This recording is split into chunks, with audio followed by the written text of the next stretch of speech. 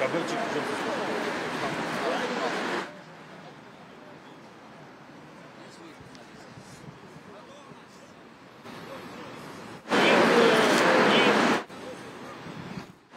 А кто у нас?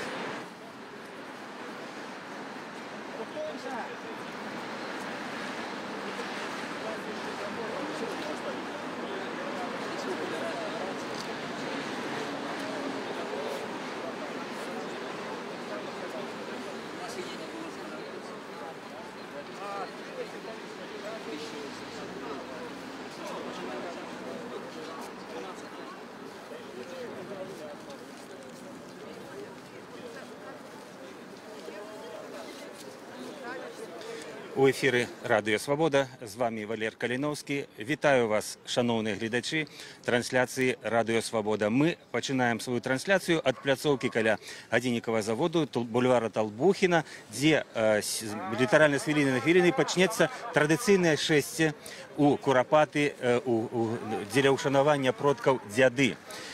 Сёлета гэта асаблівае шэсце, адметнае шэсце. Мы бачым наперадзе транспарант, пазначаны 88-2018. Менавіта 30 гадоў таму адбылося першае шэсце ў Куропаты, якое было брутальна разагнанае савецкімі яшчэ ўладамі. І вось тыя падзеі 30 гадоў таму, вось яны былі хіба адным з такіх паваротных пунктаў у новай беларускай гісторыі, якая врэшце-рэшт прывяла да абвяшчэння незалежнасці Рэспублікі Беларусь. Мы бачым, што тут ужо сабралася даволі шмат людзей. Ёсць новыя крыжы невялікага памеру, якія будуць сёння усталяваныя.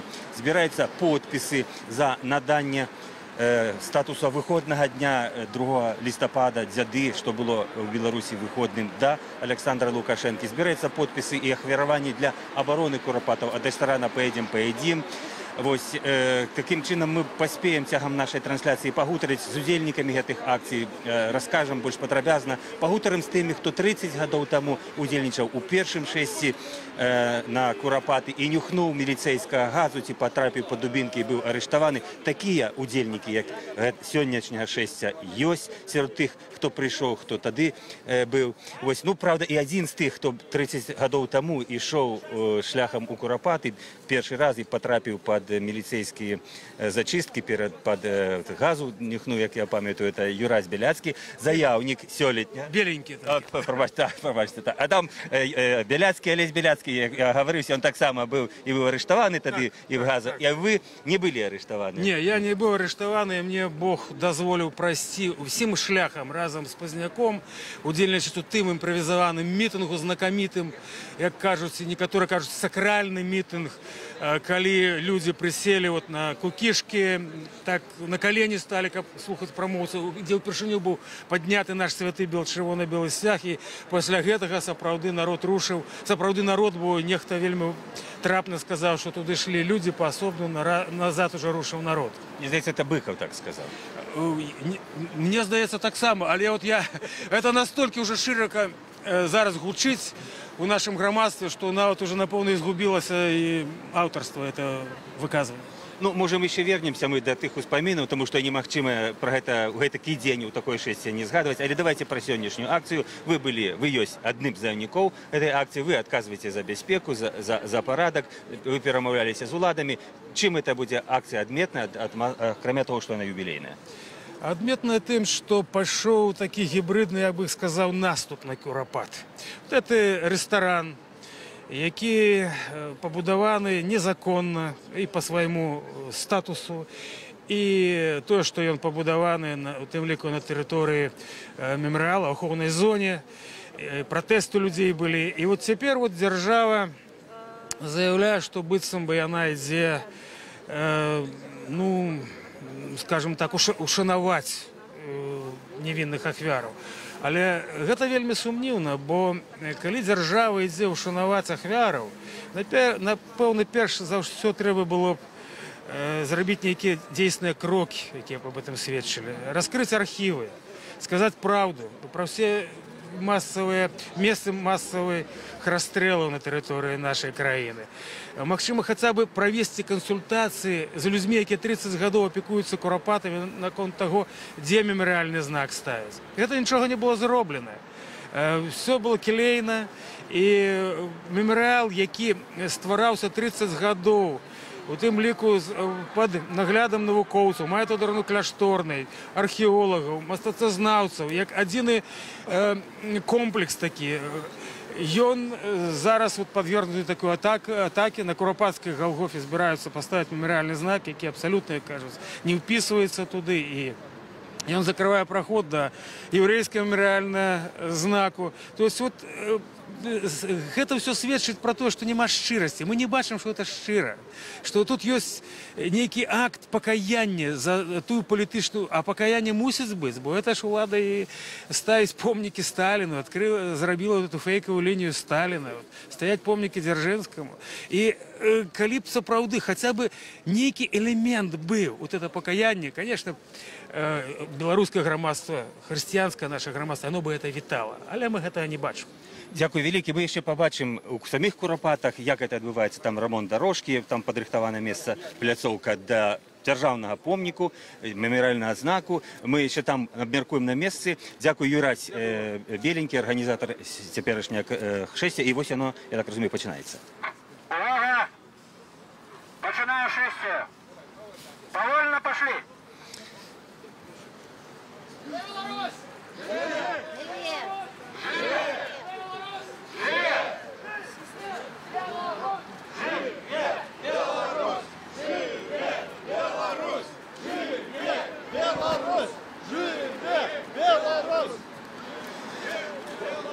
Шэсце пачалося, і я бачу дастаткова шмат людзей, ну, прынамсі, некалькі сотень, вельмі шмат чырвона-белых сцягоў. І вось ёсць людзі, якія нясуць такія самыя апошнія, відаць, восеньскія беларускія сціплыя кветкі, знічкі нясуць, каб ушанаваць памяць ахвяраў сталінізму, якія пахаваныя ў Курапатах, і звесткі пра якіх да канца дакладна невядомыя, бо, як сказаў Юраць Беленькі, архівы не адкрытыя. І як каля мяне ідзе жанчына, могу я з вами паговорить? Каля ласка. Скажите, як вас зовут? Меня зовут Галина. Я сегодня иду в Куропаты, бо там в 38-м году расстреляный мой дед, Вечер Александр. Мы в память об им поставили крыш, и штогод несем туды крыжи, кветки и знички. Скажите, а вы маете некое документальное подтверждение, что он там? Есть документальное подтверждение. Наприкінці 90-х чи на початку 2000-х, я не пам'ятаю, ми дали запит у архів, і нам прийшов відказ, що так він був розстріляний у Куропатах. Ну, Есть документы. Так, это, видать, есть один из уникальных моментов, магчимостей, что вы отрымали такие лист, и вы маете докладно, ведаете, где похованы ваш продак. А это, сапраўды, інших вы ведаете таких людей, які ведаете? Есть еще, там расстреляны так само в Куропатах, але докладных документов нема. Рассказывала это наша своячка, что яе свекр был расстреляны так само в Куропатах, менавіта в Куропатах.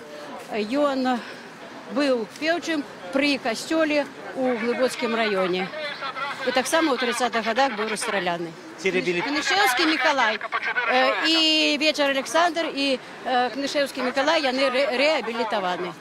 И ваш дедуля так само реабилитован? Так, так само реабилитованы. Это документально засведчено. Вечер Александр, ён реабилитованы. Ён уроженец Луччыны, на Луччыне быў старшыном калгаса. Калгас узняўся вельмі добра, але яго абвінавацілі у супрацоўніцтве з польскай контрразведкай, і ён быў расстреляны. Вось так. Дякую вам вялікі, што вы трымаеце памяць пра свайго продка. Дякую. Ну, сапраўды цікавая гісторыя, і адзінкавыя толькі вядомыя людзі, хто сапраўды, пра якіх вядома, што яны пахаваныя былі расстреляныя ў Куропатах, але большасць спісаў куропатскіх да гэтага часу няма. Я бачу, вось малады чалавек збірае подпісы нейкія. Можа, вы расказалі, за што вы подпісы збіраеце? Дзень добры, меня зовут Евген Дудкин, я з Гродна, християнский демократ. Сёння я збіраю подпісы за кальтыўны зварот. Дарэчы, літаральна месяц таму, больш месяц таму мы распачалі кампанію за кампанію «Дзеды наша памяць пра продкаў» за той, каб перанесці выходны дзень з 7 лістапада на 2 лістапада. Мы лічым патрэбна вярнуць свята народу Беларусі, таму што, па-першае, свята, как мы лічым, 7 лістапада не адпавядае Канстытуцыі Рэспублікі Беларусь, бо толькі камуністы прыходзяць, і гэта для іх свята, фактычна толькі для левых. Па-другое, мы лічым, што год малой радзімы, які абвешчаны зараз, гэта добрая магчымасць, каб надаць дню 2 лістапада статус дзяржаўнага выходнага. Чаму? Бо гэта магчымасць прыбраць могілкі, наведаць сваіх родных і блізкіх, фактычна узмацніць сямейнай каштоўнасці, а моцная сям'я гэта будзе моцная Беларусь. Ну і для Лукашэнкі 2 лістапада было выходным днём у Беларусі. Скажем, у перыяд з 91 по 95, здаецца, так? Мне складана, я быў тады малы, хадзіў пад стол. Так, а я памятаю, што так было. Скажыце, калі ласка, а шмат падпісалася людзей, ці ахвотна падпісваюцца? Як зараз я прыйшоў, так, сапраўды кожны падтрымлівае нашу кампанію. На жаль, канешне, бывае, што ў гарадах вялікіх людзі баяцца пярэчна пад прэзідэнту, калі бачаць імя прэзідэнта, так? Але ў большасці яны падпісваюцца і згаджаюцца. Ну і вы лічыце, ці ёсць шанс, што прыслухаецца да тых, хто падпішацца Лукашенка? Кожны тыдзень мы робім стрымы, апавядаем, што адбываецца. Сёння, учора, выбачайце, я сабраў факты беларускіх даследчыкаў, гісторыкаў, сабраў матэрыялы, дзе сапраўды пацвярджаецца, што дзяды гэта не польскі, не каталіцкі, а менавіта народнае свята на Беларусі, якое аб'ядноўвае усіх беларусаў усходу, захаду, поўначы і поўдні, і такім чынам узмацняе наша грамадства. Дзякуй вам вялікі, працягвайце вашу дзейнасць, это вельмі цікава і важна сапраўды, таму што гэта свята дзяды. Так, еще в Барановичах працягваецца. Вы з Баранович приехали? З Баранович. Ну, расскажите, у Барановичах нешта адбываецца сёння? Адбываецца. Сёння у нас будзе, мы збіраемся, звычайна, каля крыжа рэпрэсаваным. У нас такі ёсць, правда, яго трошкі выкінулі з самога цэнтра гораду, але ён існуе, і мы там збіраемся кожнага 29 числа, дарэчы. Але сёння вот прызначылі, паколькі хочам заўтра прыехаць у Курапат і падтрымаць курапатскую варту. Таму сёння мы збіраемся ў Барановичах о 5 гадзіне. Вось. Добра. Дзякуй вам вялікі. Поспеха. Давайте пойдзем разам далей з удзельнікамі шэсіі. Я тут пачуў, дуда грае. Што? Сапраўды, гэта наш інструмент, наш спрадвечны, старажытны інструмент. Ён заклікае нашу генетычную памяць узгадаць менавіта той дзень, калі нашыя продкі прыбіралі курганы, прыбіралі могілкі сваіх дзядоў. Дзяды гэта былі сапраўды нашы усе продкі, тыя, хто памёр. І таму заўсёды ушаноўвалася. Пасля вечара збіраліся на вячэру за прыгожым сталом і клікалі: дзяды, дзяды, ляціце сюды. Гэта была вельмі такая старажытная традыцыя. Але пасля прыходу хрысціянства яна перайшла ў менавіта набыла такую хрысціянскую ўжо традыцыю і абгрунтаванне. І думаю, што тыя дзяды, которые ушаноўваліся многа-многа стагоддзяў, яны ўшаноўвацца павінны сёння. Але нам не даюць, бачыце, было свята і знікла свята. Але трэба яго вяртаць у наш календар. У вашай асобе я знайшоў спецыяліста, этнографа? Не, просто аматар, я выхоўваю дзяцей, вось трэцяе пакаленне выхоўваю, ствараю беларускія класы. А як жа ж без гэтага, без нашай культуры, хто не ведае свайго прошлага, не ведае, як выхоўваць далей. Дзякуй вялікі. Не ведае, хто ён. Класу стварылі ў Барановичах? Ну так это знакомитая класа уже. 11 чалавек. 11 чалавек, вот. Каб болей было. Конечно. Дзякуй. Каб кожны год было. Кожны год было. Будзе наступны год? Спадзяюся, вельмі спадзяюся. Як такія імпэтныя людзі, як вы будзеце гэтым займацца? Так, трэба, каб былі дзеці, каб былі бацькі, каб былі менавіта выхаваныя ўжо на традыцыях, на нашых беларускіх. Тады будуць і дзеці. Все ад бацькоў залежыць. Дзякуй вялікі, поспеха вам. Бачыце, якую лекцыю нам прачыталі прэзіды, сапраўды вельмі важныя, гістарычныя, народнае свята беларускае, ушанаванне продкаў, якое мае свой рытуал, мае сваю традыцыю. Спачатку было паганскім, потым было акцэптавана хрысціянскай верай і традыцыйна азначаецца 2 лістапада. І ось ця ж дуда дзядоўская.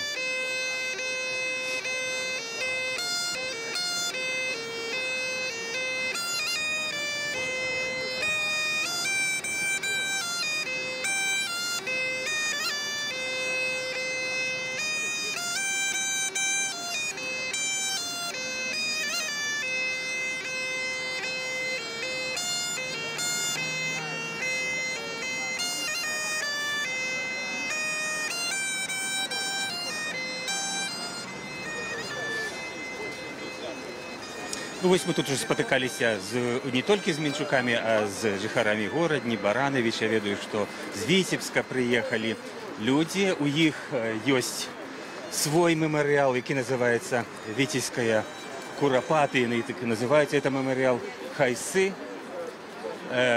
У Ваврочышчы, у лесе недалёка ад Віцебска, дзе таксама у сталінскія часы адбываліся расстрэлы, дзе гінулі людзі.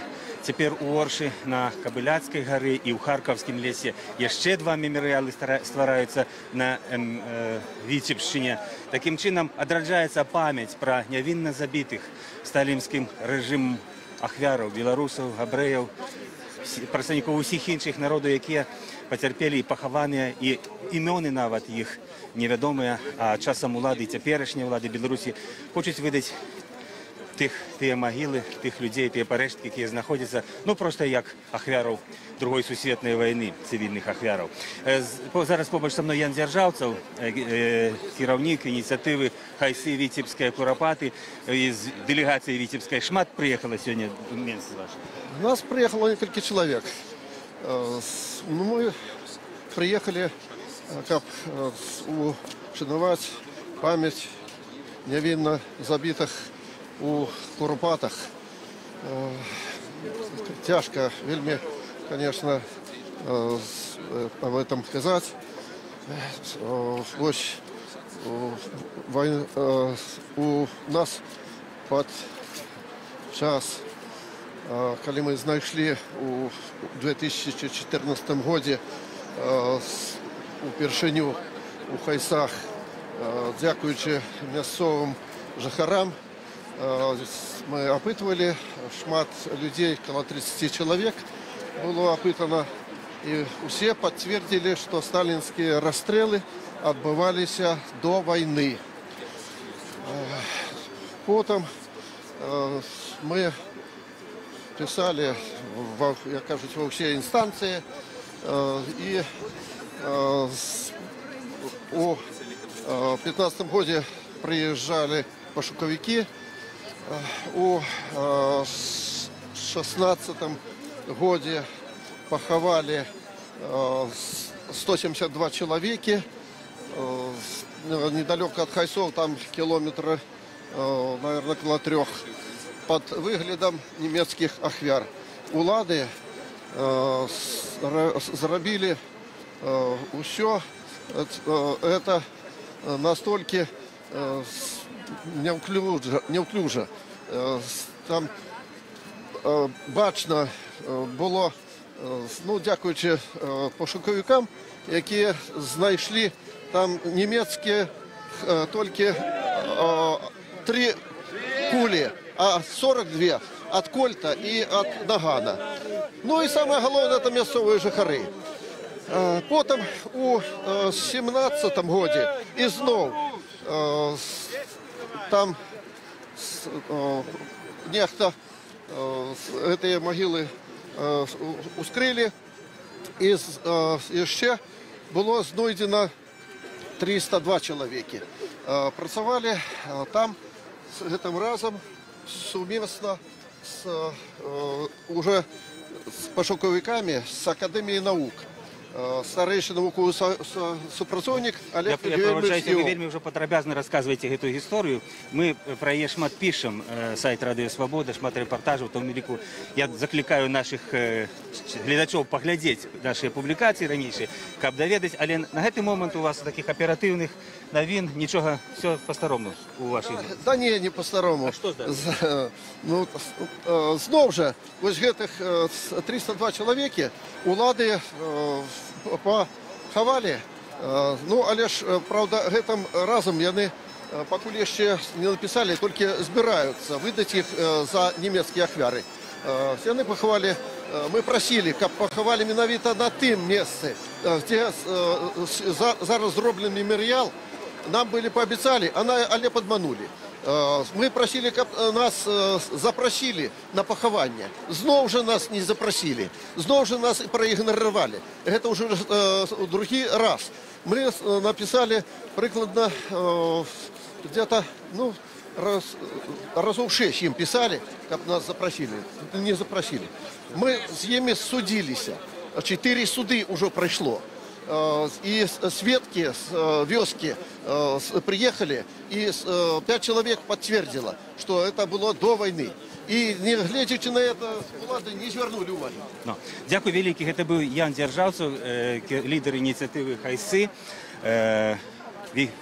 Вітебський Куропат, він розказав про складані відносини з місцевими уладами, які фактично не хочуть признавати ахвяри, знайдені в цьому лясному масиві каля Вітебська, ахвярами сталінізму, хочуть признати їх, ну, якими цивільними ахвярами війни. В цьому є сховання, приховування історичної правди, яке відбувається, і простое, що закриті архіви, і простое, що не вшановані догетуль усі ахвяри.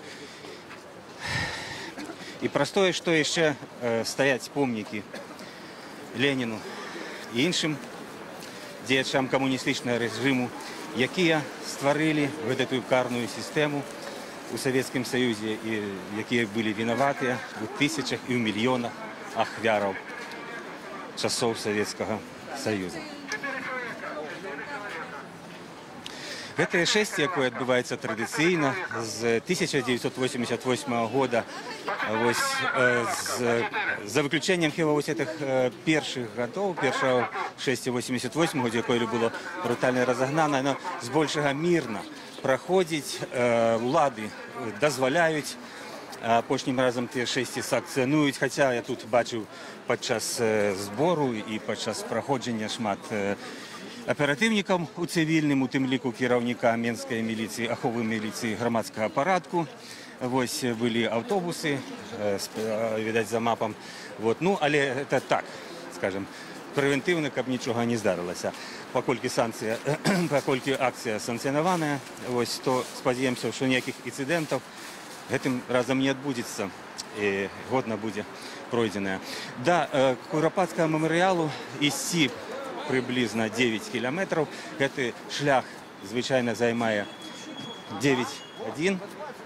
Ой, пробачте, 3 години, здесь каля 3 годин, это 9 километров, потому что колена рухается не так худко. Ну и люди тут есть разного веку, не всем так легко идти. Ось человек, видать, приехал с Берестя, так? Ось тримає плакат з Берестя, от берестейцям ще не гутарив. Скажіть, як у вас ушановуються ахвяри сталінізму? Ну, у нас есть могилки Булат Булаховича у Бересті. І помник есть так само ахвярам сталінізму на Машковской шаши. Там и весь час 2 листопада збираємося і там, і збираємося і там. І традиційно вже їздимо кожен год у Менськ, і тут приймаємо уділ 6 на Куропати. А ви особисто кілька разів були? Ой, вже тяжко підлічити. Напевно, вже годів 20 я вже тут. Перший раз ви яким годі? Перший, десь 96-го года я вже тут. Ну, ви один з постійних удільників. Як ви лічите, міняється вот це шестя? Як впливають ці шесті на громадство? Ці люди цікавляться, ці це допомагає? И, конечно, это великий чинник мы робим, потому что это вспоминаются наши продки, наши дяды. Говорится, и дякуючи ихнему духу, ихней підтримці, Беларусь живе и будет жить вечно. И, по-перше, сегодня я не чую, говорится, віншування з автомобілістів, а кожні годи, скільки і не ходив, весь час живе Білорусь, автомобільне віншування з боку іде. Сигнали. Конечно, фа-фа, там, живе Беларусь. Ну, сьогодні ще й не кричали і люди тут, як йдуть такі розмірені, да? Ну так, тому що зараз тут стишилися ход. Ну, це вже перед Куропатами, тоді, як говориться, розійдуться, розомнуться, нагреються, і тоді вже підіймається ваярский дух, и тогда уже иди живее Беларусь. Ну, это не тільки помінальний сенс має це от святкування шанування, але й політичний. Ну, політичне, ну так, тому що бачить Мінськ, бачить Білорусь, що, говориться, дух живий, білоруси на місці.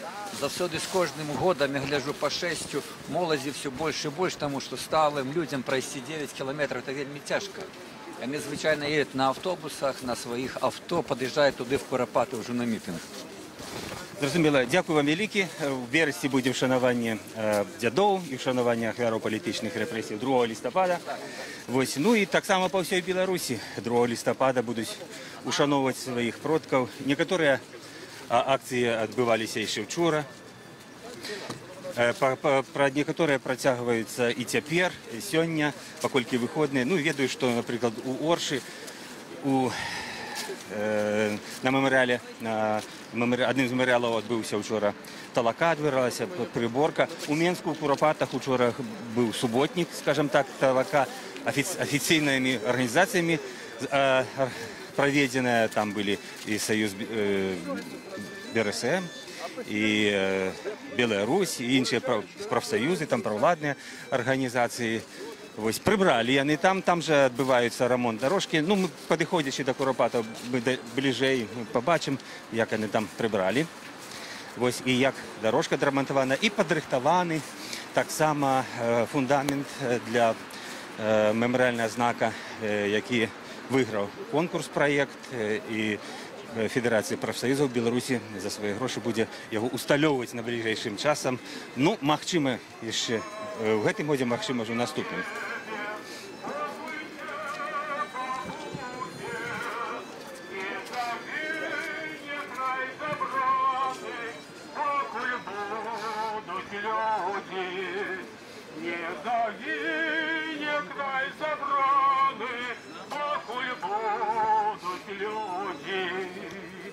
Точка темная на свете вечно не панует, перекинутая в Ниву сходит и красует, перекинутая в Ниву сходит и красует, белорусскою рукою вечной правды сила.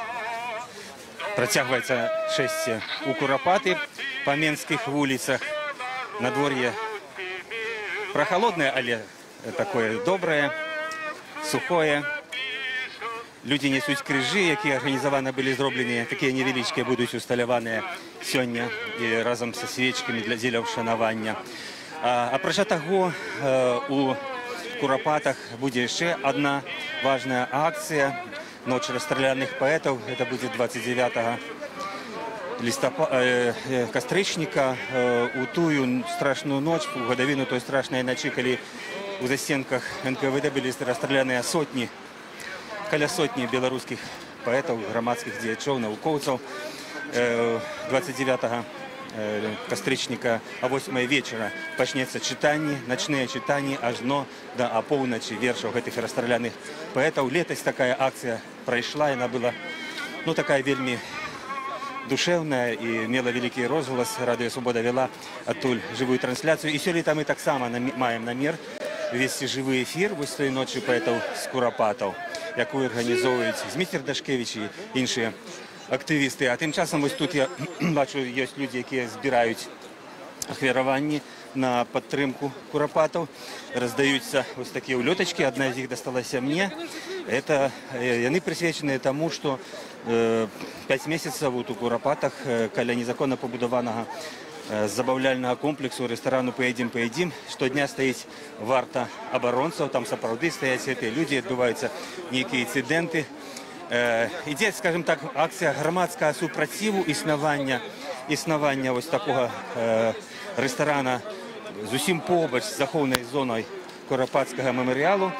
Ось, і вони такі роздають ульотки, запрошуючи щодня приходити підтримувати вот цих протестовців щодня каля з 12 до вечора. Серед їх Павел Северинець, Ганна Шапуцька, і інші активісти. Я їх бачив в цих шерегах. Махчима, ми зможемо з ними так само і персонально поговорити. Сергей Попков, Калимине оказался. Добрый день. Сергей, Добрый день. скажите, а вы 30 годов назад были на Куропатском шесте? Я на шесті на самім не був, а був каля могилок. Назирав, як розганяли, як водомети підвозили, як людей спробували розогнати. Я там жив на Калиновського. Тому я це все назирав. Особисто там ходив, назирав, а вже туди на Куропати я не пішов.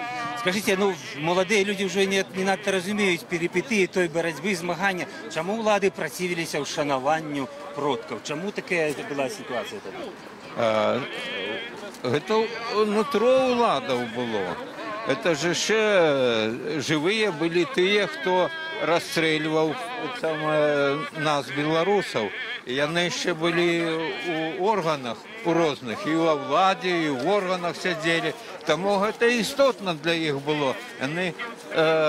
Їх був страх перед той карою, яка їх чекала. Вони боялись, тому вони все робили, щоб це все не дати, розогнати і знищити. Ось. Але часи робили своє. Люди піднімалися, білоруси прочнулися і робили свою справу. Ну той тоді розгон був вживання там газу, затримання, суди. А можете це порівняти з пізнішими, скажімо так, розгонами, з пізнішими акціями супроти опозиції, які при Олександру Лукашенку вже почалися? Хто був більш брутальний, скажімо так? Ну, тут вот и делить нема чего. Это одна линия, одна позиция, что просто при Лукашенке вернулись до влади ті, хто владу тримав у совєтські часи. Тому одноліковий підход, одна організація, яка керувала. Разом з Лукашенко прийшла до влади КГБ у Білорусі, і тому тут і поділити на тяжко. Але вже Куропатські шесті тепер вже не чапають. Дозволяють і розганяють. Нові методи сьогоднішні влади московські приміняють. Ну, режим Лукашенка – це часто московської влади. Тут на Білорусі. Протягується окупація, міняються технології. Ви поглядите, нищиться наш інтелект. Нашли інший спосіб. Русский мир захопив всю едукацію, всю наукову сферу. Русский мир. Це просто жах. Навіть оболванені науковці, просто у мене слов нема. Не розуміють, що йде знищення нашого інтелектуального потенціалу народного. Дякую великий Сергій Попков, один з заявників сьогоднішньої акції, один з лідерів консервативно-християнської партії БНФ. А поруч з нами молоді люди йдуть. Можна кого-нибудь з вас розпитати, чому ви сюди прийшли? У вас болить горло, звісно, не можете говорити. А ви? Можна вам? Ви з мамою прийшли? Да. Як вас зовут? Илона. Илона. А вас? Марина. Илона. Спочатку Илона, скажіть, чому ви прийшли, де ви взяли цей криш і що ви з ним хочете зробити? Ну, я хотіла б з ним зробити, поставити його. Так само... Ми згубилися, але добре. Йдемо. Поставити хотіли у Куропата? Да. А хто вам це пропонував? Сама подумала і вирішила. Ви самі зробили його? Ні. А де ви його взяли? Тут роздавали? Угу. Тут роздавали. Добре, дякую. Може, мама що скаже? Вот, чому? Це 21-й шесті, не перший кольки? Нет, не первое. Не кольки разом. Ну, я второй раз. Второй раз? Да. Чому вот ви вирішили? Не так давно пошли. Есть у вас, може, в сім'ї хтось зарепресований? Нет. Я Хочу показать ребенку это место, потому что не сегодня-завтра с такой застройкой его просто может не быть. У меня все. Зрозуміло. Дякую велике. Це ваш чин, щоб ваш дитинок побачив, і дитинок іде задоволений, що він разом у такій громаді.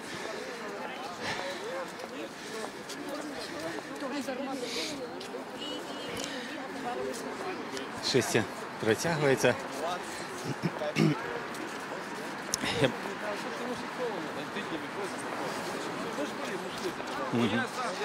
Шесті протягується у Куропати. Це традиційне шесті. З 1988 года, 30 годов, вот с этой дорогой активисты, некоторые на вот что год, проходят, как ушановать память своих продков, память невинно расстрелянных у Куропатах. Куропаты – это урочище под лесом, где фактично у 88 году была первая публикация, первая информация про то, что это было местом массовых забойств сталинским режимом невинных людей, что там похованы десятки, а нават каля сотни и больше сотни человек у таких братских могилах. Автором этих публікацій у Лімі був Зенон Пазняк, одним з авторів. І гэтая падзея, я пам'ятаю нават і свае ўражанні, конечно, ускалыхнули тады Беларусь, калі яны пачулі слова праўды пра сталінскія рэпрэсіі. Але не менш ускалыхнули Беларусь і тыя падзеі 88-го году, роўна 30 гадоў таму, 28 кастрычніка, калі адбыўся разгон, брутальны разгон з прымяненнем газаў, ну, скажем так, чаромухі, але палохалі толькі вадамётамі, тут недалёка, на месцы збора каля усходніх могілак. Вадамёты былі, іх не ўжывалі, былі міліцэйскія машыны, падраздзяленні.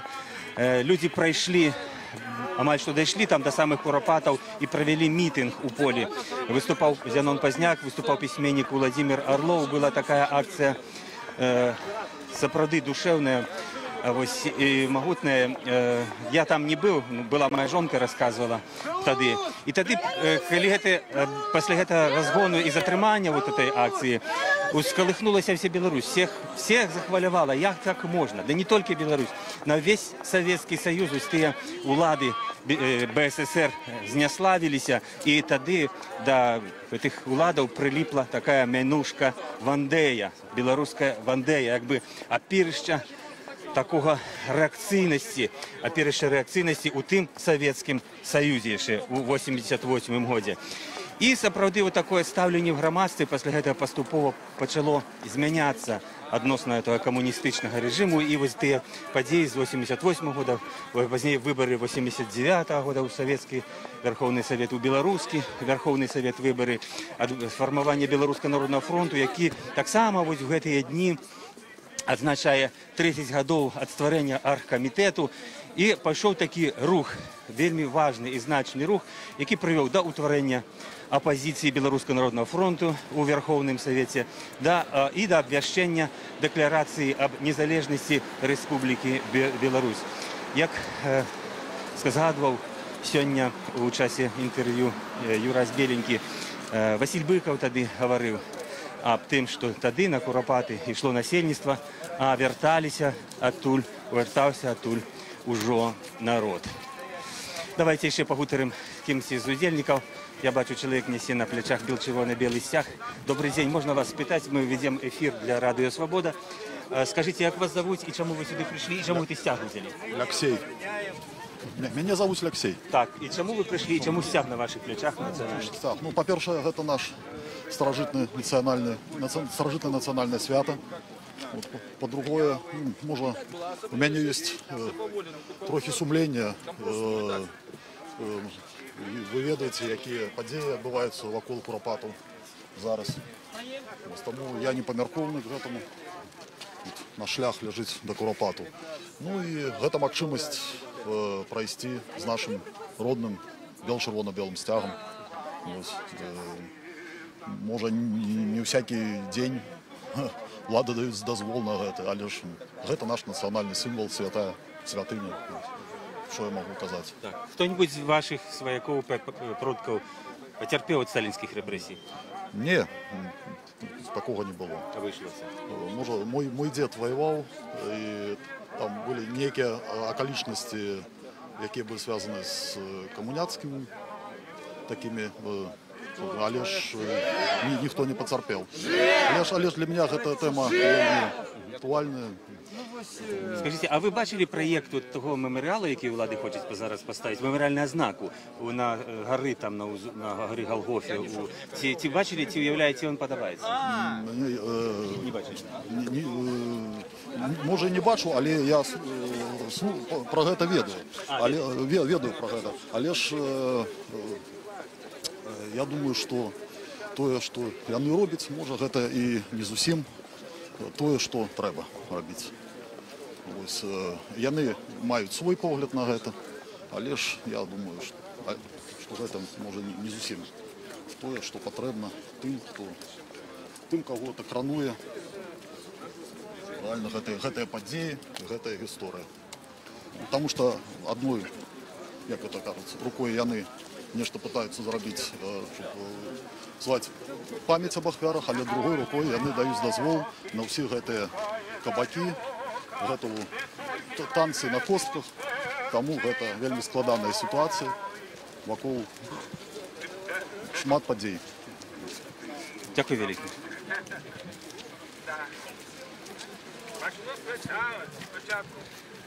Білорусь! Білорусь! Білорусь! Жиє Білорусь! Жиє Білорусь! Жиє Білорусь! Жиє Білорусь! Жиє Білорусь!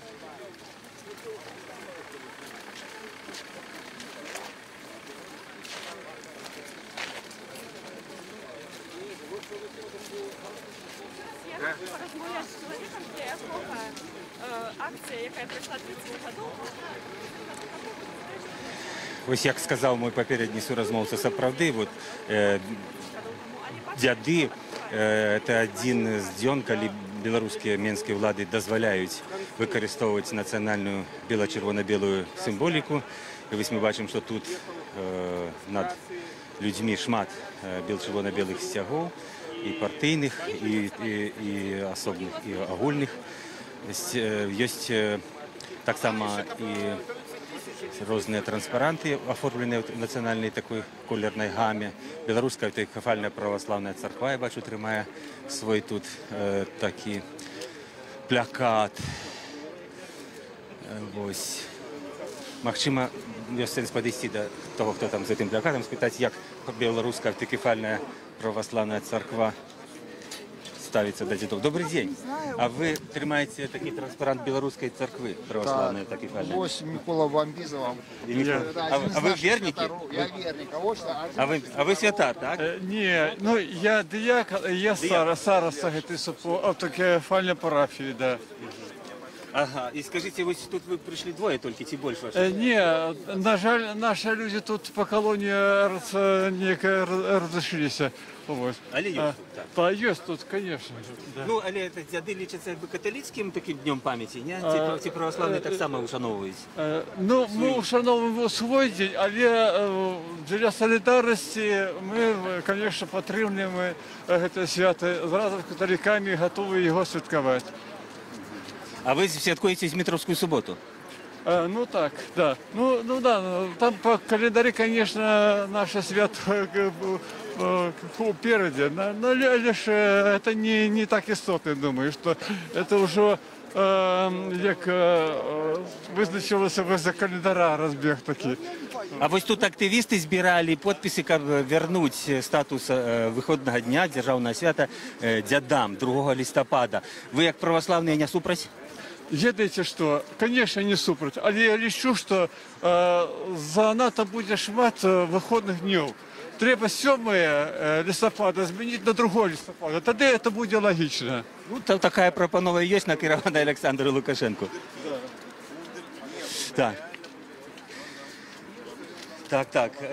Ви, напевно, ведаєте про цей конфлікт вакол рэстарацыі «Поедем, поедим», якая фактично збудавана і почала сёлета дзейнічаць у ахоўнай зоне, амаль побач з ахоўнай зонай Курапатаў. Як вы лічыце, улады маглі б неяк больш радыкальна ці што адэкватна на эту сітуацыю паўплываць, а не тое, што 5-6 месяц уже фактично там ідзе супраціў. Да, вельмі я здзіўлены. Вось на звычайны камерцыйны праект, а яго увага да яго, нібыта гэта нейкая дзяржаўная справа. Там столькі гэтых так званых грамадзянскіх ходзяць з фотокамерамі, якія фіксуюць нас.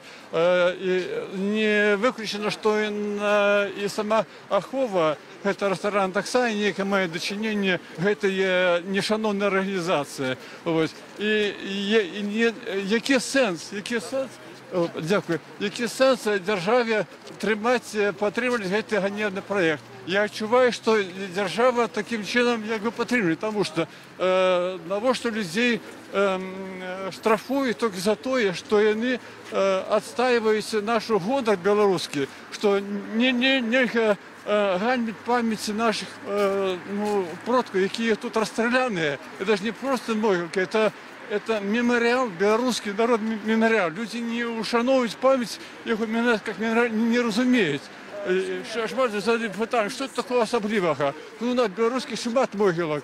Пробачьте, шановные, это не просто могилки, это наш мемориал. У любом народе мемориал шануецца. Калі яго ніхто не асмеліцца будаваць ні рэстаран, ні кішанок, ні нешта такое падобнае. І тут все, і дзяржава павінна все это рэгуляваць. А тут ўражанне, што дзяржава не тое, што яна дистанцыюецца ад этой праблемы, а яна неяк таемна прыхавана удзельнічае ў гэтай справе, і гэта вельмі непрыемна асэнсоўваць. Дзякуй вялікі. Ну і наастатак скажыце, калі ласка, як шмат у Беларусі аўтакефальных парафіяў, як шмат яе прыхільнікаў, і як вы ставіцеся да працэсу надання аўтакефаліі украінскай царкве, які ўжо пачаўся? Конечно, мы падтрымліваем, што сам процесс это перспективный и берется для Беларуси. Украина по праву, по историчным и юридичным подставах вельми давно повинна была атрымаць аўтакефалію, нарэшце она атрымала. И дякую мужности Барталомея I, нашего Вселенского Сусветного Патриарха, что он все-таки вызначился и дал Томас Украине. Пока еще не вручено, але фактично юридичное решение уже принятое. Так. Сколько у нас таких, як ви в Білорусі? Парафіянів білоруських аўтакефальних? Ой, як шмат у нас? Хотелось бы сподіватися, что багато, але, на жаль, наша суполка аўтакефальная в Беларуси еще не зарегистрированная. Улады, на жаль, не дают добро и чапляются за неких неистотных дробязев, каб тільки не зарегистрировать нашу суполку. На жаль, мы зараз уже идем на третью спробу регистрации и чапляются именно до дробязев. Да, вот мы не можем ніяк зараз атрымаць юридичную адресу, потому что одни боятся неких тяжкостей и тисков з боку державы, а хтось інший, покуль не зовсім не розуміє, для чого це робиться. І, покуль для осторожности просто не хочет вмешиваться, не подтримливать. Добре, дякую великі. Гэта быў прадстаўнік парафіі незарэгістраванай пакуль парафіі аўтакефальнай беларускай праваслаўнай царквы ў Менску. Мікола Бамбіза. Дякую, гаспадар Мікола. Ён удзельнічае ў 6 разам з іншымі, хаця, скажем так, бо традыцыя дзядоў 2 лістапада гэта такая каталіцкая традыцыя, якая вядзе свой радавод яшчэ з паганскіх часоў, а праваслаўныя адзначаюць памяць продкаў у Змітраўскую суботу, гэта крыху пазней будзе у наступную суботу.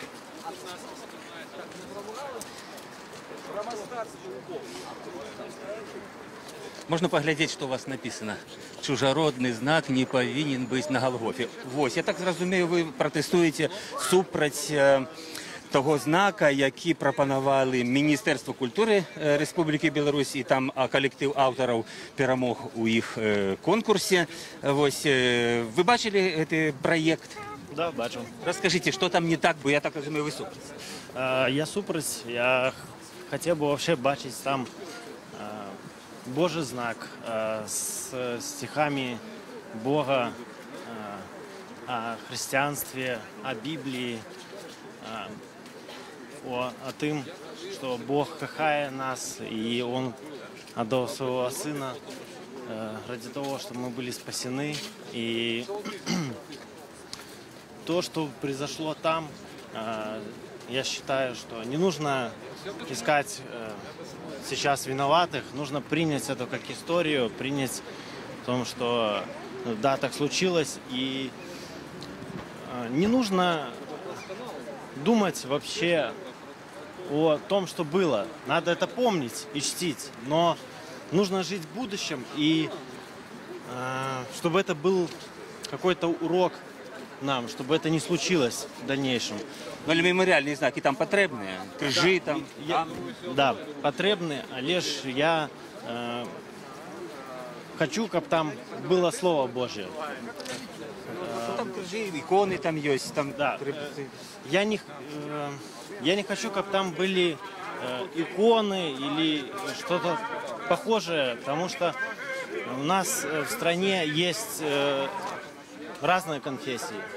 И православные, и католики, и протестанты. Вот. Поэтому не хочется разделять всех, и чтобы кого-то выделить. Кожен може поставити свій знак. Ось я бачу, там є габрейський меморіал, є польський меморіал. Інші конфесії можуть собі поставити там знаки, крижі, там місце хапає. Места хватает, да, но зачем это делать?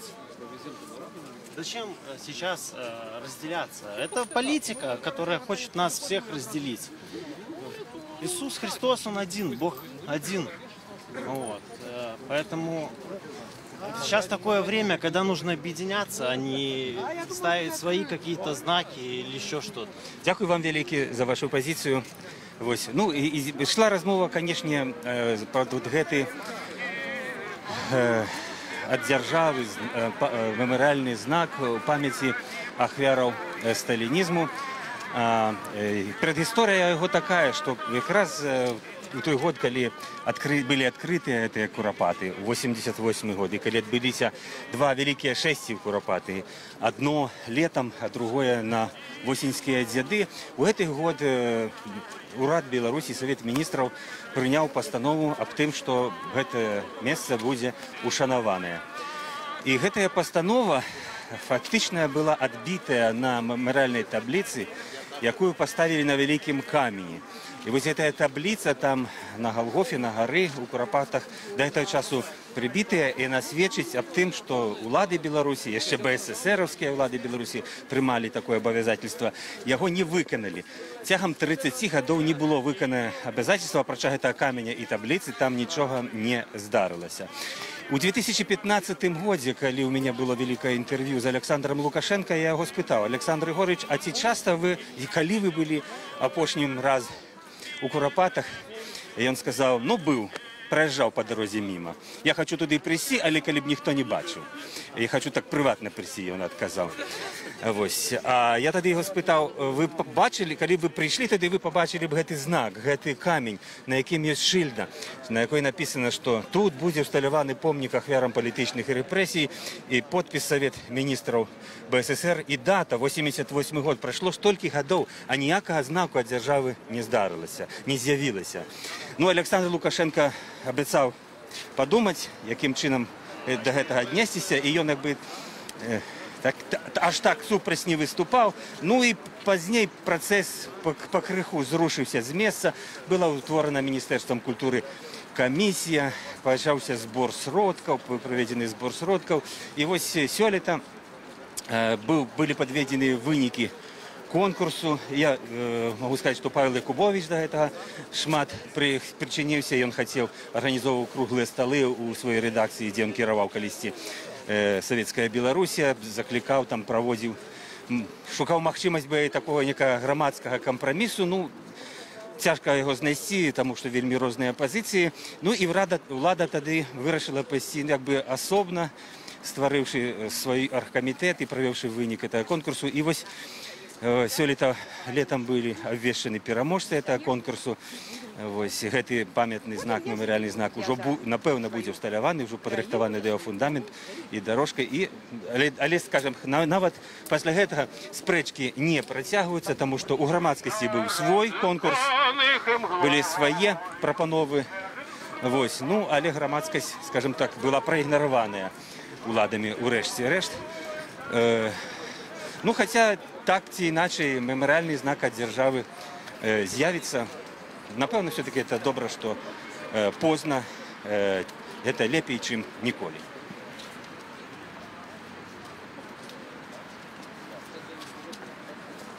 Хочу толькі тут дадаць, што у параўнанні, напрыклад, з Кіевам, з Украінай, дзе сапраўды існуе вялікі мемарыял у Быкаўні, таксама ў аналагічным курапатам лесе, дзе таксама сотні тысяч ахвяраў былі закатанаваныя. Там давно ўжо пабудаваны такі мемарыял годны, прыгожы, і помнікі, і крыжы. І украінцам, і палякам у тым ліку з катынскага спісу, якія забітыя былі ва ўкраіне. Гэты мемарыял адкрывалі прэзідэнты, і пазней наведвалі прэзідэнты Украіны, Польшчы, іншыя лідары туды прыязджаюць ушановаць памяць ахвяраў сталінізму. Аналагічныя мемарыялы ёсць і в Расіі, у іншых краінах дзяржаўныя мемарыялы, годна зробленыя. У Менску, пад Менскам тут, у Курапатах, фактычна з 88 года сфармаваўся народны мемарыял, дзе людзі самі прыходзілі, ставілі крыжы, наводзілі парадак, рабілі дарожкі, ушаноўвалі сваіх конкретных загиблых продкаў, якія там былі ў Курапатах, і іншых, которые невядомыя, сотні тысяч. В Беларусі толькі цяпер улады, не скажу, што пад ціскам, а, скажем так, ці там пад маральным, ці пад якім, але вырашылі ўсё-таки нейкім чынам палагодзіць свой такой негатыўны ўплыў і больш пазітыўна паставіцца да Курапатаў, і укласці свае сродкі, каб не быў такі відавочны кантраст паміж тым, як ушанаваныя ахвяры сталінізму ў суседніх постсавецкіх краінах і ў Беларусі. І тым не менш, як Ян Дзяржаўцаў казаў, вельмі часта мясцовыя ўлады у Віцебску, Варшанскім раёне, тыя магілы забітых сталінізмам, расстраляных, яны не хочуць прызнаваць іх ахвярамі сталінізму. Яны хочуць назваць там нявінна забітыя мірныя жыхары, ахвяры другой сусветнай вайны, не хочуць акцэнтаваць увагу на тым, хто быў арганізатарам і выканаўцаў гэтых шматлікіх карных прысудаў і без прысудаў расстраляных. Хаця ўжо давно беларуская ўлада фармальна не датычная да тых савецкіх злачынстваў. Гэта ўлады іншай дзяржавы. Гэта ўжо давно мінула, але генетычна нейкім чынам гэта захоўваецца і працягваецца. Наперадзе нашай калоны ўжо не першы год ідзе Алесь Мазанік. Вітаю вас, Алесь. Вы нясеце, відаць, самы вялікі сцяг, самый великий бел-червоный белый сяг, видите напереди, это великий гонор для вас, конечно. Вы мне сказали летось так, коли я с вами гутарил, и вот уже который год вы несете этот сяг на Курапатах? На 10-й, коли я все правильно памятаю, 30-й юбилейные дзяды и 10-й юбилейные для меня дзяды. Ну, магчыма, нават 11-й, бо першы раз, коли я пришел, нават не памятаю, таким далеким годзе, я просто шел с людьми. А пасля вырашыў прыйсці наступны год, і так атрымалася, што вось даверылі мне гэты гонар, і вось ужо 10 гадоў запар. Дзе б я не быў да гэтага, трапіць на дзяды, прайсці ўвесь шлях, для мяне гэта тая задача, якую трэба выканаць. Бо гэта і даніна памяці, і разам з гэтым пэўны прыклад, ці што, для нашых іншых людзей. А хто вырашае, каму не ісці наперадзе, не ісці сяг? Якое добрае пытанне. Разам з гэтым можна спытаць, а якой партыйнасці я. Так вось адкажу на гэта пытанне, што я беспартыйны, проста ёсць такая сітуацыя, што не абавязкова быць сябрам нейкай партыі, рух ці чагосьці яшчэ, проста трэба быць вартым чалавекам. І гэта я не тое, каб пра сябе, але я пра тое, што ў дадзеным выпадку так атрымалася, можа быць, першы раз там паўвыпадкова, а пасля гэта традыцыя, і сапраўды для мяне гонар быць такой часткай гэтай традыцыі. І разам з гэтым, вырашаюць. Я не ведаю, я прыходжу, мне даюць, я нясу. як у лепшых традыцыях. Так. 9 километров со стягом, это не тяжко? Ну, як вам сказаць, мне ж яшчэ не 60, не 70, таму, наадварот, вельмі такая добрая зарядка, трэніроўка. У нядзелю з раніцы. Хтосьці ў царкву, хтосьці ў касцёл, я са сцягам. Чаму б не? Здесь у вас есть? Не, няма. Еще не донат? Ну, так. Не, няма. Напереди будете. Добре, я хотел спытаць, хто тут со сваякоў сейчас там ездили, проходили на это? Справа ў тым, што са сваякоў, калі шчыра, я трохі сумняюся. Неяк гэта тэма ў нас у сям'і так не падымалася, таму я за ўсіх сваякоў тут. Яны ганарацца вамі за тое, што? Вельмі добрае пытанне. Ну, зноў-такі, гэта лепш у іх пытаць. Я мяркую, проста ў нас трохі розныя погляды, але гэта мой выбар, і як мінімум яны яго не суджаюць. Дзякуй вам вялікі, поспехаў, будзем ісці разам далей.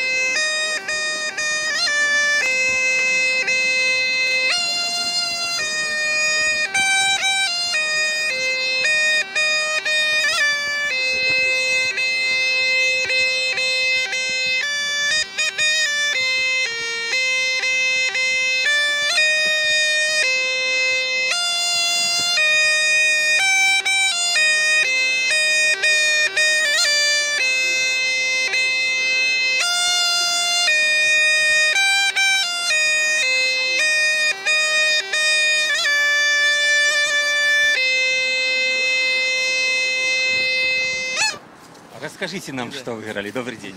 Ну, гэта вядомая сярод нашых усіх, напэўна, аматараў музыкі сярэднявечнай песня «Ліцвін», якую запісалі і граюць звычайна староольца.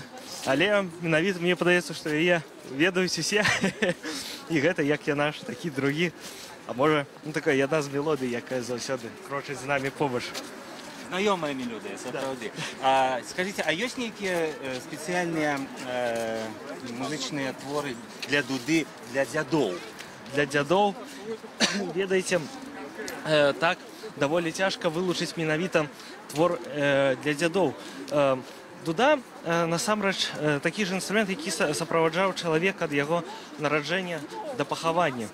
Таму мелодыі граліся розныя, самыя-самыя розныя.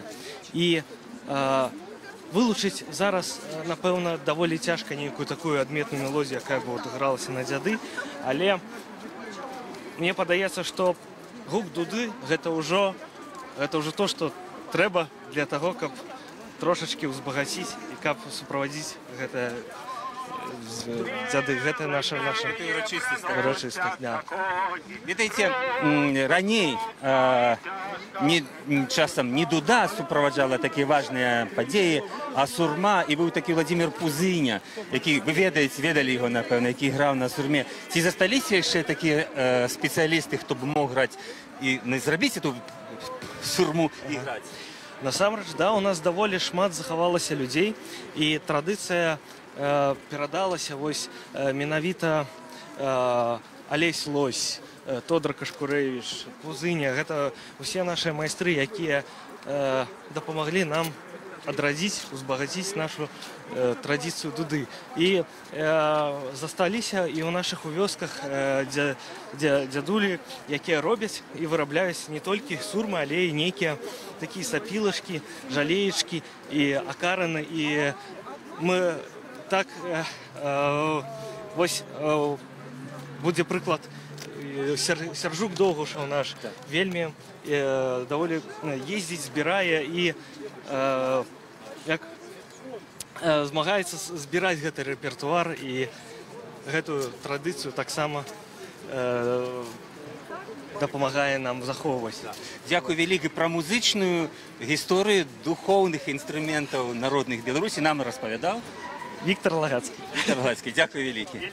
Вельмі прыемна. Будзем далей слухаць падчас нашэсця вашу цудоўную музыку на старажытным беларускім інструменце дудзе. Дуда ёсць не толькі ў шатландцаў, але і ў беларусаў.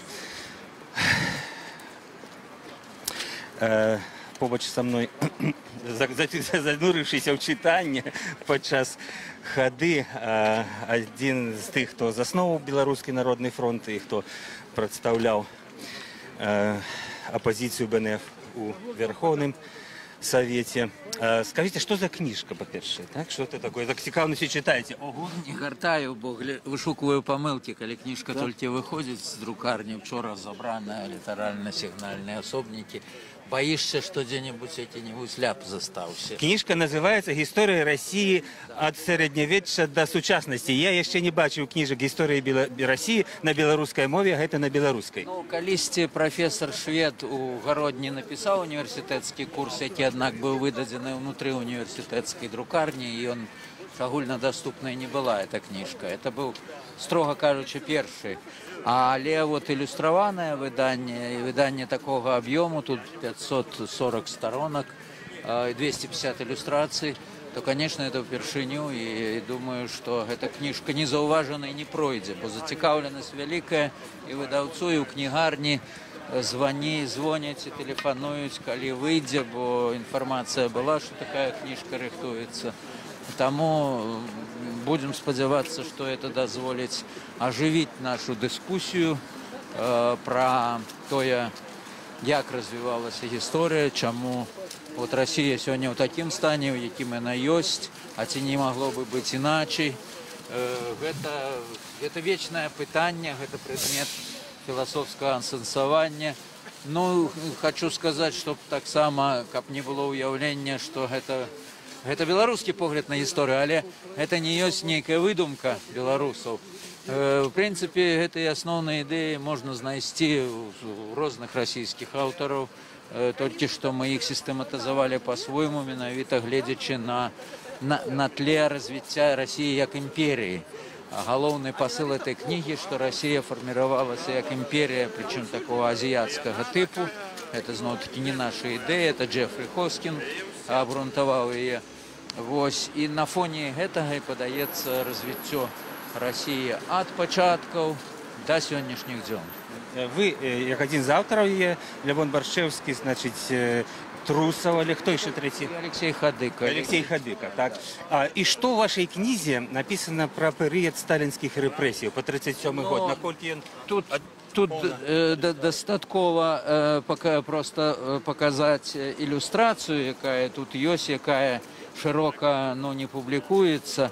Але в этой книге, допустим, мы даем фотокопию документа 1937 года, когда первый секретарь Иркутского обкама ВКПБ просить вышэйшага кремлёўскага кіраўніцтва згоды на дадатковы расстрел еще 4000 особ вышэй квоты доведенной.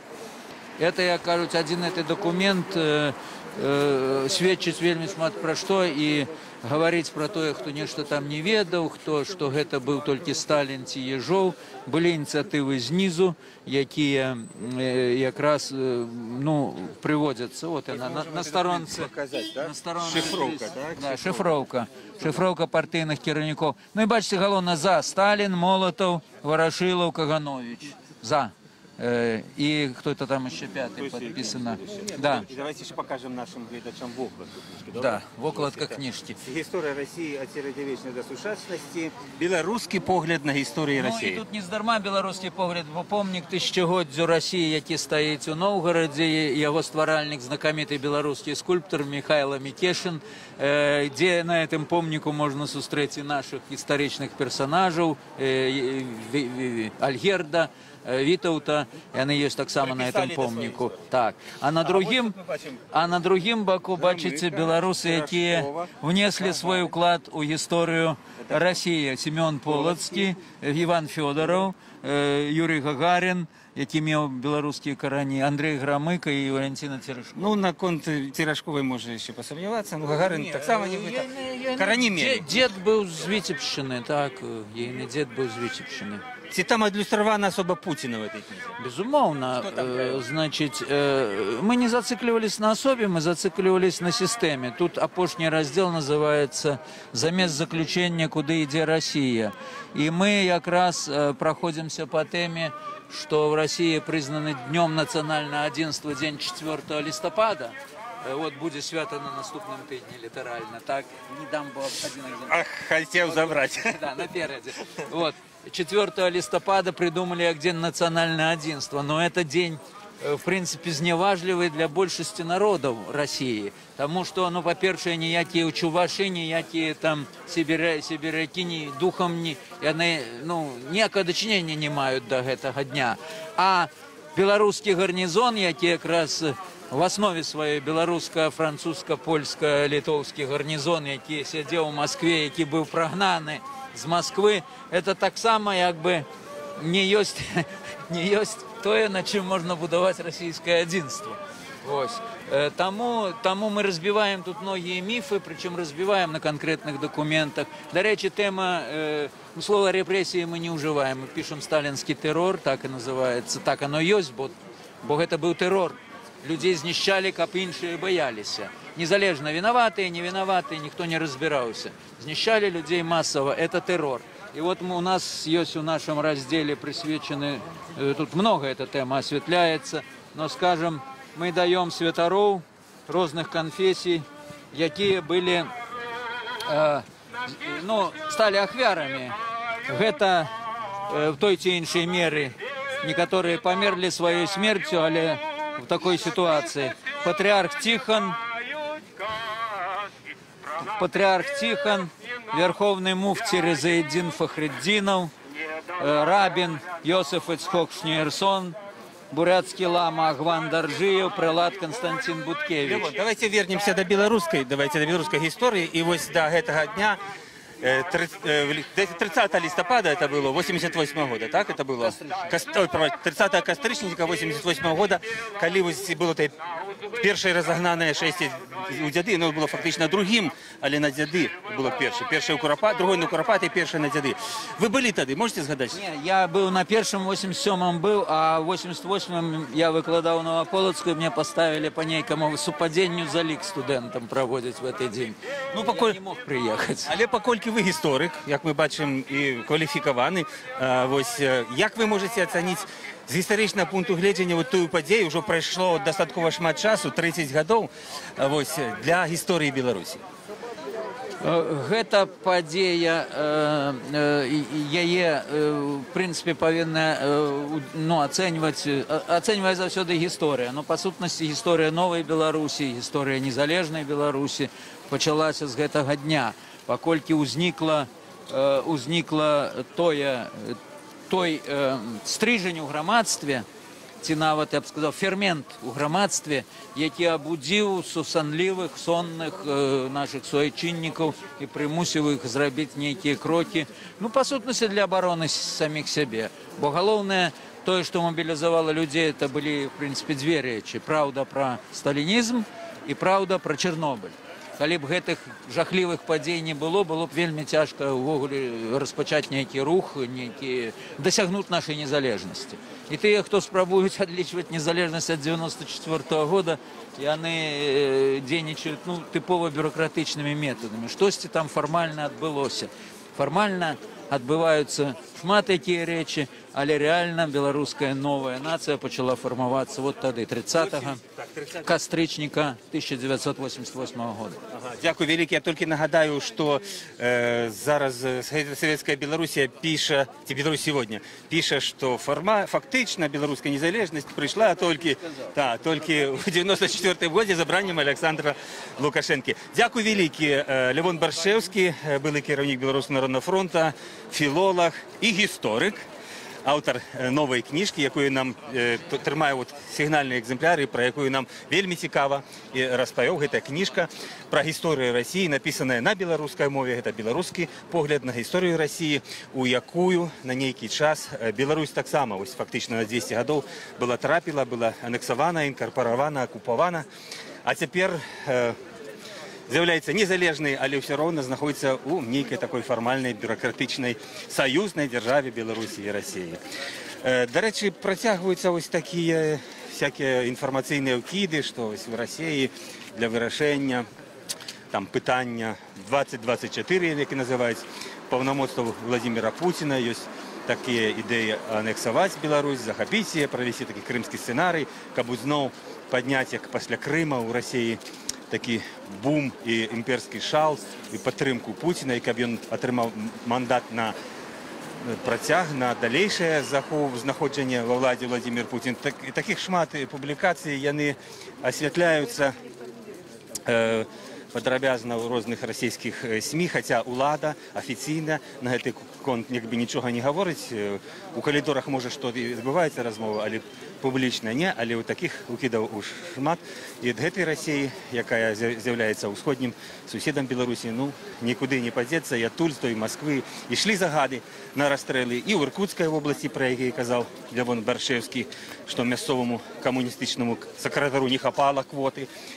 Ён яшчэ прасіў 4000. І адтуль з Масквы ішлі загады і ў Менск на расстрэлы беларускіх людзей, народу беларускага, і інтэлігенцыі, селян, усіх. Усе ў курапатах гэтых ляжаць. А 29 кастрычніка 1937 году была адна з самых жахлівых ночаў у гісторыі Беларусі, калі ва ўнутранай турме НКВД ў Менску, там, дзе зараз знаходзіцца турма амерыканка, так званая, там былі расстраляныя больш за 100 беларускіх дзеячоў культуры, літаратараў, навукоўцаў, грамадскіх дзеячоў. Проста в одну ноч. Это была жахлівая, страшная ноч.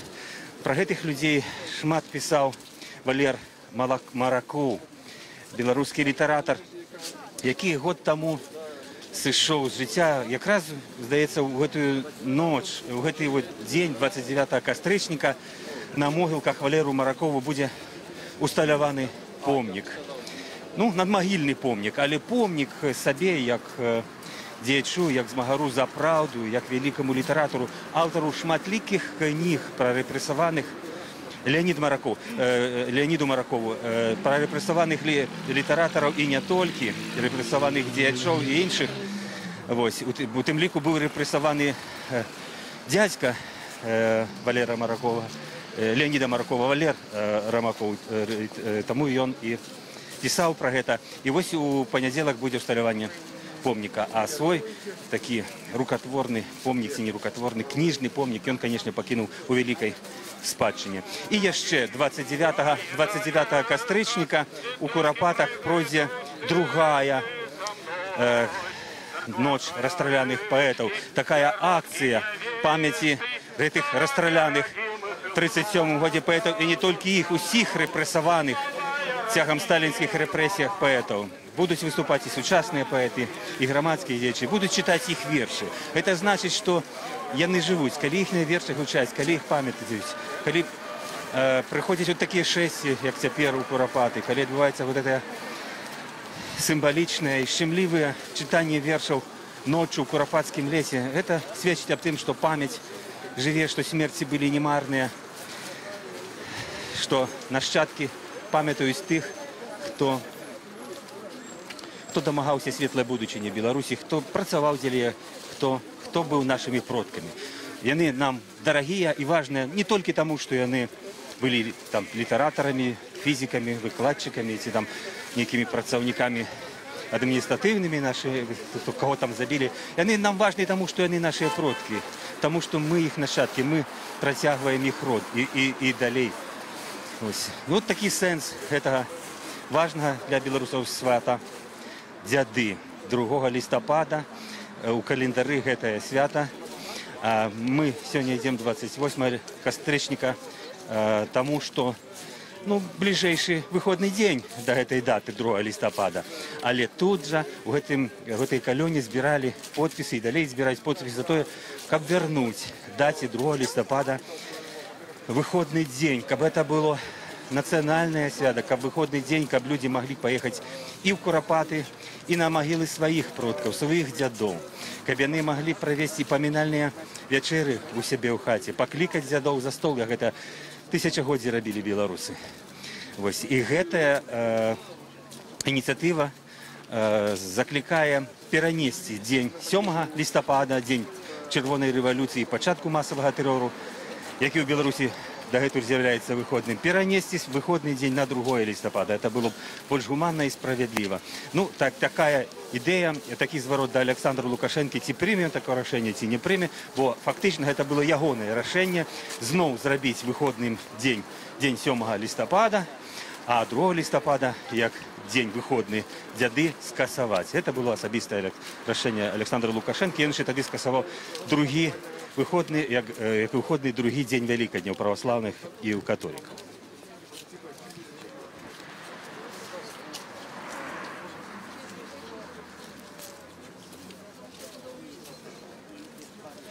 Мы зараз праходзім непадалёк, проста побач з царквой, вялікай царквой усіх святых. Літаральна некалькі тыдняў таму тут была вялікая цырымонія з удзелам патрыарха Кірыла. Асвячалася гэтая царква ўсіх святых. І быў перакрыты ўвесь горад. Немагчыма было тут у гэтым месцы не праехаць, не прайсці. І тут жа ў Менску прымалася рашэнне пасля аб тым, што трэба разарваць адносіны паміж маскоўскім патрыархатам і уселенскім патрыархатам. Яны спынілі эўхарыстычныя кантакты, і пачалася такая халодная вайна з-за таго, што сусветны патрыарх вырашыў і ўжо пачаў працэдуру надання незалежнасці, аўтакефаліі, самастойнасці украінскай памеснай царквы. Гэта проста я згадаў у сувязі з тым, што праходзілі мы каля гэтага будынку, і узгадаў гэтыя падзеі зусім нядаўна, якія адбываліся ў Беларусі. Менск адзначыўся яшчэ тым, што адсюль пайшоў такі царкоўны раскол паміж уселенскім і маскоўскім патрыархатамі. Побач там ідзе чалавек, можна вас звярнуць вашу увагу? Я чаму на вас звярнуў увагу? У вас на шапцы, як сказаць, такая паясок такі на галаве, напісана «Малады фронт». А барада ўжо сівая. По-перше, я посевел довольно рано, 12 год. Я 85-го года нарождения. Мне 38 годов. Тут еще достаточно молодых. В принципе, так. Скажу так, я по молодости, когда БНФ размещался на сидзибе в Ворошине 8, я приходил до Паши Северинца, он проводил посещение по четвергах. Были активист Молодого фронту? Скажем так. И я зараз сябрую Денисом Урбановичем. Прогнозуется, что он будет старшиней. Нас будет старшиней Молодого фронту. И как его подтримать. При такой солидарности я вот услышку его. Это деле солидарности. Вы уже не входите в эту организацию? Я зараз прихильник консервативно-християнской партии БНФ. Але підтримую... Але в душі Молодого фронту є? В душі так. Дякую вам велике.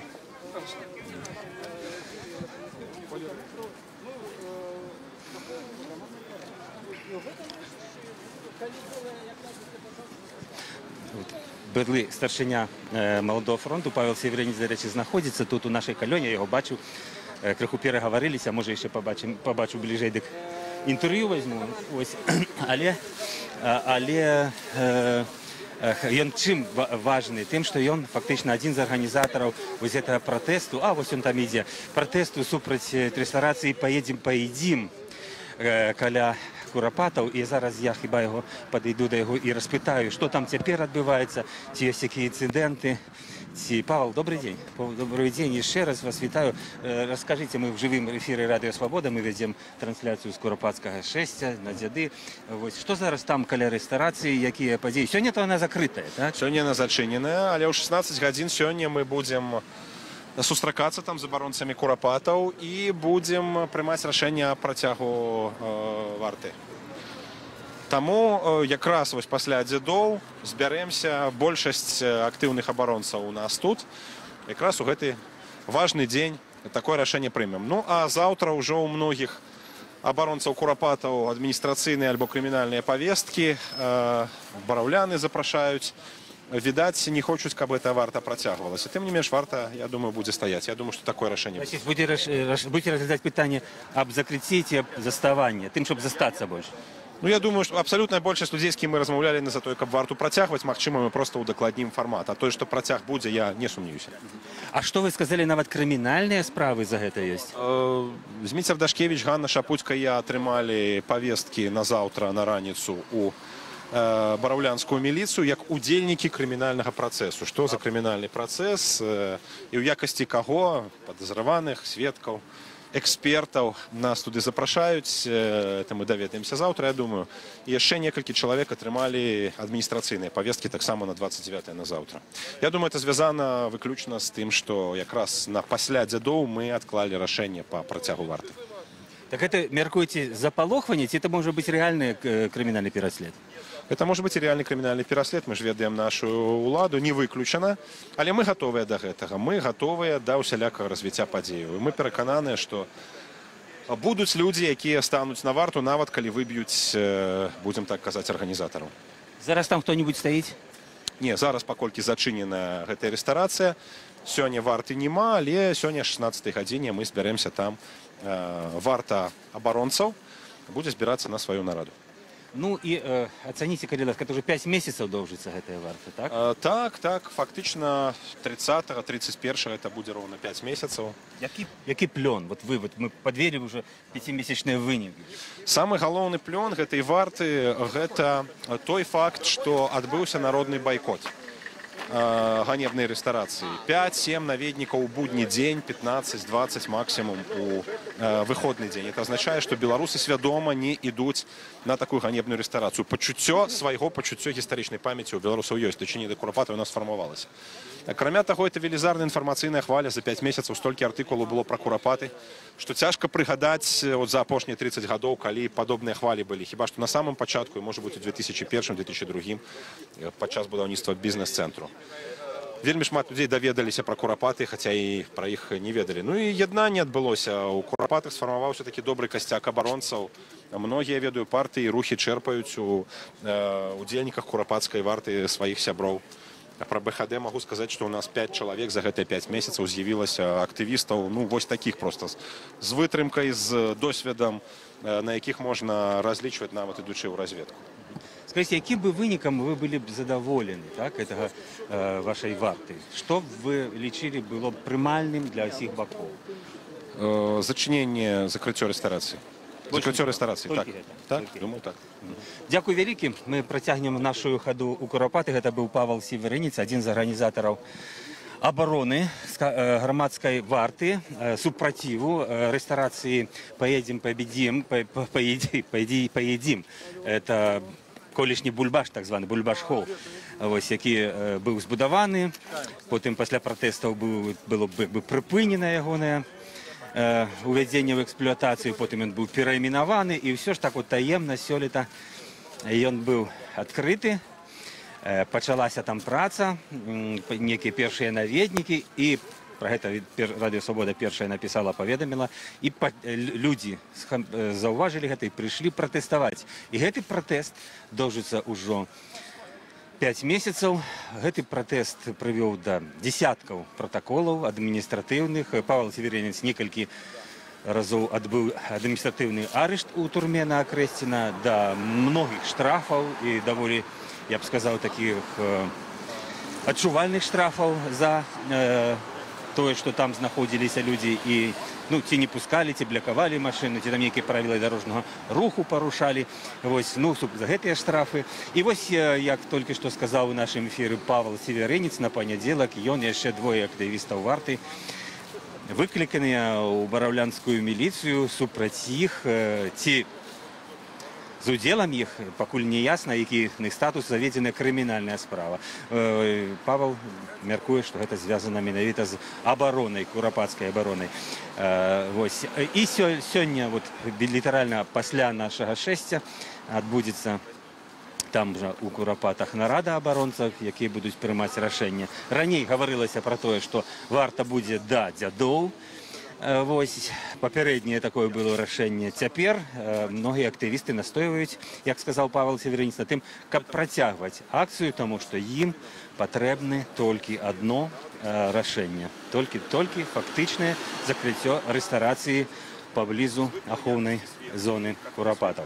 Я думаю, у нас будзе магчымасць проста падысці, паглядзець, як там выглядае зараз гэтая рэстарацыя, як там выглядаюць гэтыя крыжы, якія побач з ёю проста насупраць этой рэстарацыі пабудаваў Зміцер Дашкевіч з паплечнікамі, паставіў вялікія прыгожыя крыжы, каб было бачна здалёк усім наведнікам, дзе яны сабраліся баляваць, дзе яны сабраліся там есці шашлыкі, ці гуляць нейкія сямейныя святы ў катэджах асобных ці ў гэтай рэстарацыі. Ось абурэнне з гэтай нагоды, што каля Курапатаў, каля гэтага народнага святога мемарыялу заведзена такая забаўляльная установа. Выказвалі вельмі многія грамадскія дзеячы Беларусі, у тым ліку і Святлана Алексіевіч, нобелеўскі лаўрэат. Лідары царкоўных супольнасцяў у Беларусі таксама выказвалі свой пратэст. Улада фармальна як бы трымае свой нейтралітэт, яна не хоча чыста становіцца на бок гэтага бізнесу, гэтых інвестараў, якія збудавалі гэты рэстаранны забаўляльны комплекс, але штрафуе і карае абаронцаў фармальна за парушэнне нейкіх працэдур. У нашай краіне, калі б у Беларусі, калі б гэта ўлада хацела нейкім чынам паўплываць на гэты бізнес, як на нейкі іншы бізнес, канешне, яна магла б. І гучалі ідэі, прапановы перапрафіляваць гэты рэстаранны комплекс, зрабіць там музей, зрабіць нейкія іншыя не забаўляльныя, скажем так, а адукацыйныя установы, выкупіць урэшце гэты у бізнесоўцаў комплекс. Ну, альбо мы ведаем, што вось некаторыя інвестары, якія збудавалі там в раёне Малінаўкі два рэстараны, там Бургер Кинг і Кафе-Це, калі я не памыляюся, і прымалася рашэнне ўладай аб зносе іх, таму што дэмантажы, таму што на гэты участак прэтэндуюць іншыя інвестары. Для менскіх уладаў няма праблемаў прымаць такія рашэнні. Калі ёсць палітычная воля, калі ёсць патрэба, яны гэта робяць. У адносінах да гэтай рэстарацыі паедзем, ніякага палітычнага рашэння ўлада не дэманструе. Ну, ці, скажем так, як вот казалі суразмоўцы мае, што ціха салідарызуецца з бізнесоўцамі. Таму што, ну, можа, ёсць у іх нейкія свае дамоўленасці, хто яго ведае.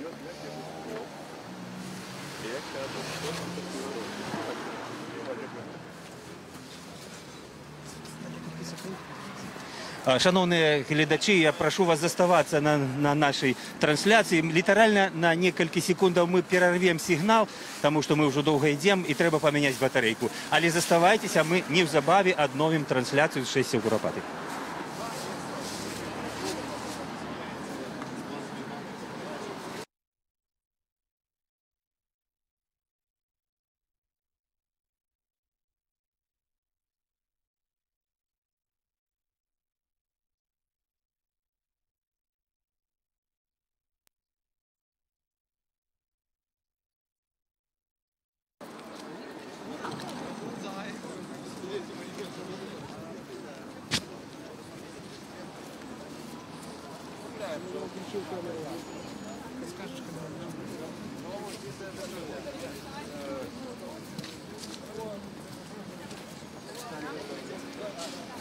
Ну вось, мы пераключиліся, да вельмі хутка, не так шмат часу заняло памяняць батарэю. І зараз я падышоў да Дзяніса Івашына, журналіста, які ідзе з бел-чырвона-белым сцягам у Курапаты.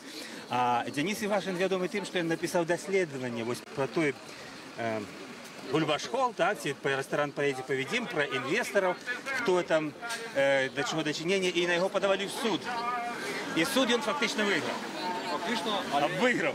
Безумовно, без сумневов. Без сумневов выиграл.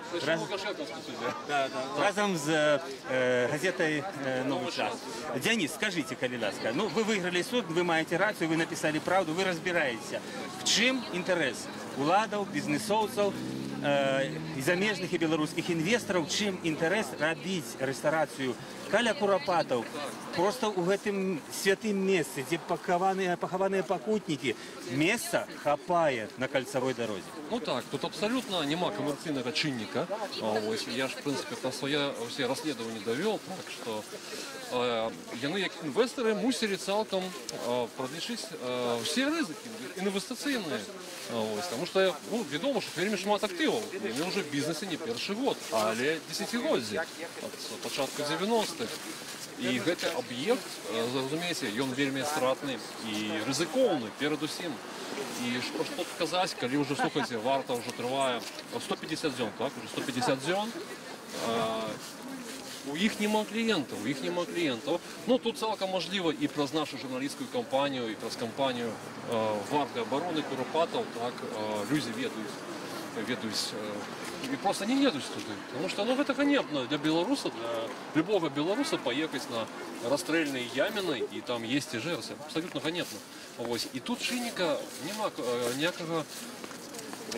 Так, тому що, ну, разумееце, я практично упевнений, що цалком можливо не просто так їм дали у нагрузку, скажем так, у нагрузку менавіта вести здійснять рэстарацыйную дзейнасць менавіта побач з расстрельным лесом, з курапатамі. Не все так просто. И ветер, зиме, практично, ну я об этом упевнений, з Росії. Вся ж гэта тэрыторыя, на якой стаіць гэта рэстарацыя, кантралюе расійская компания Санкт-Петербургу, гэта ТАА «Ренессанс», контролюе практично до 2006 года, ёсць права аренды гэтай тэрыторыі. І вядома ж, тут таксама не все так просто, потому что я высветлял і асобу гэтага Бориса Суроса, які ёсць бізнес-партнерам Леонида Зайдеса. Цалкам можліва, ён меў дачыненне і з спецслужбамі Расійскай Федэрацыі. І цалкам можліва, не просто так гэты праект увогуле пачаў разгортвацца ля курапатаў у 2005 годзе. Тут вельмі шмат супадзенняў. І мы, в прынцыпе, таксама разумеем, што нават калі улічыць гэты год, 18 год, калі гэтая рэстарацыя адчынілася, так, на пачатку чэрвеня, у нас супала дата адкрыцця з датай публікацыі у газеце «Література і мастацтва» артыкула Зенона Станіславовича Пазняка і Євгена Шмагалёва «Курапаты – дорога смерти». Так? І, разумеется, это не просто так. Это якийсь символичный знак? Абсолютно символично, потому что, в принципе, сама рэстарацыя, она ж была уже готова у 2012 годзе, але праз намаганні громадских активистов, оборонцев варты, были собраны подписи, и был здійснений зворот у Генпрокуратуру, який абсолютно выразно и докладно ухвалил представление у 2012 годзе, ось у якім позначено, что эта рэстарацыя збудована незаконным чином, а здійснений самозахоп землі, абсолютно збудована не паводле тих проєктів, які були на початку презентовані. Разумеете, то бок тут, в принципе, не то, что про коррупцию, но это абсолютно выразные злочинства здійснені. І Генпрокуратура, ще раз зазначу, що на офіційному узроні це все засвідчено. Ну, потім починається відомий процес з зменшенням охоронних зон і вивозять так само, я лічу, незаконним чином. Тут цілком можливо і корупційний чинник задействований, вивозять цю рэстарацыю з охоронної межі. Вона практично наполовину у нас знаходилась у охоронної межі меморіалу Куропатки. Ось. І абсолютно незаконним чином її вивозять. І зараз, наприклад, на сьогоднішній момент ця межа охоронна проходить просто уздовж периметру. По периметру цієї рэстарацыі. Ну, ми всі розуміємо, що це все незаконно, незаконним чином зроблено. І так само свідчить про те, що за гэтым стоять певні сили на самому вищому державному узровні. Ну, і ви ж пам'ятаєте з моїх розслідувань, так само, что выявил певних особов, так, и, скажем так, вельми наближених, да, до перших до перших особов держав непосредственно. Тому, в принципе, эта рэстарацыя не все так просто. Не так просто она з'явилася, І не так просто вона закриється. Ось зараз, як я вже повторив, вже практично 150 днів стоїть варта оборони Куропатов. Фіксуються усі транспортні сродки навідників, поставників, обслуги, персоналу, які непосередньо працюють, обслуговують цю ганебну реставрацію. Усі дані зводяться у єдину базу даних. Ось вона вже опублікована. На інформпалмі можна це все побачити. Ось на цей момент там вже під 700 транспортних одиниць. Під 700 транспортних одиниць. Ось. Вона весь час актуалізується, тобто у режимі оперативного насичення даних знаходиться. І наша задача просто зробити так, щоб туди ввогуле ніхто з білорусів не їхав. А ми ж бачимо, хто туди, в принципі, їздить. Це затяті прихильники руського міра. Ось так само літерально 16 2 тижні. Так? Тому... Хотів звернути увагу на машину. Ну так. Наші повсюди.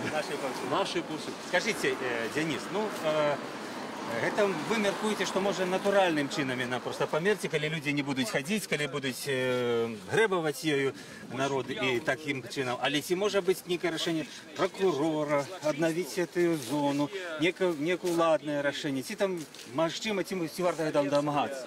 Значит, я сегодня привез практически под 100 подписов наших городенских активистов, так, ну просто необъяковых людей с потребованием зачинить эту ганебную незаконную реставрацию. Звороты пойдут на имя премьер-министра Румаса и на имя генпрокурора Аконика. Ось, то бок уже так само ми на гэтым фронте змагаемся і проти Мінська, і у городі. Што здесь зрабіць? Перанесці, зруйнаваць, перапрадаць, перапрафіляваць? Што? Тут трэба цалкам, скажем, у адпаведнасці з прадстаўленнем Генпракуратуры, ухваленым у 2012 годзе, імплементаваць усе рашэнні вось гэтага прадстаўлення. І там же цалкам чорным па белому позначено, што паводле грамадзянскага кодексу адным з можлівых рашэнняў можа быць ізнос. Можа быць ізнос, реально. Вось, ніякім чынам нельга пакідаць. Чаму? Таму што гэта легалізацыя абсолютно антизаконных дзеянняў. Разумееце, то бок калі мы там даем згоду, напрыклад, на музей, мы самі сваімі дзеяннямі, учынкамі легалізуем антизаконную дзейнасць. Ніякім разе гэтага не варта рабіць. Яна мусіць быць перанесеная. Яна мусіць быць перанесеная, гэта рэстарацыя, так? Гэта арганізацыйна, тэхнічна не так усё складана робіцца.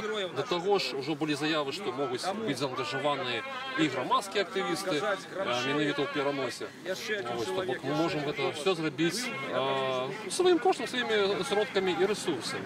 Патрэбен грамадскі кампраміс. Патрэбен грамадскі кампраміс. І самае галоўнае, што варта усім показала, варта обороны Куропатов, што адбываецца кансалідацыя беларускіх патрыётаў з шматлікіх арганізацый, шматлікіх рухаў, і сведчыць пра тое, што, в прынцыпе, мы маем вялікі патэнцыял, насамрэч вялікі патэнцыял яднання і такой, ведаеце, творчай працы на карысць Беларусі. Гэта самае галоўнае. Я лічу, што, в прынцыпе, увогуле, што такое Куропаты для нас? Што такое Куропаты для Беларусі? Куропаты, разумееце, тое, што 30 год таму стала вядома і нашаму народу, і всему свету, не толькі, скажем, это сведчанне самае великае мемарыялізаванае сведчанне геноциду беларускага народа, але гэта і сімвал народнага рушання. То бок менавіта 30 год назад адбылося такі ўздым вельмі магутны беларускіх патрыятычных сіл. Пачалося сапраўднае беларускае адраджэнне. Куропаты таксама з'яўляюцца гэтым сімвалем. На которые посягаюць так само. Так, вядома. Я ўпэўнены, што яны спрычыняцца да таго, што паноўна адбудзець нашу нацыянальную самасвядомасць. Каб урэшце людзі пачалі бараніць не на словах, але сваімі ўчынкамі, бараніць гонар і годнасць. Як сваіх продкаў, так і непасрэдна саміх сябе. Ось. І ми всі свідками, можливо, зараз з'являємося історичних подій, що врешті Білорусь обудеться. Я в этом упевнений. Дякую велике. Це був Денис Івашин, один з авторів глибоких розслідувань на конт ресторації «Поїдім», яка була збудована у паміжній зоні, пробачте, у меморіальній зоні, у ахоўнай зоне Куропатскага меморіалу. Палова гэтага рэстараннага комплексу паводле ранейшых рашэнняў, ранейшых мапаў уваходзіла ў ахоўную зону Куропатаў, а потым гэтая зона была выведзеная. І нягледзячы на пратэз Генеральнай прокуратуры 2012 году, гэтая рэстарацыя пачала дзейнічаць. Гэтыя ўсе, скажем, парушэнні закону і парушэнні распараджэння прокуратуры і той, хто за імі стаіць, глыбока раскапаў Денис Івашин. Потым на яго быў пададзены суд і на газету «Новы час», дзе ён апублікаваў свае даследаванні. Леонид Зайцев падаў суд, не, іншы. Пётр Ізраілевич, так, падаў у суд, і суд ён гэты прайграў. Так, абразы там ніякай і дзелавой рэпутацыі суд не знайшоў, значыць, звесткі праўдзівыя, звесткі праўдзівыя.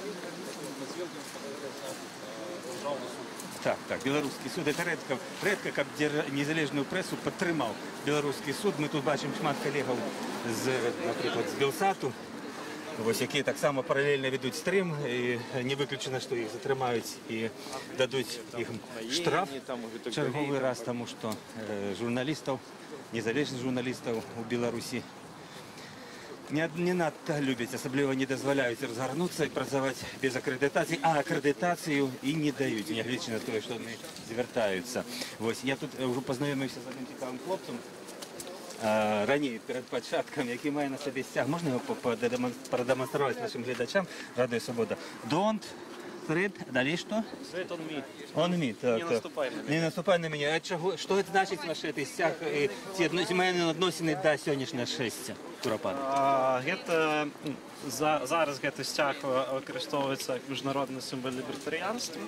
І так тэма рэпрэсій мае непосредственные отношения до либертарианства, потому что либертарианство само по себе выступает против любого державного гвалту. И державный гвалт в плане репрессий – это, можно сказать, абсолютная ступень того, против чего выступают либертарианцы. Тому непосредственное отношение до этой репрессии.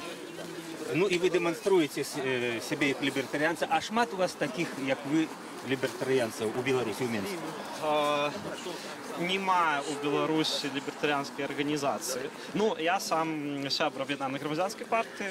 У мене і керівник Мінської громадської організації молодих демократів, молодої організації об'єднаної громадянської партії. І там достатково, серед молоді, з Мінської організації, напевно, з активних, може, полова відноситься до лібертаріанців. Хоча організація сама не з'являється лібертаріанською. Лібертаріанської організації у нас поки що не існує. Чого ви домагаєтеся? Чого ви хочете? По сутності, лозунг можна сформулювати як «больше свободы, меньше урада». Что вмешательство урада в любые сферы, это всюди особливо монопольне, це завсюди гвалт. І тому то, чего хотелось бы достигнуть, это передача максимальная функция урада у приватные руки. По сутности,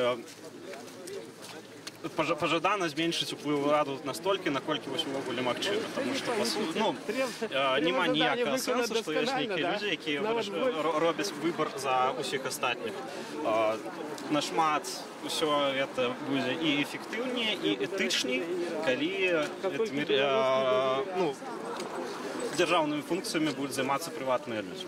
А есть приклади в свете таких країн, где вот ваши принципы реализованы? Реализованные до конца нема. Найбольш близко, напевно, Швейцария. так само найбольш блізка, па сутнасці амаль лібертарыянскія прынцыпы абаранялі айцы заснавальнікі Злучаных Штатаў Амерыкі. Вось, і Злучаныя Штаты Амерыкі да 20-го стагоддзя былі даволі блізкім прыкладам да таго, што хацелася б мець, да таго, як яны там пачалі рэформы па ўзмацненню ролі ўраду ў жыцці. Дзякуй вялікі, ідэі лібертарыянства ў эфіры Радыё Свабода прапагандаваў Францішак Дзядоў. Францішак Дзядоў, дзякуй, Францішак.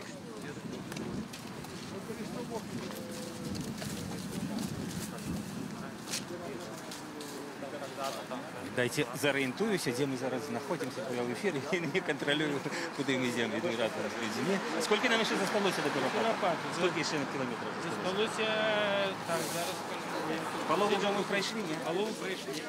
Прайшлі, Значит, засталося так, каля 3 кілометрів. 3 кілометри. Ну, тобто, каля вас, так може ми, я ваш, які ви були у 88 годів 30-го числа? Я у тым 6 не был, у 88 году, да? Калі быў разгон? Калі газом? Ну да, я памятаю. Я просто ехал з працы, я працаваў у Візру на 9 кілометрі. Вот, і бачу усе эти падзеі. Якраз остановился автобус нават на московских могилках. Ось. І ну, так як я жив на Мирошниченко, тут у Зеленом Лузе, то праз некаторы час проехал, доехал, пересел на свой автобус у Зеленый Луг, ну и сюда приехал, вот, на Мирошниченко. Я на митинг не пошел, не поспел, уже его разогнали и шли люди с митинга. Вот, и я как раз после этих разгона на московских могилках у меня сусед, письменник Василий Жукович, вот я в 4-м подъезде, 12-й дом, а он в 5-м подъезде. И вот он жонка как раз был там, ніхто еще из интеллигентов, вот наших письменников, забывся уже кто, але вот яны так узрушенно рассказывали, все, я подошел как раз до их, и он мне как раз рассказал про это, вот, подеи на сходних могилках. Я ну, вот, убачил, сколько войск было в Зеленом Лузе, да, там и машины, все это, я думал, захопы денег, это самое, может, Зеленого Луга, может, там шукають таких десант, які мери. На той момент ви були сябром якої-небудь політичної організації, ці були зацікавлені, ті ще не були? Я был полымянный коммуняка. А во як? Ну, конечно. І що, ви тоді поміняли своє міркування про коммуняков? Ну, амаль з того часу приглядувався, прислуховувався і, конечно, змінив. Дякую чому, що вот зустрівся з такими людьми, як Василь Быков, Зенон Поздняк, военные намели такое. Ну вот и подея, как раз я, по сутности, жил у Куропатах. Мне 5 минут, я отримав квартиру в 80-м году, да, и кожный день бегал туда на зарадку. И вот, что там было? И я бачу вот это ямины, ну да, все это, ну тогда был там лес, поле, ничего не было забудовано, это было такое, ну я бы сказал, дикое природное место, якое повинно было заховаться и до этого часу. Ось, не было ж Снявского водосховища, это все штучно, не было этих дорог, які, ну, потім... Які знаки того, що не видно, вивчайте ями, може які там вороти, може які там лески, якої огороджі, там дроту? Ні, нічого вже там нічого не було, але в ті часи, вже в ті часи, значить, це 80-ті роки, початок 80-х, да, я был упевнений, что это оборонялся Минск у 41 году. У меня такое уражение, як заслуженный турист СССР.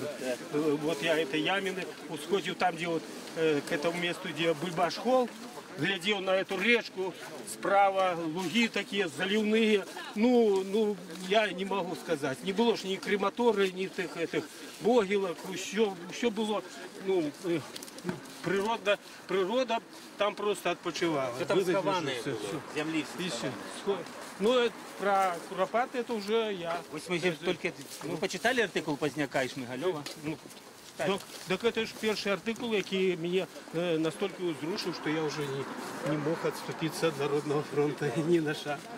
Ага, так ви долучилися до фронту після артикулу чи після ось цих походів у Куропати? Я підтримав це. Ні, я просто історію ведав, я ж не ведав цієї історії.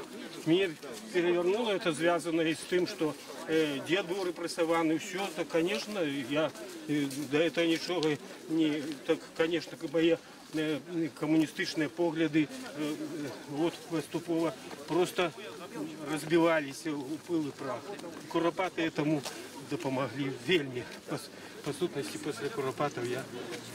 Коли ви з Компартії вийшли? Я раніше, бо я військовий, там департизація була у 90-м году. Значить, отлучали. Ну, от визвав секретар парторганізації на правах райкама у воєнної, у нас у Візру було, да? Ось, і так як секретар партійної організації кафедри высшей математики. Ось він сказав, забирайте ваші партбілети. Я говорю, що ж здарилося. А він каже, от партії у військах вже не буде. Буде нейтральне військо. Ну, це, я думаю, що і правильно, бо коли потягнули в це розборки ще й армію, а армія, по сутності, це країна Україні, то було б, мені здається, так, події більш страшні. І я взяв партійні білети усіх сябров партії кафедри, приніс і сказав, ну, от сказали в парткоме, что вы повинны прийти по месту жихарства и записаться по месту жихарства, ну, значит, я в советский райкам. Ну, так отрымалось, тут уже подеи разворачивались. Вот 90-й год, вы ведаете, какие подеи. Вот. И я никуда не пошел, и партбилет мне застався. Потом я депутатам одраджения дал подписать. Вот, и я, как они расписались все. И як быццам Трусову Олегу передали, так мне сказали вот депутатам, по-моему, это эпизод и поздняк ведал. И ну вот Трусов сказал, а вам что, не отдавали ваш партбилет? Я кажу, ніхто не віддавав. Ну, мусить він є там у архівах. НКВД заховується. Дякую велике, але це вже інша історія. Нагадайте ваше ім'я. Володимир Ілько. Володимир Ілько, дякую. Великий зараз пенсіонер, військовий пенсіонер. Ні, я якраз не військовий, кафедра сугубо цивільна, служить в совєтській армії. Тому мені виганяти було вельми просто. Дякую, Владимир. Так, як і Статкевич. Статкевич був... А, Восяк, ну, наставник Статкевича. До речі, я тут нема чомусь. Ну, нема. Свою задачу, так. Статкевича, справді, не бачив. Ну, повинен бути, звісно. Я думаю. Політик, який претендує на роль національного лідера, національна політика, звісно, такі шесті, так, не варто би навідати, так, скажімо. Але це не наша оцінка, просто здогадка. Ми протягуємо наші шесті у Куропати, але вже довжиться зараз, гляжу, вже біля 2 годин, не надовжується. Година нам ще залишилася вести. Ми будемо протягувати вести живий ефір з нашої ходи. Сподіваємося, що батареї у нас запасу хопить батареї. Ось я питаю у колеги Андрія Рабчика, який веде нестомно, складано йому показувати, тому що, видите, треба йти наперед, а показувати тяжко. Ось так от йому задом часом приходиться вести. Так що Андрій Рабчик, вельми талановитий наш оператор, допомагає вам бачити, як відбувається, як проходить шестя у Куропати. Традиційне 30-е шестя Куропати на дяди у день ушанування пам'яті продків. 30-й раз йдуть у цей меморіальний ліс. Як складав Юхо Владимир тільки що нам розказав, тоді, 30 років тому, там був звичайний ліс, де він вибігав на зарадки, на пробіжки. Лес, луги заливні, трава, і тільки ямины некоторые были такие, упадали вниз. Это телы, после того, как они сотлели, они паменшылася ў аб'ёме і зямля асыпалася, так асунулася. І вось гэтыя яміны пазней даследаваў Зянон Пазняк. Іншыя беларускія археолагі знаходзілі там кулі, знаходзілі чарапы з прастрэленымі патыліцамі, знаходзілі матэрыялы, якія сведчылі аб тым, што ж адбывалася ў 30-е гады, колькі людзей было знішчана і забіта. Паводле ацэнак Зянона Пазняка, там каля 120 тысяч чалавек расстраляны знаходзяцца в гэтых ямінах. Не ўсе гэтыя яміны абследаваныя да канца, але агульная карціна зразумелая. І карціна, якую і гісторыкі, і даследчыкі Курапаты, і ті, хто абараняе іх, канешне, ўжо добра намалявалі і добра вядома, як гэта ўсё адбываецца. А вось я зараз тут бачу побач аднаго Леаніда Кулакова. Леанід Кулаков. Леанід, вітаю вас, адзін з абаронцаў цяперашняга Курапатскага мемарыялу, ад цяперашняй бяды. Здаецца, і летась, калі будаваўся цэнтр, нібыта пачынаўся бізнес-цэнтр каля Курапата, і вы там удзельнічалі ў абароне Курапатаў, так? І цяпер ад рэстарацыі паядзім, і нават некалькі разоў ён сядзеў за гэта, арыштаваны быў, і наехалі на вас машыны і нешта ўдарылі, правда? Шмат вы пацярпелі? Ну, как сказать, наша доля такая. Терпеть и терпеть и терпеть. Ну, а змагаться трэба. Ён кажа, змагацца трэба, але на вашу лёс ужо выпала шмат і траўмаў, і штрафаў, і працу вы страцілі, так, я разумею? Все страціў. И зараз так само не могу никуда трудоустроиться, одна рука не работает, а с одной рукой никуда не идут. Это все от вашей активности, веники? Это за ресторан поедим. Это вас ударила машина в руку, так? Что? Она ударила Урбановича. Урбанович потерял равновесие, повалился на меня, я ударился ногтем об асфальт. Ну вот и потерял руку. Рука не сгибается. Ущемленный локтевой нерв, как бы. Но стоим, как и стояли ранее. Ну, ваши, конечно, страты великие. И зараз вот вы упевнены, что будете, треба протягивать. Сумневы часом возникают. Хочется верить все в лучшее, чтобы у нас что-то получится.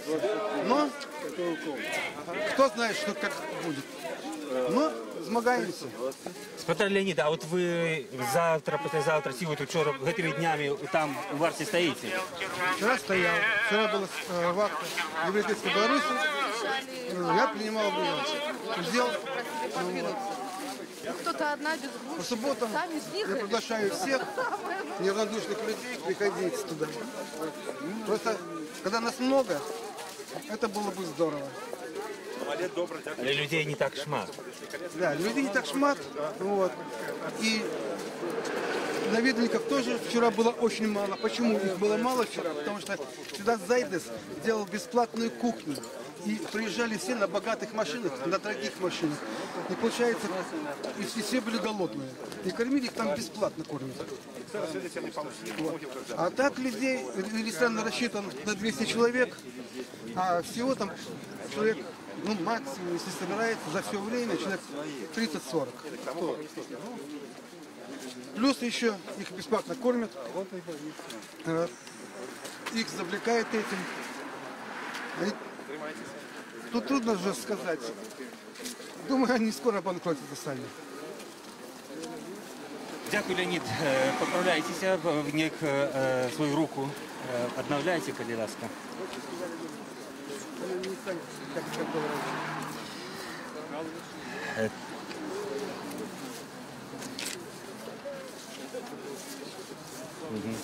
Так, ось зараз ми поговорили з Леонідом Кулаковим і скажу, що його лёс показує, що драми на конт Куропатов, вакол Куропатова ще протягуються. Ось чоловік поранив руку, фактично страціў працу і магчымасць працаваць. Ось. А тим часом у нас є магчымасць паглядзець ролик, відео, сюжет аб тым, як расследаваліся Куропаты. 3 червня 1988 году у разгар так званої Горбачовської газета «Література і мистецтво» надрукувала артикул «Куропати. Дорога смерті». Його авторами були Євген Шмигалев і Зенон Позняк.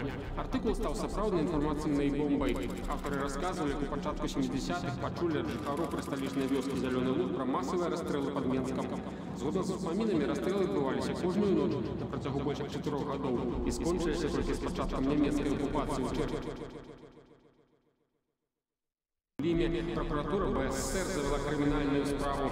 Ее выником стали масштабные раскопки. Подчас следствия на территории около 30 гектаров были знойдены больше, чем 500 человек. А так само особистые речи стрелянных шматники гильзы и патроны на пистолеты системы «Наган», якими в конце 30-х годов минулого століття користалися співробітники НКВД. Співробітники прокуратури БССР опитали жихарів сусідніх вёсок. 55 человек дали показания в яких разгадали расстрелы людей в Куропатах в период с 1937 по 1941 год. Уже в 90-е годы з'явились успоміни былых співробітників НКВД, які підтвердили це. Першее следство в справе об массовых расстрелах в Куропатах скончилось у листопаде 1988 года. Паводле яго оценок, во урочышчы ў канцы 30-х, пачатку 40-х было расстреляно не менш 30 000 чалавек. Гэтую лічбу агучыў генеральны прокурор БССР Георгій Тарнаўскі. На пачатку 90-х гадоў следства некалькі разоў аднаўлялася. Тады ж узнікла версія, што расстрэлы ў Куропатах адбываліся падчас нямецкай акупацыі ў перыяд з 41 па 44 год. Яе некалькі разоў абвяргалі вынікі дадатковых расследаванняў. Апошні раз расследавання масавых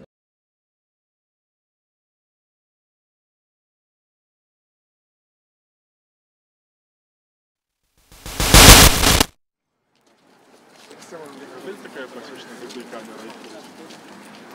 Знаешь, А мы протягиваем живую трансляцию Радио Свобода з 6 у Куропаты, примеркованного до дзядоў, Дня поминания продков. 6 у Куропаты у мемориальных комплексах ахвяраў сталинизму. Это 30-е 6, сёлета ровно, ну, завтра литерально, будет 30 годов з дня першага. 6 на дзяды у Куропаты, якое было брутально разогнано еще советскими владами.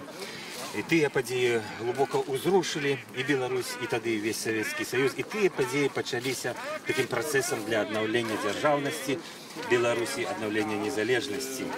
Вот. Ну, и такая я ёсць магчымасць, мне побачив человека, який хоче, видать, когось ушановать персонально, подрыхтовал. Расскажите, что это у вас за шильда, про кого она? Так, это шильда. 2 месяца тому я хотел поставить камень. Поставить камень по моему прадеду. Это мой прадед, и он был расстреляный ровно 80 год тому, 7 липня. Ну, я тихонечко подрыхтовал эту шильду, повез камень, там замовил трактор с прицепом, они мне не дали его поставить. Летела какая-то сграя, там и милиция, тихари, лесники, там кого только не было. Но, короче, прозвучала такая фраза, что все, что возится у Куропаты, решаючи крыжи, камени, это все лечит сметтем. И, ну, короче, не дали на меня это поставить. Запужали там, тракториста, там, короче, лечим, у него с ноги оттом. Вот. С такого часу я вот суммару поставить это камень, тушить надо, чекить. Ну, зрозуміло, что сегодня нема куда, потому что где Габрей, прадед Габрей. Вот, там крыши не могу поставить. Треба камень, так. Он лежит подрыхтованный, там лежит в месте. У одной мале, покуль привезти, его, на жаль, не отрымливается, больше зараз там такие шабаши в Куропатах, там столько неких таких вот лишних людей постоянно дежурят, что не треба поки що все покоилось. А зараз годовина, сумная годовина. И в минулом году было 100-годие.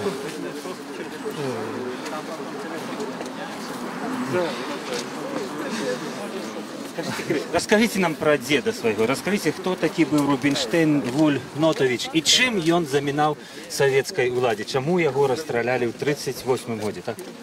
Это тяжко сказать, бо дед мой ніколи не казав про это, про своих батьков он мне розповідав. Але, ну, он, вот як тут написано, я уже сам довідався, шмат годов я переписывался из КДБ, и в этих архивах пытался туда вести. Вот, трошки. Одной члена вот и был там внутри, это было на початку, на 90-х, мы с мамой там были.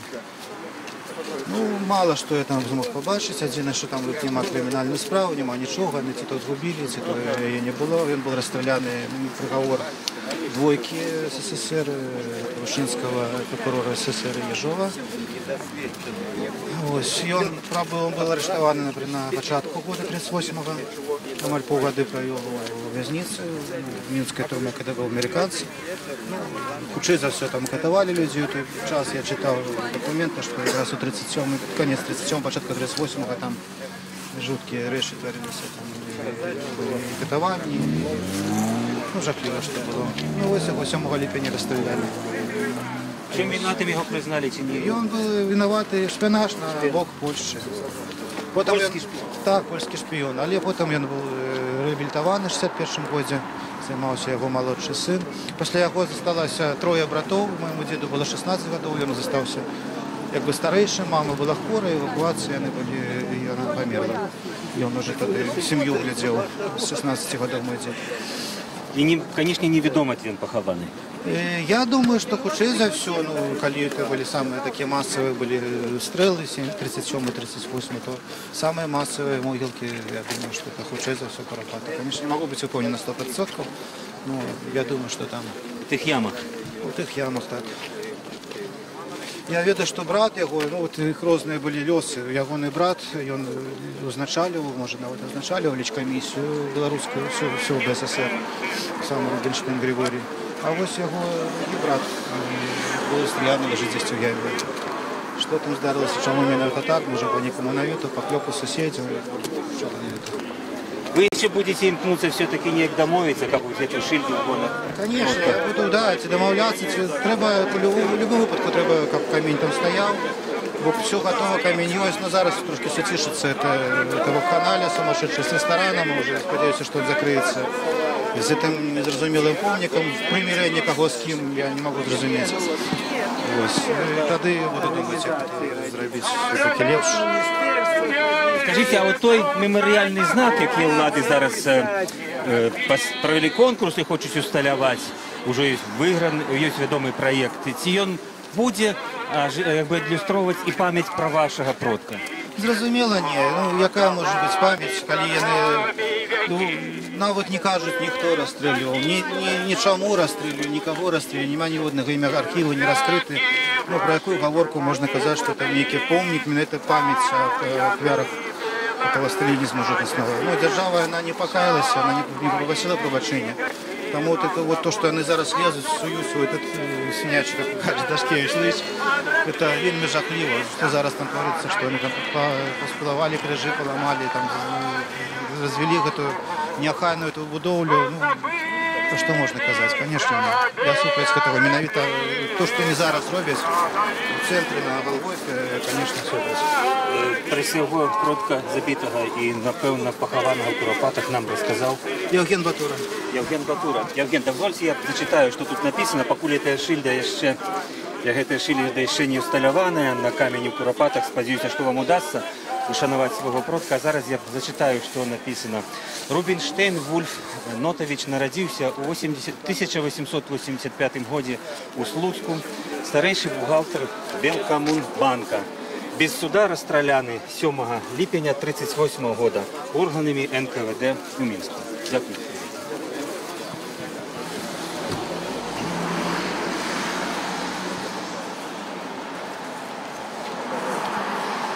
На початку нашого репортажу, біля 12 години, ми поговорили з жінкою, у якої є документи, що свідчать об тим, що її дядуля, забитий в 1937 році, похований у Куропатах. І вона там усталювала йому пам'ятний знак. А сотні, тисячі, десятки тисяч, чи сотні тисяч, як говорять науковці, людей безім'янні там лежать у могилах. Один з їх, ось Рубінштейн Махчима, так само там лежить. І його нащадок хотів би ушанувати, поставити знак, що він тут, десь, в одній з цих ямінів. На жаль, ось така система, яка йому не дозволяє це, і нема як знайти можливість легального домовитися з Лесгасом, хто там опікується цією територією, кому належить формально. гэты мемарыял, ідці там з мясцовым райвыканкамам, бараўлянскім сельсаветам. Няма такой магчымасці. Мы памятаем, сёлета быў гэты інцыдэнт, калі гэты камень прывезлі і спрабавалі, і вось міліцыя перашкодзіла, ляснікі перашкодзілі, не дазваляюць. Новыя крыжы як бы таксама пад пагрозай, ці можна іх, ці нельга паставіць, бо як бы актывізаваліся улады пасля таго, як вырашылі, што самі паставяць помнік, вось памятны знак, іншым забараняюць. Ну, прынамсі, зруйнавання тых крыжоў няма, толькі вось адзін крыж быў спілаваны учора, нібыта ён струхлеў, сказалі леснікі, вось, і абяцаюць аднавіць гэты крыж на ўваходзе ў Курапаты. А яшчэ адзін крыж быў зачэплены будаўнічай тэхнікай, якая умацоўвала там дарожкі і зачапіла і пашкодзіла, і адзін паваліла. Ну, абяцалі таксама леснікі, што яны вось гэтыя крыжы з алеі, крыжовай алеі, якая вядзе да гары Галофы, адновяць. Ну, мы гэта неўзабаве пабачым, як прыйдзем у Курапаты, нам ще каля гадзіны ісці, а можа і хутчэй, мы ўжо набліжаемся.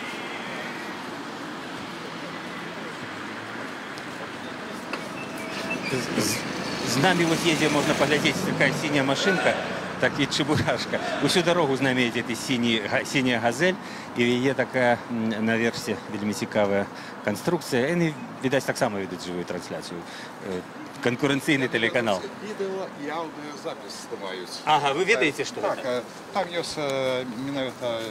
вузьконахвалена апаратура, яка і веде, окрім відеознімки, аудіозапис. А трансляції ні, тільки запис? Ні, так, запис. Ну, це документування. Коли будуть якісь інциденти, хто тут був, зафіксувати. Ну, это привычное. Это не на уже на узброении, это техника не первый год, там мы спокойно до этого относимся. Максимум, еще неколи выкористаем эти архивы. А, вот так, Максима. Для новых фильмов про Куропаты.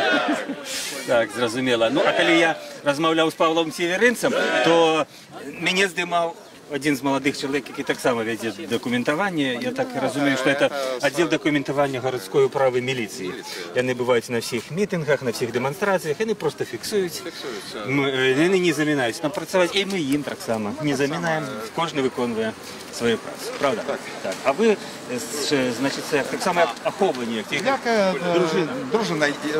По теперішньому закону, вони як волонтери.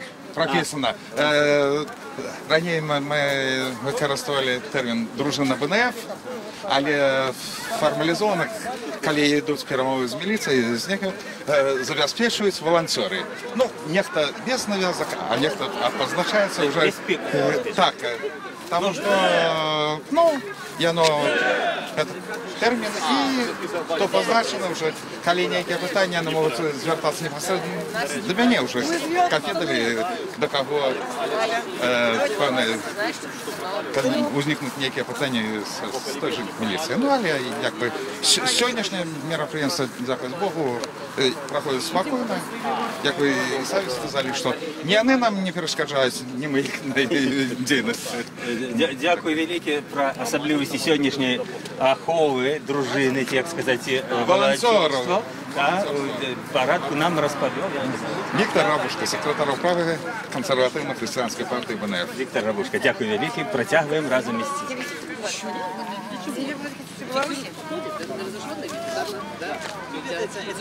Это видите, такие такая вот подля. Я совместно как это райки ничего так делать не могут, а ровно тогда.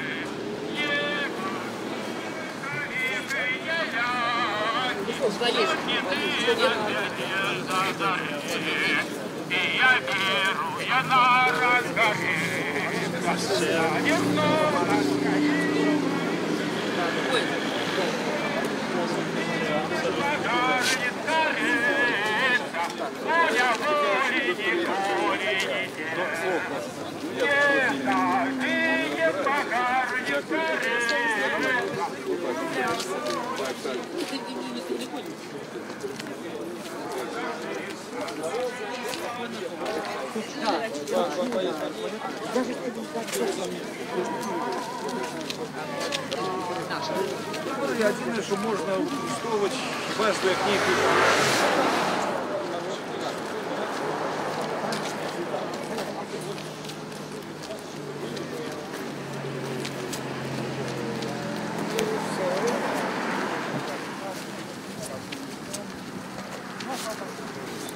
Поменяли просто. А из чего проводите митинг? Нет, ну это ежегодно.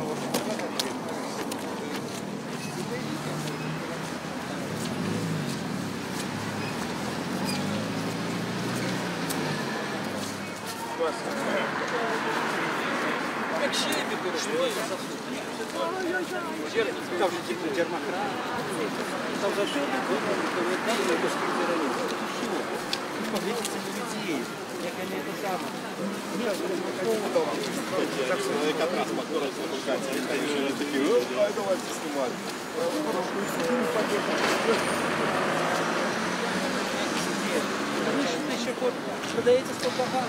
Ми протягуємо наш живий ефір з Куропатського 6 у Менську. Не тільки в Менську відбувається вшанування дідових ахерів сталінських репресій. Зараз у нас є можливість показати відеосюжет з Орші, як місцевий жихар ушанував свого репресованого продка.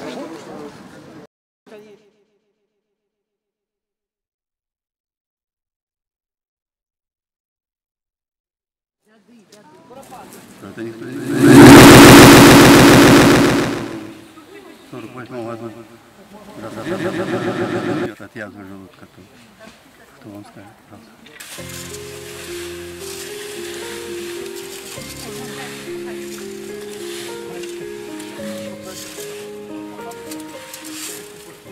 Каменские, Цеханские, Лиховичи – это как бы все мои родственники.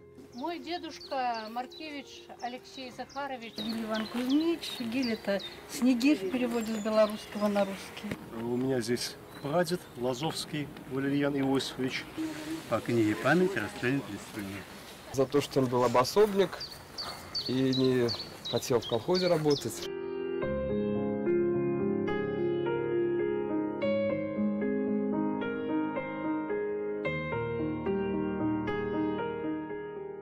Линию Сталина возродили, а вот память о людях, которых расстреляли, семьи, которые потерпели. Бабушка осталась с 4 детьми, но младшему было 2 года на руках. Но. А люди, соседи ненавидели.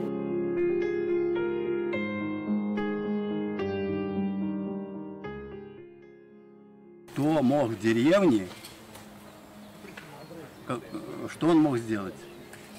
Ну что этот человек мог сделать, колхозник? Враг народа.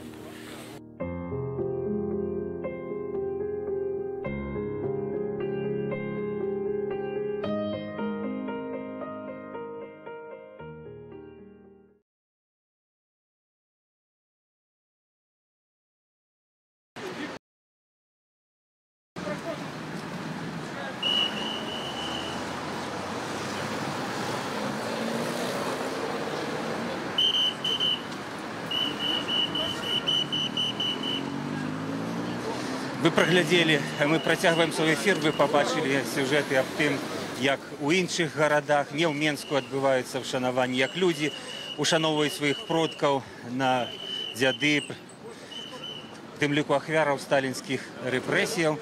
А тим часом акція в Менську 6, яка почалася о 12 годині, подходить уже до Куропатов. Мы пересекаем Логойский тракт.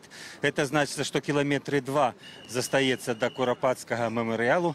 Як ми бачимо, що більшість пройшла эту дистанцію без великих особливих проблем. Ось надворье в Минску такое осеннее, спокойное, сухое, криху прохолодне, але не занадто. Якраз добре для вшанування пам'яті продків. зараз у мяне ёсць магчымасць, я можа паклічу аператара бліжэй, ёсць магчымасць пагаварыць з адной з удзельніц гэтага шэсця на курапаты, якая нясе прыгожы букет чырвоных белых колерах. Вось скажыце, хто вы, які вы раз на такім шэсці і што вы хацелі б давесці сваім удзелам? Зразумела. Добрый день. Я тут, каб ушанаваць, каб удзельнічаць у шэсці, ушанаваць памяць тых людзей, ахвяру, якія былі забіты бязвінна і якія знаходзяцца у курапатах. Мы зараз рухаемся туды. Я іду, каб памяць гэта вельмі важна. Памятаць трэба свае карані, іх шанаваць, і толькі тады чалавек будзе чалавекам, калі ён будзе шанаваць свае карані. Вось таму я з павагай адношуся да сваіх продкаў, і таму я іду зараз. А вы не першы раз у курапаты? Шчыра кажучы, мне сорамна, але вось менавіта каб на дзеды, то першы. О, мы знайшлі чалавека, які першыню прыйшоў. Якое вашае вражанне ад гэтага шэсця, ад атмасферы, ад людзей? Ведаеце, людзі вельмі цікавыя, вельмі прыгожая мова, вельмі разумныя думкі, і разам з такімі людзьмі ісці вельмі прыемна, адчуваць іх часткай нават сабе, калі можна так сказаць. Таму нейкі нават, калі можна так, гонар, што ёсць такія людзі, што мы... І было б пажадана, каб нас было больш, канешне, так атрымліваецца. А вы з Менску? Так, я з Менску. І скажіть, будь ласка, ваші продкі, може хто-небудь потерпів від репресій? У мяне была рэпрэсавана, не расстраляна, а прабабушка, яе саслалі у 44-м годзе у Сібір. І, магчыма, у майго дзядулі был бы іншы лёс, калі б такое не адбывалася. І, гэта я дакладна ведаю. А наконт астатніх, у нас же так, на жаль, вялікі не заўсёды хавалі гэта. Я магу штосьці і не ведаць, што адбывалася. Таму, неяк так. Дзякуй вялікі. Значыць, пра свой першы ўдзел у шэсці на дзяды нам распавяла Любоў Кавальчук. Любоў Кавальчук. Любоў, дзякуй вялікі, што вы з намі. 30-е угодкі першага шэсця і мітынгу, разагнанага савецкімі ўладамі у курапатах у 88-м годзе. Гэта пачатак гісторыі аднаўлення незалежнасці, набыцця незалежнасці. Гэта тыя падзеі, якія абурылі ўсё грамадства, якія мелі вялікі розгалас. Потым праходзілі яшчэ шэсці і мітынгі, і магу толькі сказаць, што на сайце Радыё Свабода заўжды можна, зараз ёсць актуальныя публікацыі, дзе можна паглядзець відэаматэрыялы, фотаматэрыялы, інфаграфіку, прысвечаныя таму, як ушаноўваліся курапацкія магілы, як даследаваліся курапаты, як хадзілі ушаноўваць у курапаты цягам гэтых 30 гадоў. Так што заходзьце на сайт свабода.орг, там можна гэта ўсё пабачыць. І таксама далучайцеся да нашых будучых трансляцый з курапатаў. Мы дойдзем ўжо неўзабаве да самого мемарыялу, мы пакажам у жывым эфіры мітынг, мы пабачым, што зрабілі там будаўнікі, які фундамент падрыхтавалі для мемарыяла, як дарожку паправілі, як зламалі адзін крыж, як адзін крыж спілавалі. Мы это таксама звернем на гэта ўвагу і пакажам вам. А таксама 29 кастрычніка ў панядзелак а 8 вечара, з 8 вечара до 12 ночы мы будем паказваць ноч расстраляных паэтаў. Это ўжо другая акцыя запар. В мінулым годзе была і сёлета. Яе арганізоўвае Зміцер Дашкевіч з паплечнікамі.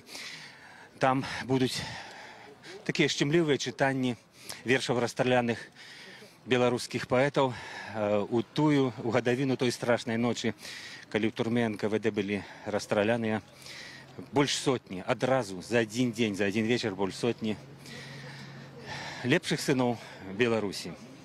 Гэтую трансляцыю мы ў панядзелак пабачым. А тым часам мы рухаемся ўсё бліжэй да курапацкага мемарыялу. Абноўленыя, бачым, краявіды, новыя дамы і прыгожы асенні Менск бярозы пакрыліся жоўтай лістотай.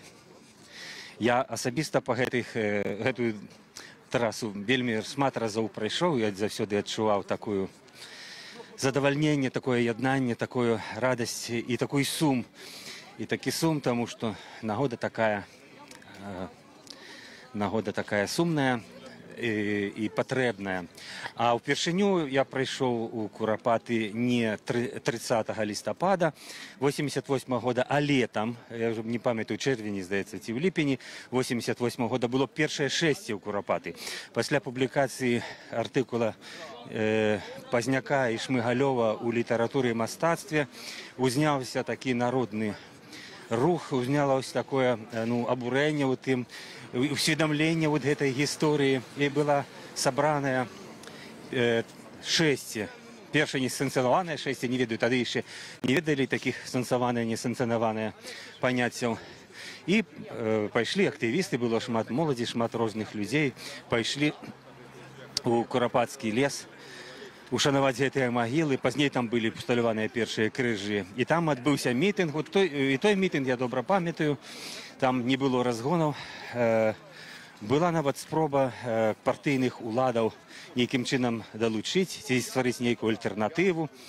Яны правялі мітынг, здаецца, каля опернага тэатру, такі як бы праўладны наконт ушанавання памяці продкаў. І паралельна ад таго мітынга у Курапацкі лес прыехаў Пятро Краўченка, сакратар аркаму партыі, і выступіў нават перад, скажам так, людзьмі апазіцыйна налаштаванымі адносна камуністычных уладаў. Тады гэта было мірна і спакойна, першае шэсце летам, а другое шэсце на дзяды у 88 годзе было брутальна разагнанае савецкімі ўладамі з ужыццём слезатечнага газу, з арыштамі, з пабіццём.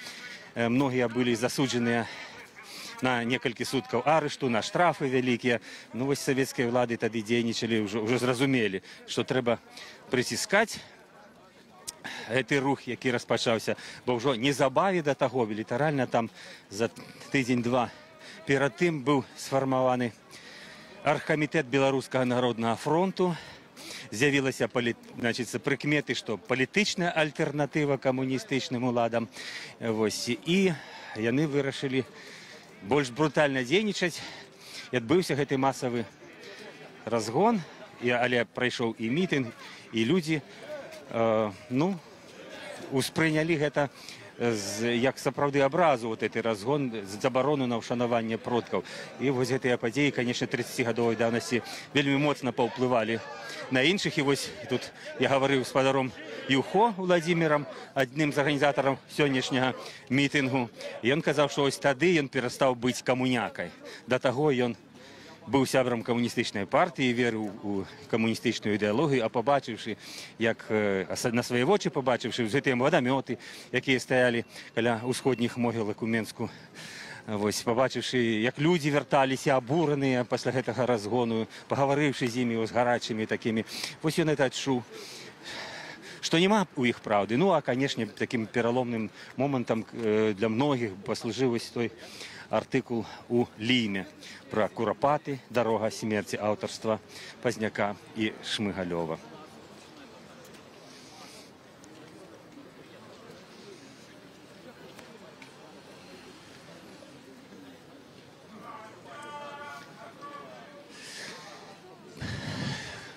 У грамадстве працягваюцца дыскусіі ў сувязі з тым, што улады вырашылі ўсё ж выканаць сваё абяцанне, дадзенае якраз у тым 88 годзе, 30 гадоў таму, аб тым, што тут, у Курапацкім лесе, будзе ўсталяваны помнік ахвярам сталінскіх рэпрэсіяў. Гэта абяцанне Савета міністраў БССР, была пастанова адпаведная, і гэтае абяцанне было увекавечанае ў табліцы, якая ўсталяваная на камені там, на гары ў Курапацкім мемарыяле.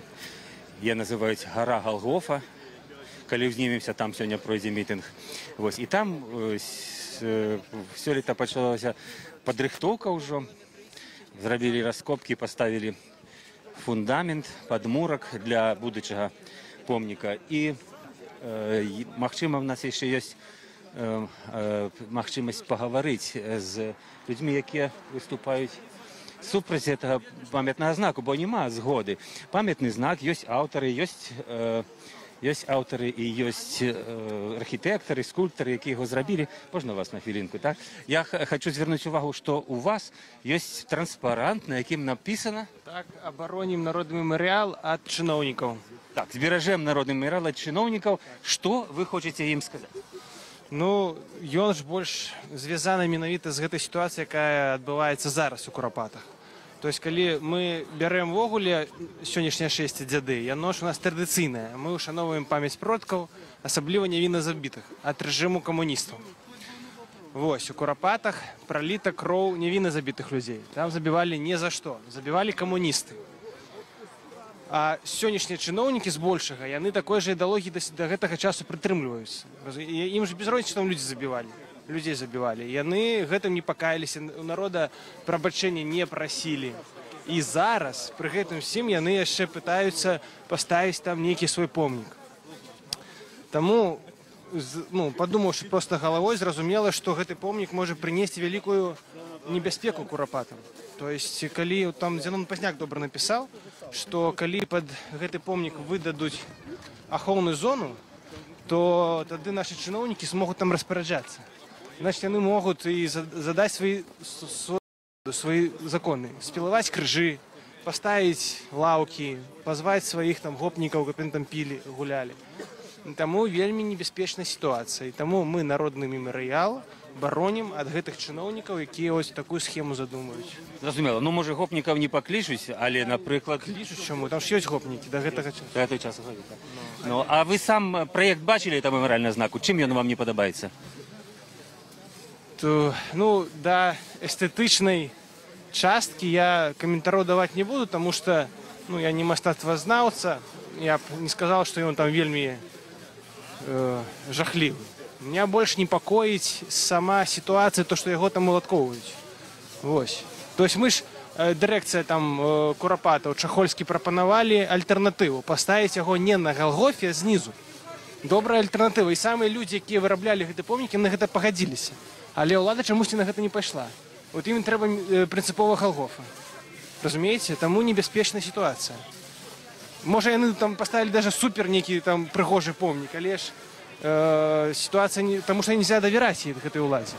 Разумееце? Вось чым праблема. Але будзе тут кантроль кожнаму руху, кожнаму, не дай Бог, спілаванаму крыжу, это будуць людзі бачыць. Спілавалі, уже ж там пачалі нешта пілаваць.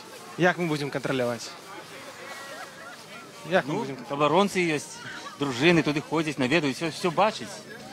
Калі там паступова где-то крыжок, где-то два, где-то гайсанулі, цяжка ўсё сачыць, за гэтым всім уследзіць. Дзякуй вялікі. Вы прадстаўляеце? Я сябра кансерватыўна-хрысціянскай партыі. А завуць вас? Алесь. Алесь. Дзякуй, Алесь. Зараз мы чуем арган грае, так? А, песня.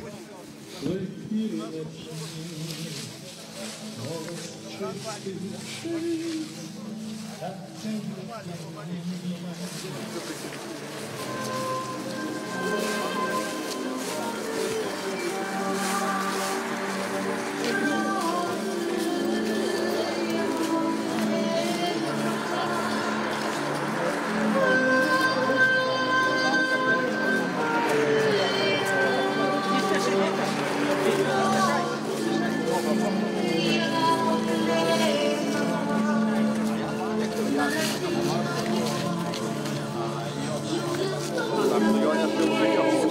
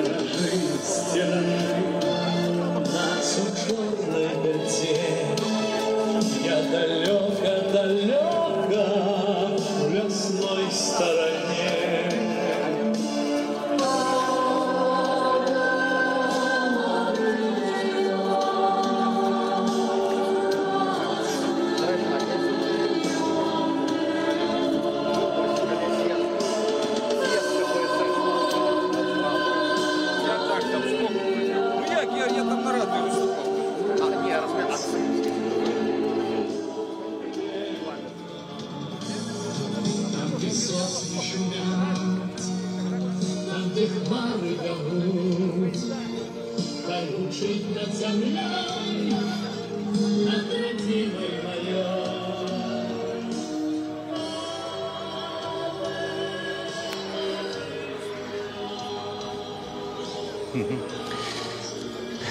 Шановні глядачі нашого ефіру, ми протягуємо свою працю у живому ефірі. Ми показуємо шестя у Куропати, примірковані дядам, свято поминання продків і пам'яті ахвярів сталінських репресій. Це 30-е шестя, ровно 30 років назад було перше. Зараз я пропоную вам поглядіти відеоматеріал про те, як відбувалися сталінські репресії, гэты расстрелы. Тим часом ми протягнемо праз некоторый час свой ефір і адсюль з шестя.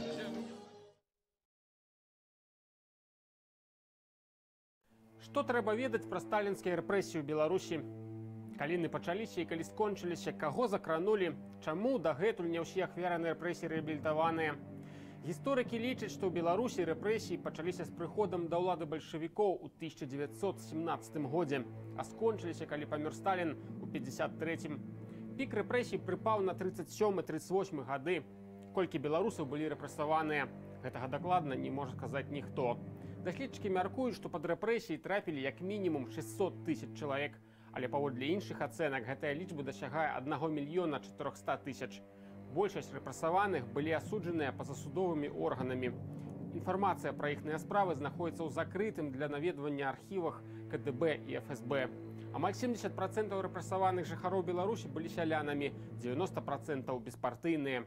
Паводле статыстыкі пад рэпрэсіі падпадалі пераважна мужчыны ва ўзросце ад 18 до 50 гадоў. Такіх было 90%. Моцны удар прыпаў на прадстаўнікоў інтэлігенцыі. Толькі ў адну ноч з 29 на 30 кастрычніка 1937 году у сутарэннях турмы НКВД ў Менску было расстраляна больш за 100 чалавек, 22 з якіх былі пісьменнікі. З амаль 600 літаратараў, якія друкаваліся ў беларускіх газетах і часопісах міжваеннага часу, рэпрэсавалі каля 450 чалавек.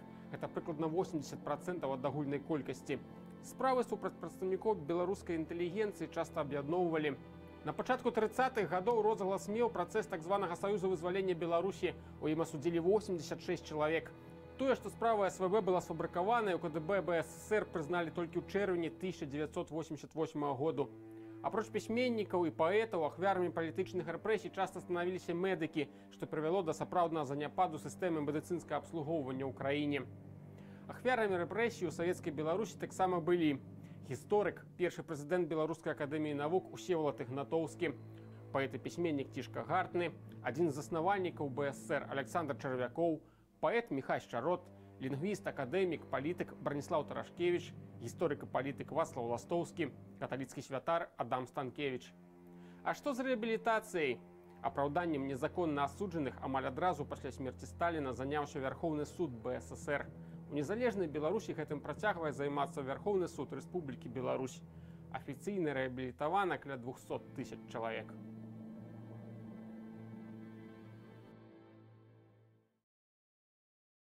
3 чэрвеня 1988 году у разгар так званай гарбачоўскай адлігі газета літаратуры і мастацтва надрукавала артыкул «Курапаты. Дарога смерці». Яго аўтарамі былі Яўген Шмыгалёў і Зянон Пазняк. Артыкул стаў сапраўднай інфармацыйнай бомбай. Аўтары расказвалі, як у пачатку 70-х пачулі ад жыхароў прысталічнай вёскі Зялёны Луг пра масавыя расстрэлы пад Менскам. Згодна з успамінамі, расстрэлы адбываліся кожную ноч на працягу больш як 4 гадоў і скончыліся толькі з пачаткам нямецкай акупацыі ў чэрвені 41-га. Ужо праз тыдзень пасля выхаду артыкулу ў Ліме пракуратура БССР завяла крымінальную справу. Яе вынікам сталі маштабныя раскопкі. Падчас следства на тэрыторыі каля 30 гектараў былі знойдзеныя парэшткі больш чым 500 чалавек, а таксама асабістыя рэчы расстраляных і шматлікія гільзы і патроны ад пісталету сістэмы «Наган», якімі ў канцы 30-х гадоў мінулага стагоддзя карысталіся супрацоўнікі НКВД. Супрацоўнікі пракуратуры БССР апыталі жыхароў суседніх вёсак. 55 чалавек далі паказанні, у якіх расказалі пра расстрэлы людзей у Курапатах у перыяд з 1937 па 1941 год. Ужо ў 90-е гады з'явіліся ўспаміны былых супрацоўнікаў НКВД, якія пацвердзілі гэта. Першае следства ў справе аб масавых расстрэлах у Курапатах скончылася ў лістападзе 1988 году. Паводле яго ацэнак, ва ўрочышчы ў канцы 30-х, пачатку 40-х было расстраляна не менш як 30 000 чалавек. Гэтую лічбу агучыў генеральны пракурор БССР Георгій Тарнаўскі. На пачатку 90-х гадоў следства некалькі разоў аднаўлялася. Тады ж узнікла версія, што расстрэлы ў курапатах адбываліся падчас нямецкай акупацыі ў перыяд з 41 па 44 год. Яе некалькі разоў абвяргалі вынікі дадатковых расследаванняў. Апошні раз расследаванне масавых расстрэлаў у курапатах праводзілася ў канцы 90-х гадоў мінулага стагоддзя. Ім кіраваў старшы памочнік вайсковага пракурора Беларусі Віктор Сомаў. Разбор скончыўся ў 99 годзе і пацвердзіў, што масавыя расстрэлы ў курапатах арганізавалі супрацоўнікі НКВД у канцы 30-х гадоў.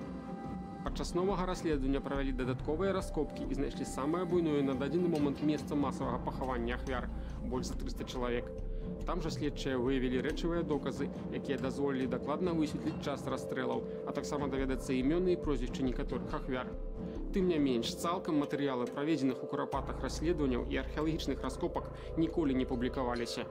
Археолагі, якія праводзілі раскопкі ў курапатах у сярэдзіне 90-х, бачылі ліст Генеральнай пракуратуры ў адміністрацыю кіраўніка краіны.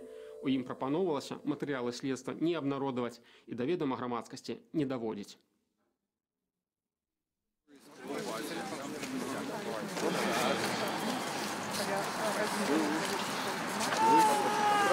Живе Беларусь! Справаздачу здаваць. Радыё Свабода працягвае жывую трансляцыю з дазволенага ўладамі шэсця у курапаты, прымеркаванага да дня памінання продкаў дзяды і дзеля ўшанавання ахвяраў сталінскіх рэпрэсіяў, якія пахаваныя, якія былі забітыя ў 30-е гады і пахаваныя ў курапацкім лесе. Мы набліжаемся да гэтага мемарыялу, народнага мемарыялу. Вось засталося 1,5, можа так, кіламетры. Вось некалькі сотняў чалавек працягваюць хаду, урачыстую хаду. Многія нясуць кветкі, вот такія познія зімовыя кветкі, свечкі, каб паставіць на гэтыя магілы, паставіць да тых крыжоў, якія ўжо ўсталяваныя высілкамі грамадскасці, народу. Вось неўзабаве там можа з'явіцца і дзяржаўны мемарыял, але на гэты момант гэта звычайны, гэта, канешне, народны мемарыял. Ну і адметнасць гэтага шэсця яшчэ ў тым, што тут шмат чырвона-белых сцягоў, ну дзесяткі. Не заўжды ўлады гэта дазваляюць, але на курапацкае шэсце такі дазвол існуе, дазвол і прайсці ся горадам з чырвона-белымі сцягамі. Вось, відаць, самы вялікі сцяг нясуць вот эти 4 хлопцы, так? Молодый фронт несе, так? Расскажите, кто вы, что вы и где вы такі сцяг узялі? Па-перше, ну, я заўсёды на курапатах трымаю там варту. Ось, сцяг гэты падрыхтавалі спецыяльна да дзядоў. Ось, ну, не ведаю, які яго памер, запамятаў. Ось, і вось мы, маладафронтаўцы, яго ўзялі з сабой. Думаю, развернем, хацелі яшчэ больше зрабіць, но не атрымалася. Ось. Так это ўпершыню вы вынеслі яго? Мы яго вынеслі ўпершыню. Пашылі самі? Да. Хтосьці вам памагаў? Жонкі? Ну, там жанчынка дапамагала. Колькі матэрыі пашло, не памятаеце? Не памятаю. А скажите, вы берете удел в этой варте, каля ресторации поедем, так? Да. Как вас зовут? Денис Урбанович. А, Денис, конечно, мы про вас ведаем, и у вас были и штрафы, и затрымания, и сутки. Да, и сутки были. Сколько уже вы покаранняў не понесли? Ой, протоколу 61, это я докладно ведаю. Ось, суток я отсидел недзе 20, может и более, не лечил. Ось. А так штрафы в основном даи. ДАИ и 23-34. Стоял со стягом. На сколько вас уже штрафовали, сколько вы выплатили? Я не памятаю уже. Оплатили? Ось. Ну, нечто там оплачено. А нечто не? И нечто не. А коли не, то что? Не ведаю. Отпишут? Отпишут. Ну, не посадят же. Ось. Не посадят. Были у вас какие инциденты, заховываете с милициантами? Были инциденты со самим Израилевич Аркадий Львович. Ось, на его нападал заяву, но зараз пакуль як бы дело супынілася, бо той следчы сышоў у отпуск. Ось, казаў, што недзе через месяц он выйдзе ўжо з отпуск, і тады яны... Да, крымінальную справу адмовіліся возбудзіць, бо тыя пашкоджанні, якія мне нанёс, яны не адносяцца да крымінальнай справы. Только административная. Не памятаю статью, конечно. Ось, ну, поглядим, что суд будет, там мы все поглядим. Нога зажила? Нога зажила. Ну, слава Богу. 3 дні полежала, пухшая була, но зажила, слава Богу, все добре. Чого він вас ударив? Чому це так здарилося? Що? Ён быў неўмяняемы. Ён не на мяне ж толькі бросаўся, на Ганну Шапуцьку кідаўся. Такі адчуванне, што ён быў ці п'яны, ці што, выскачыў з машыны і пачаў там бойку ладзіць. Ось, ну я памятаю, ён як першы раз прыїжджаў, таксама кідаўся. Вырываў сцягі, ну тады яго проста не пазналі. Ось. А гэты раз он прыехаў, ужо яго ведалі, што это Ізраілевіч. Ось. Это его не першы раз ужо.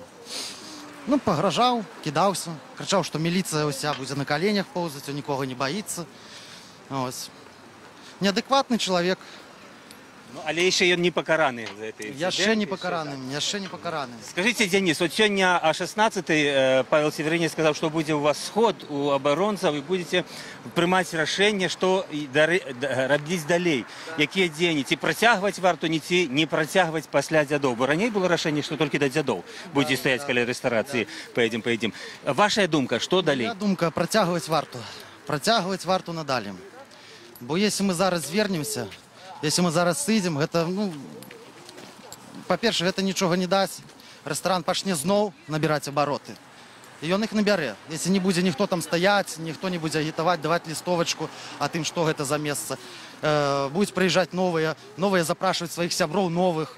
Зараз на данный момент туды ездзяць в асноўным тыя же самыя людзі, якія добра ведаюць. У них там па 5 этих лісцікаў інфармацыйных, яны ўсё добра ездзяць. И як бы до их не достучаться. Ну, если зараз снять варту, я думаю, что будет дрянно. Я лічу, что треба протягивать. Ну, але не такая нашматлікая, нема такого, чтобы аж уж столько там пришло, разумеете, бо это может быть и не зусім добра, коли малоликость и слабость показывает. Я думаю, что на варте достатково 3-4 человеки. Это фиксовать машины для базы данных, якую Денис Ивашин робил. Ось. Фіксаваць, вось, напрыклад, як салюты яны запускалі. Если б там не быў Зміцер Дашкевич, яшчэ з Маладого фронта, ніхто пра гэта б не даведаўся. А так патэлефанавалі, знялі відэо. Ось, таму трэба несці варту, не трэба там шмат людзей, 20, 25 чалавек, 30. Ось, як бы, хто машыну супыняе, хто не супыняе, гэта, конечно, справа кожнага. Ось. Но все роўна трэба знаходзіцца побач і кантраляваць сітуацыю. Якая там? Бо іхныя головы можа ўзбрэць што угодно. Сегодня салюты, а завтра вельмі магутны танч-бланш, што забягуць на самі курапаты. Ось. Таму трэба несці варту. А морозы и холоды? Ну, неяк будем змагацца з этим. Тепло одеваться. Я докладно буду стоять до тых пор, пакуль яго не зачыняць. Скажите, а кто зараз з вами гэты сцягнясе, вот эти 4? Это молодофронтовцы? Это молодофронтовцы. Никита Потемкин, молодофронтовец. Это уже былы молодофронтовец, будем так казать. Максим Урбанович, мой брат сярэдні, молодофронтовец. Два браты? Ось, да. Два браты. А ён удзельнічае в варте? Ну, бывае удзельнічае. Ён працуе, ён на выходных удзельнічае. Ну тут яшчэ нашы ёсць, там недзе наперадзе тут сцягі нясуць. Вось яшчэ Зміцер Казакевич. Ну, даволі шмат молодофронтовцаў тут беруць удзел у сённяшнім шэсці. А давайте подойдем до былога молодофронтовца, так? Владимир, добрый день. Так вы были молодофронтовец? Ну, я не был, но я в партии БНФ. А, вы сябра партии БНФ? Да, я у Поздняка, но сейчас у Беленького. А, консервативно-христианская Да, консервативно-христианская партия БНФ. Ну, и скажите, активно вы нечто робите? Какие вот, проча, вот что еще такого важного? А вы знаете, в Куропатах я роблю это, ну, как, буду по-русски, но... Да, это я в Куропатах очень люблю бывать, потому что это наша память, мы ее должны помнить. И я постоянно прихожу, охраняю, чтобы вандализма не было, крыши не ломали, чтобы это флажки не выбирали, ленточки, ну, чтобы, короче говоря, вандализма не было у нас это в Куропатах. А то много крылов валяется, приходится подбирать и обратно закапывать. Вот так. А так мне нравится ходить. Я не первый раз, я уже много раз. А так в партии БНФ я уже 20 лет. Приняли меня 9 сентября 1998 году. Вот и все. Так уже 20 годов. 20 годов уже в партии. Віншую вас юбілеєм, з юбілеєм. Дякую вам велике. 20 годов назад ви стали сябром партії БНФ. Ось, а 30 годов назад була подія, яка, ну, тоді всколихнула громадства і почався такий активний рух і активний запис у Білоруський народний фронт. Потім вибори, Верховний Совет, опозиція БНФ. І почалася таким чином нова історія білоруської незалежності. Правда, недавно в газеті «Беларусь сегодня» написали, що юбілей білоруської незалежності 25 років варто відзначати в наступному році, бо насамрэч нічого там не було, панувала така апатія у Білорусі аж до виборів президента 1994 року. І ось коли Олександр Лукашенко прийняв владу, ось і почалася історія незалежної Білорусі. Ну, навіть многі мої суразмовці, з якими я тут поспів тягом цих 3 годин ефіру погутарити, оспречують такий підход, що, звісно, події 94 року, вони важливі, вони визначили шлях Білорусі. Якраз, може бути, і не в тим керунку, в яким хотіли б многі з удільників сьогоднішнього шестя. Ось. Але ті події 30 років назад, менавіта, той шестя, той брутальний розгон, повпливало на свідомість білоруського народу, і тоді починалися основи відродження нової білоруської незалежності Республіки Білорусь. Літерально вже кілька сотень кроків від поворота на Куропати. Я тоді, може бути, ми постараємося, ми зараз би у хвості колони тут знаходимося, хоча далеко розтягнувся колона, а постараємося пойти наперед і зустрічати вже, видать, так, Андрей, так? Колону будемо зустрічати у самих Куропатах, побачимо, яким буде виход, як виглядає, що там набудували лясгасовці, будівники, дорожники. Там вокруг відбувається, звісно, освоєння цієї території. Літерально год тому там хотіли збудувати ще бізнес-центр, супроти якого змагалися Змітер Дашкевич, інші активісти, волонтери. Щоб у зоні прилеглої до Куропатів не було ніяких бізнес-центрів, і вони відстояли це. Тепер протягується вахта супроти так званого Буржбаш-холу ресторації «Поїдім», яка спочатку формально у зоні, охоронній зоні Куропатів була подавана, а потім цю зону перенесли якраз по межі цієї ресторації. І формально тепер, поводле нового схеми, нової мапи охоронної зони Куропатів ресторація не виходить. Але є з цієї ресторації бачні крижі, які ушановують ахвярів Куропатів. Це зовсім побач. І многі активісти і многі відомі люди в Білорусі виступають супроть, щоб така забавляльна установа, ресторація існувала побач з меморіалом. Это сапраўды дзіўна, тому что земли вокруг кольцевой дороги 52 километра. Слухайте, можно же было выбрать зусім інший участок, не иметь никаких претензий, робить бізнес. Ось чомусь треба було збудувати тут. Є різні здогадки, різні думки, але змагання активістів з цієї ресторації протягується. Туди мало хто приходить, одинки. Яна себе не оправдує, і невідомо, чи оправдає в будучині, коли вона заховається. Ось, сьогодні о 4-й годині Павел Северинець, Олена,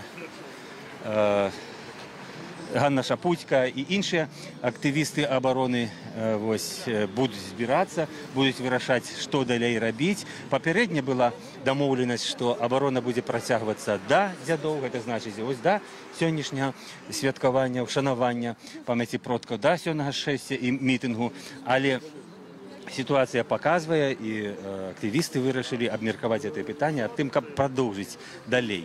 І намірені стоять каля цієї ресторації, фіксувати машини, фіксувати події, записувати і надалі, в листопаді, у снежні, не бояться морозів і снега.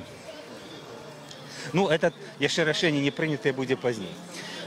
Ось, а ми вже накерувалися, фактично колона виходить напрямую до Куропатов. Это уже кольцевая дорога шумить. Ранее и кольцевая дорога погрожала Куропатам, и вельми моцно погрожала Куропатам. Будовники, бульдозерами могли просто знищити і ці крижі, і ці могили, засипати, як знаку не було. Це будівництво відбувалося в 2001 році. В 2001 году 9 месяцев была варта куропатская. Был супротив. Люди выходили супроть бульдозеров. Люди выходили супроть милициянтов и домогались, каб дорога гэтая кольцевая обышла Куропатский мемориал. Тая варта так само была и зимой, и в снег, и в дождь. Их намет был сгорел. Да, с детьми. Вот, бачите, с детьми.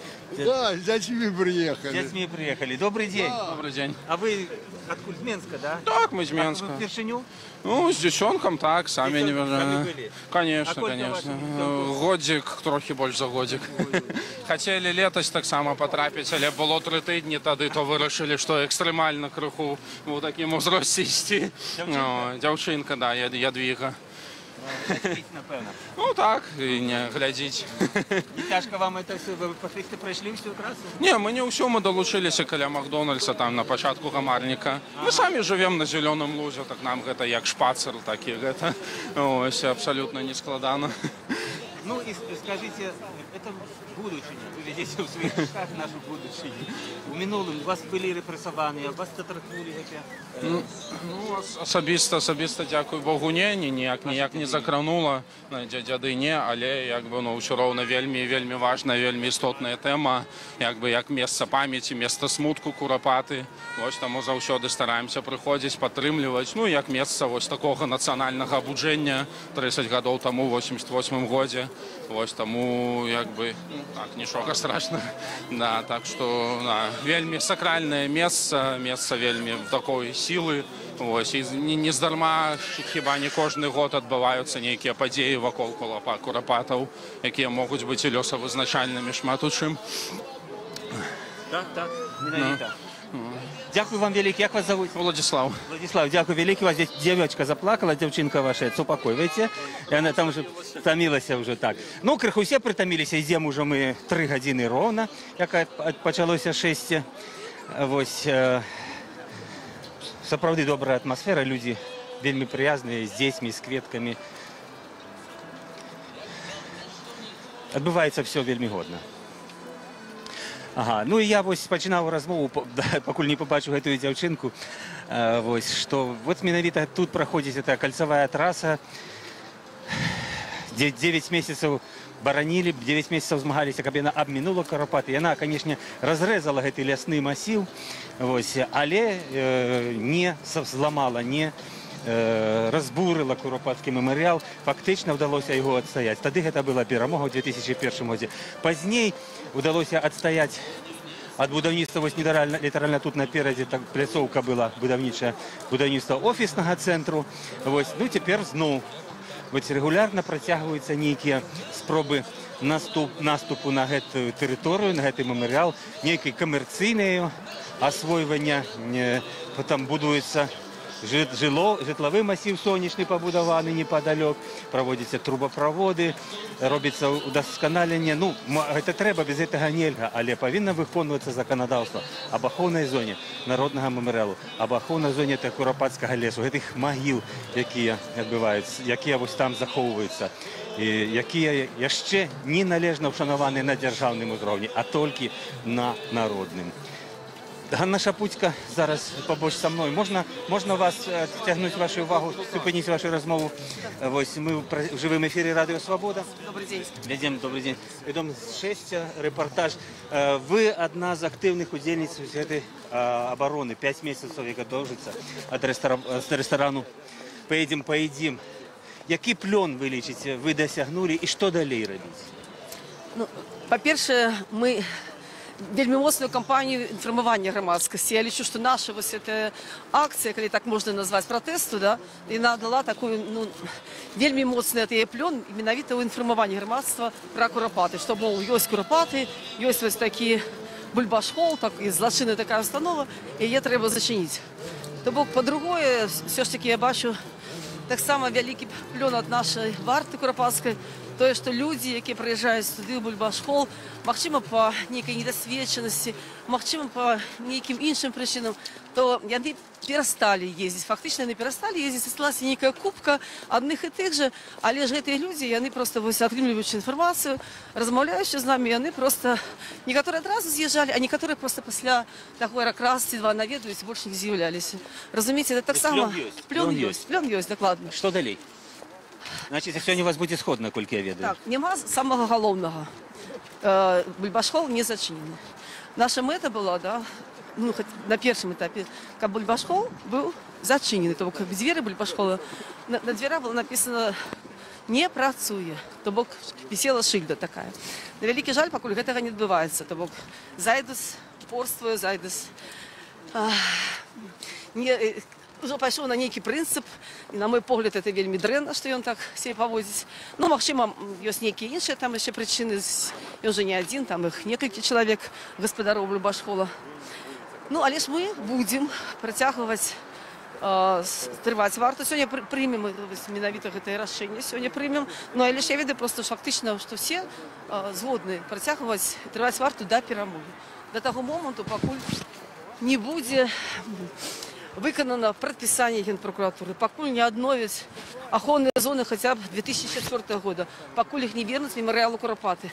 Я шчыра скажу, што я, калі заходжу на тэрыторыю, зараз яны дазваляюць заходзіць на тэрыторыю гэтага бульбашхола, то сэрца кроўю абліваецца, бо калі ты падыходзіш да гэтых дамкоў асабістага адпачынка і бачыш, што яны стаяць фактычна ў Курапацкім лесе. 50 метраў для такога мемарыяла гэта нішто.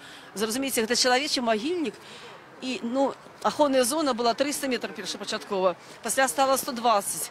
Аддайце нам хаця б мемарыял Курапаты з гэтага боку хаця б гэтыя 120. Выканайце прадстаўленне прадпісання Генпракуратуры. Анулюйце ахоўныя зоны 2014 года, якія, я лічу, былі прыняты незаконна цалкам. Скажыце, хто даў дазвол на будаванне гэтым бізнесоўцам менавіта тут, у ахоўнай зоне мемарыяла Курапаты, то бок, хто даў дазвол на гэтую зямлю. Гэта земля асобага дзяржаўнага рэгулявання. Ніхто, акрамя Совета міністраў, не мае права ёй распараджацца.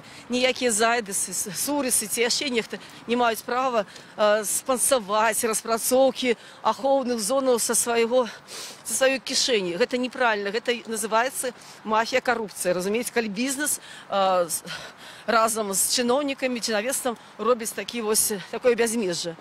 Ну, вось я так скажу. Мы будем стоять до перамоги.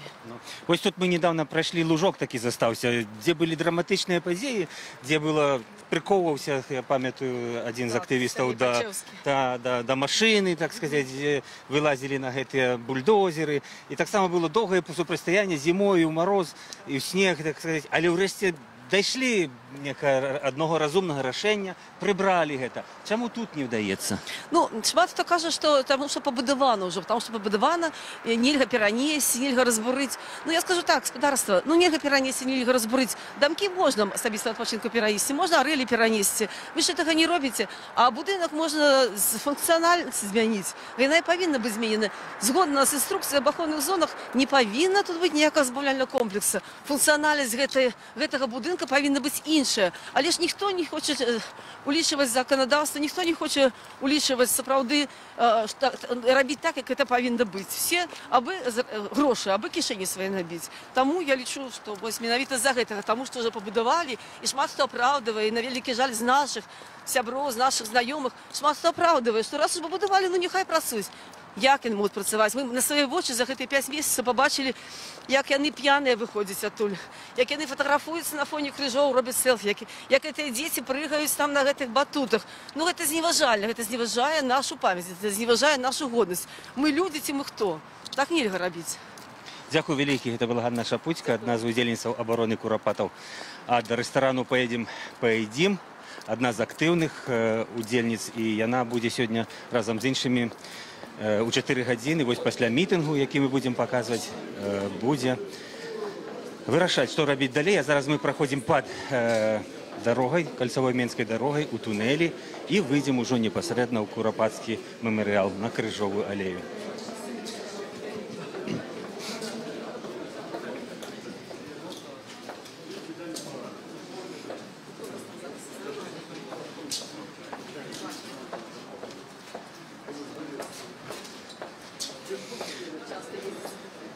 некоторые люди не удельничали в шествии, а вот тут уже пришли и находятся на месте у Куропатах.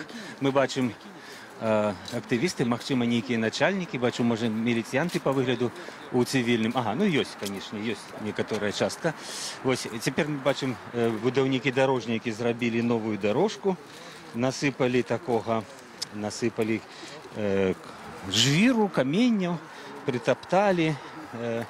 Ну, не ведаю, наколькі гэта лепей, чым было, ну по-новаму, так? Зрабілі. Плітак тут нема, асвятлення не прапанавалі, зрабілі нейкую, звярніце ўвагу, зрабілі нейкую каналізацыю, ці што яны тут рабілі, ліўневую, вось, але атрымалася замест таго, каб сыходзіць, вада просто тут канцэнтруецца каля ўваходу, збіраецца і, ну, забрудняе фактычна. Не атрымалася гэта іх. Вось, тут была інфармацыя, што недзе тут быў парэзаны адзін з крыжоў, зрэзаны днямі, і быў пратэст. Ляснічыя абяцаюць аднавіць гэты крыж. Ну, там якраз недзе ў гэтым месцы, на ўваходзе. Адзін з крыжоў, вось, які тут стаялі.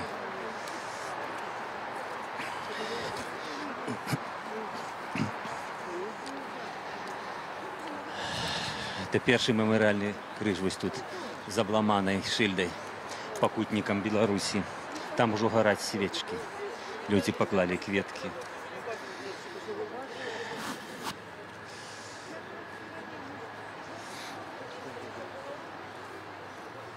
І таксама копія іконы Маці Божскай Чарнобыльскай. Вось тут побач на ўваходзе. Это таксама месца, дзе звычайна моляцца людзі, дзе ушаноўваюць памяць сваіх забітых, закатаваных продкаў. І проста не продкаў, але суайчыннікаў. Тут адбываюцца мітынгі. Галоўны мітынг будзе наверсе. Зараз калона збіраецца на гару, якую называлі ўжо гора Галгофа. Вось. Добрый день. Там можем подойти, поглянуть, там человек по кулишину сейчас. Что за спис, некий черный спис. Добрый день, скажите в двух словах, что у вас за спис? Спилили учора крыш, вот такие вот, был тут давычка, и вот, кажуть, тут организовал давычка, спилили, а это 100 поэтов, прозвища, які загинули, і не тільки поета, да, еліта, ось я, 100 чоловік. Я відомий режисер, який зняв стужку «Жовтий пісочок». Дякую велике, зрозуміло, буде... Криш ставив вот той мужчина, вот Слогойський, і вони ставили вот такі криші, а вчора БРСМ спилила. Значить, ось місце, де був криш, і був спілований, ось, а гэта фактично... Так. Турович нам распавёў про гэты крыж і што будзе ноч расстраляных паэтаў. Это спіс этих людзей. Больш за 100 чалавек былі расстраляны у 1937 годзе, ноч з 29 на 30 кастрычніка. 29 числа ў панядзелак вось тут, а з 8 вечара до 12 ночи будзе праходзіць эта акцыя. І Алексей Турович трымаў у руках на чорным тле спіс тых, хто быў закатаваны ў 1937 годзе у гэты дзень.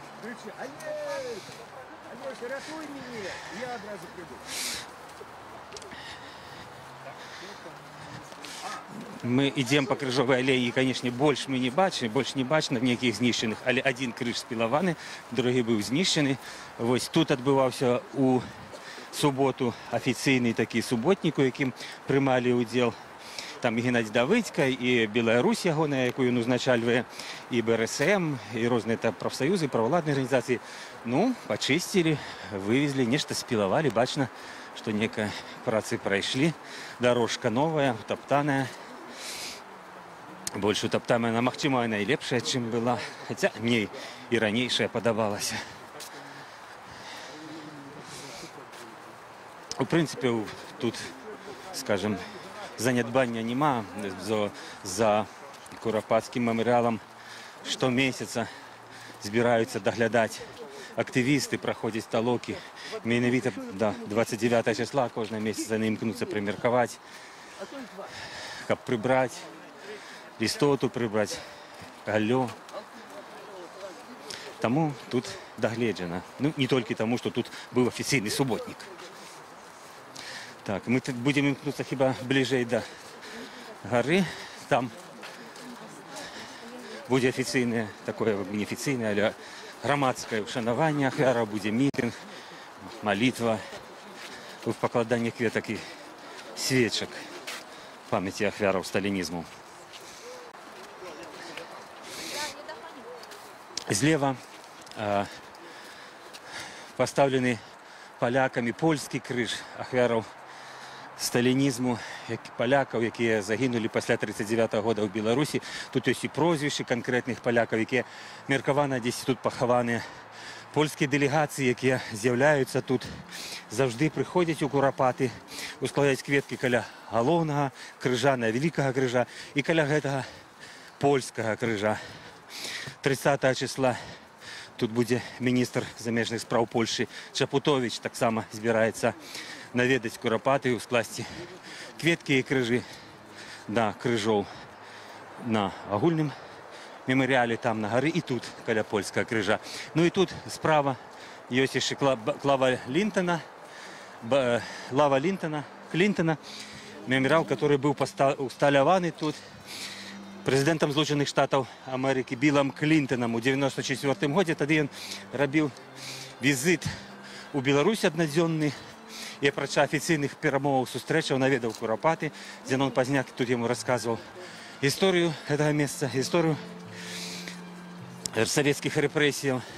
І тут ён паставіў гэты памятны знак дзеля сяброўства народаў Беларусі і Злучаных Штатаў Амерыкі. Гэты знак потым неаднаразова разбуралі вандалы, яго прыйшлося аднаўляць. На гэты момант ён стаіць. Ну і давайте глянем, як выглядае месца, дзе будзе будучы мемарыял дзяржаўны. Тут была выкапана вялікая яміна, зробленыя такія раскопкі.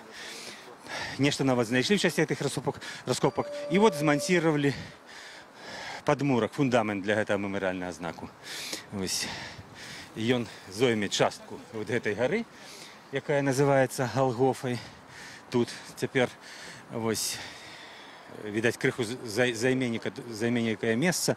Ці будзе тут вакол нейкая мемарыяльная ахоўная пляцоўка, невядома, але актывісты выказваюць, што пасля гэтага усталявання знаку, магчыма, улады запатрабуюць знесці навакольных некалькі крыжоў. Ну, прынамсі, такой інфармацыі не было, што такія намеры ёсць, але небяспека, пабойванне у многіх ёсць. Людзі выказваюцца, таму выказваецца, што не трэба нам тут ніякіх дзяржаўных мемарыяльных знакаў. Тут у нас народны мемарыял. Ну вось, такая у людзей пазіцыя. Зараз, відаць, ідзе падрыхтоўка да мітынгу. Я, відаць, стану бліжэй, каб было чуваць лепш. Бліжэй з мікрафонам да людзей і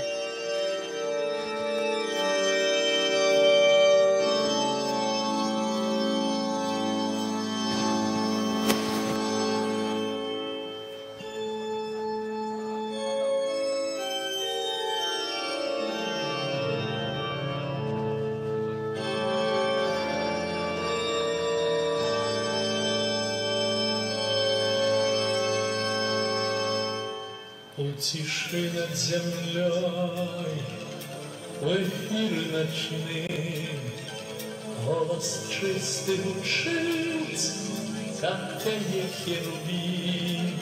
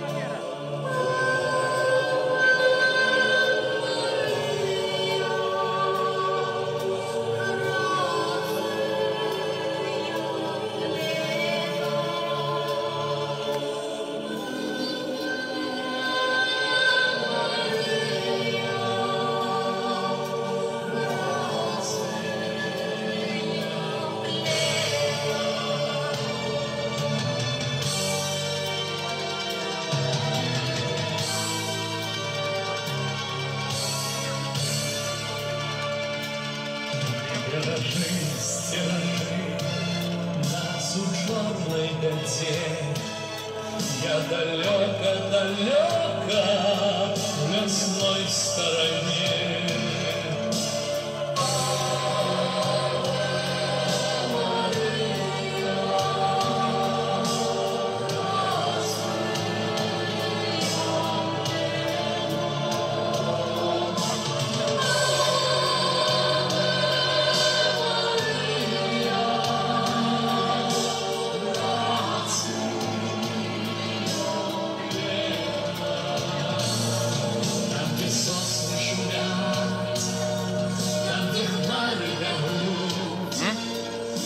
Смотри фотку прижать.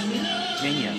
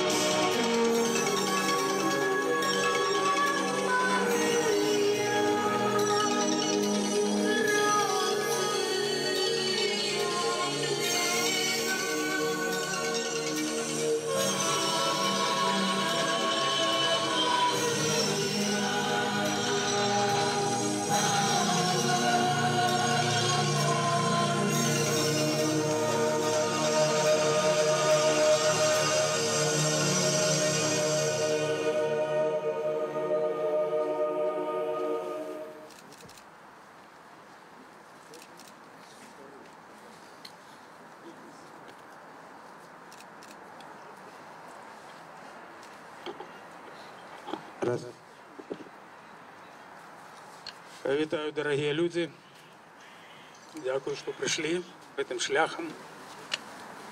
Дякую, що маєте у серці любов до родини, маєте пам'ять у душі об наших покутниках, об наших дідах. Моє прізвище Юрій Беленький, я з'являюся намісником старшини консервативно-християнської партії БНФ. Партія з'являється організатором сьогоднішнього мітингу тут у Куропатах. Я з'являюся відказним за мероприємство. Я буду вести сьогоднішній мітинг. Дорогі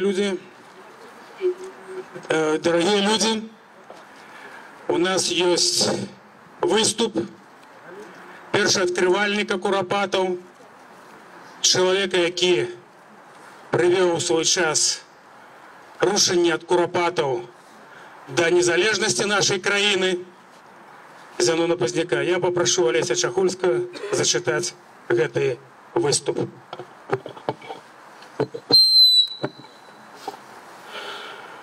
Дяди у Куропатах 2018.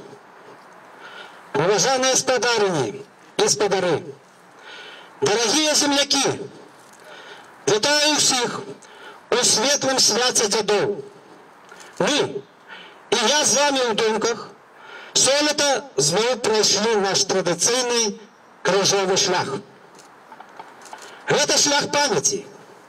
Він веде в будучині, яка мусить бути ліпшою. Сьогодні наш шлях відбувається у драматичний час. Почалася чергова атака ворога чоловічства на Куропати, інспірована з Москви. Московські залежні люди, грубо порушивши закон, захопили землю в охоронной зоне Куропатов, больше за гектар. И побудовали там забавляльный ресторан под назвой «Бульбашков». Позадумья с интимными покоями, лазней и гулями. Теперь под тиском громадскости объект переименовали «Поедем-поедим». Под оховой влади там едут п'ють, танцюють, ладять феєверки, збирають компанію білорусожерців, які галёкають, що могли правильно неколи зробили їхні сталінські забойці, що розстріляли в Куропатах наш народ. Мораль гэтага ўсяго вядомая. Плююць у твар тым, хто дазваляе пляваць. Тут правокація древних людей, де помста може стати неуникненной. На початку прокуратура, яку, видать, не попередили, запотребовала виконати закон, ліквідувати в охоронній зоні незаконне будівництво і во всім розібратися.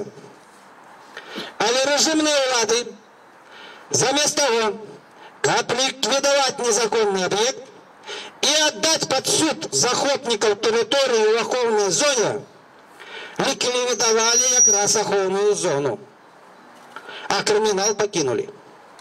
Больше того, подаровали им захопленную землю 1 га и 20 соток в аренду на 99 годов с символичной оплатой $117 в месяц. И теперь яны там веселятся на могилах наших дедов, а мы и на костях. Бо тое место еще не доследовано.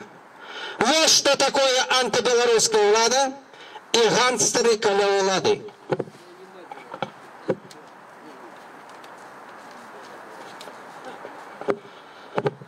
Одночасно з ресторанної атракції почався наступ на народний меморіал Куропати. Антибелоруська влада, яка увесь час гнобила Куропати, вирішила всталювати там під виглядом помника свою конструкцію. Гэта чужородная конструкция, ущемленная в центре на Голгофе, разборите в образ и сакральный дух народного мемориала. Громадскость и люди, стваральники мемориала, супраць такого злосного учинку и пропоновали уладам іншую пляцовку побач з Куропатами. Урэшце падышлі до компромиссу, каб подставить конструкцию початку Куропатов каля объездной дороги. Нават авторы гэтага знака пагаджаліся на такое решение.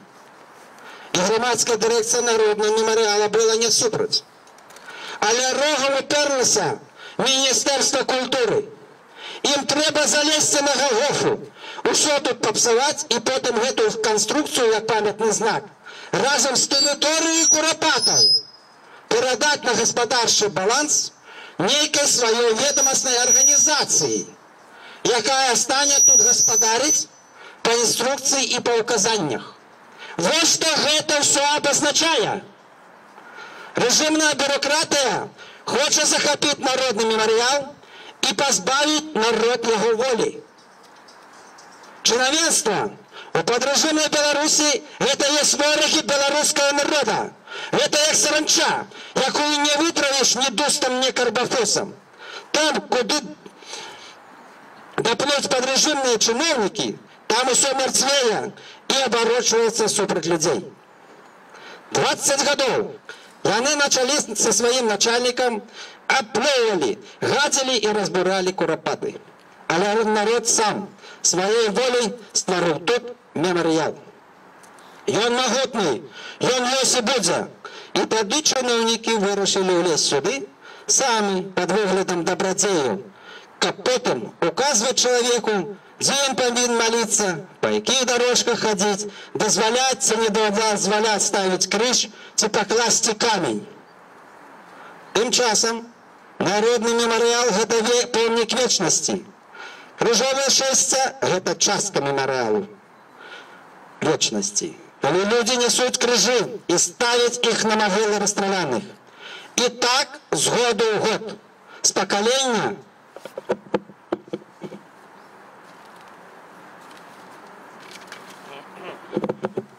поколения. Кожны можа принести сюда знак своей памяти, пашаны и смутку.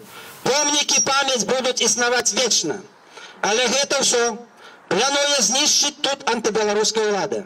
Не ведаем яе натуру, яе здзек над нацыяй людзьмі.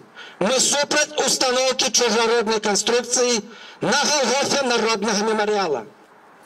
Я просил бы всех подтримать эту позицию, как не пустить режимное человечество у святое место. Пропоную после этого митингу памяти и жальбы собраться тут активным людям, энтузиастам обороны Беларуси и започатковать аргкомитет Усебелорусской мемориальной конференции громадскости Республики Беларусь. Треба организовать такую конференцию по питаниях ушанования народной памяти и народных могил. Подрыхтовать документы в ЮНЕСКО, звороты до суседів и громадянской супольности помежных краинов. У заключение, я, как человек, магчыма найбольш обознанный об куропатах, хочу нагадать про сенс и змест куропатов. Это могильник массовых расстрелов людей российскими большевиками у часы сталинского геноциду 1937-1941 годов. На протягу 5 годов, день и ночь, сюда возили машинами на расстрел людей, яких хапали по московских планах и списах в городах и вёсках Беларуси. У большинстве людей расстреливали по решениях позасудовых органов, так называемых троек. Каждый день в НКВД БССР в Москву шла информация об колькости и статусе расстрелянных. Это был конвейер, машина знищения людей. В 1988 году куропатские могилы были доследованы мной археологичным методом у речища криминальной справы, распочатой прокуратурой БССР. Археологичный метод дал магчимость выявить и накулуково обрантовать, что в конце 40-х, початку 50-х годов отбылась выемка порыжков людей из расстрельных ямов. Поховальный пласт застался только на глубине около 2 метров. Подлеги показали, что реальная колькость расстрелянных и закопанных у куропатах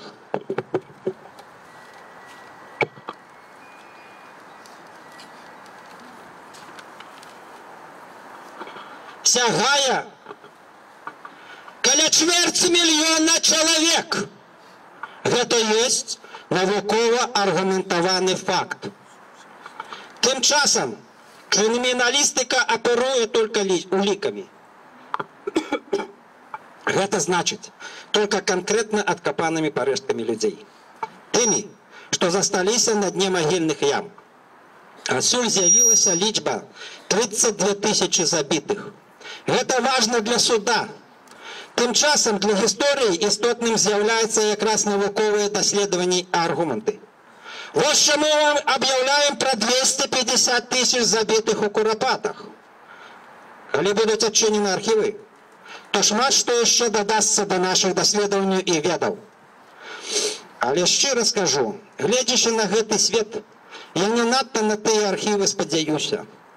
Люди, які у облаченні єпископів РПЦ погрожають чоловічеству відкрити атомний Чорнобильський краник, а інші, у кого кнопка війни, віщає, що у винику атомної війни русские пойдуть у рай, а остатні здохнуть, такі люди моралі не имуть. Мы тут у куропатах это добре розуміємо. Это такие вось краники и кремлевские гномы покинули нам после себе куропаты. Это ихняя подлая влада и оккупация зробили с Беларуси могилу. Вечно гореть ему в пекле гангстерам и забойцам, а не быть у раи. Памятай на куропаты, оберегаймо могилы наших закатованных предков, элиту и простых людей. Даймо про нашу мову и свободу. Любим Беларусь и наш народ. Слава дедам! Слава Ельчине! Зенон Познак! Живе Беларусь! Живе Беларусь! Живе Беларусь! Дякую, господар Лес. Я запрошаю сказати слово депутату 12-го скликання, депутату Незалежності Сергею Антончику. Прошу, Сергей, коли ласка, вам слово. Дорогие люди, наша память про покутников потребует от нас казаць праўду і бачыць і разумець сітуацыю. Сёння на самай справе адбываецца рэйдэрскі захоп на нашых вачах самае святое месца для беларусаў Курапат. Гэта рэйдэрскі захоп, як звычайна, як сапраўдная ГБшная аперацыя, мае свае формы. Ідзе спачатку прапагандысцкае прыкрыццё. Яны кажуць, што Курапаты павінны стаць месцам яднання беларусаў. Гэта чыста прапагандысцкі шар. Тут з'яўляецца чужародная канструкцыя, якая выконвае ролю траянскага коня. Через эту чужародную канструкцию будет поглынацца ўся эта святая территория. Я хотел бы сказать, а с кем можно тут яднацца? Ці можа кат яднацца со своей ахвярай? Ці можа гэта не ў Беларусі з'явілася лінія Сталіна? Сталіна, ката, по загадам якого загинуло сотні мільёнаў людей. Это нас тут, на Беларусі, галоўны міліцыянт выходзіць на парады ў НКВДшнай форме. Ці можа не ў нас хапаюць людзей у варанкі? Ці можа не ў нас знікаюць і забіваюцца людзі?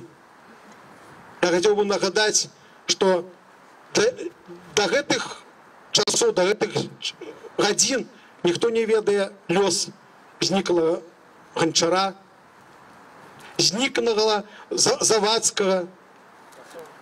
Мы разумеем, што яны ўсе Захаренкі, раптоўная смерць Карпенкі Геннадия Дмитриевича, смерць Бабеніна, адного з кіраўнікоў Хартыі. Гэта той, гэта толькі пачаткі гэтага спіса людзей, якія так ці інакш загінулі ўжо ад рук сённяшніх карнікаў, НКВДшнікаў. Таму ці можем мы казаць зараз пра нейкае яднанне з імі? Што яна, улада это пакаялась? Што яна прыняла некае іншае аблічча? Гэта ўлада нясе на сябе ўсё тое, што было ў 30-х годах. Можа, больш гібридна, больш хітра, але сама паводзіны улады, усе аргументы, усе методы, это чисто НКВДшные методы. Курапаты – святое место для кожного из нас. Тысячи коротких жыццяў, ператварыўшись у вялікі архіпелаг, які плыве па вечнасці, які дае нам, беларусам, крыніцу для змагання са злом. І пакуль гэта зло не будзе пераможана, пакуль тут не будут стоять миллионы людей, и покуль тут будут лежать наши продки, наши ахвяры, наших покутников, наши покутники, мы будем змагаться за лепшую долю для этой краины. Потому что наши покутники чекают от нас этих рашучих кроков. Дякую за увагу. Дякую, Сергей. Дякую за доброе слово. І я попрошу, тут є Ян Дзяржаўцаў, ви бачите розтяжку, хайси Віцебські Курапати. Це той чоловік, який відкрив для громадства це місце, шмат що зробив. Ну, принаймні, він сам скаже. Прошу, Ян, коли ласка.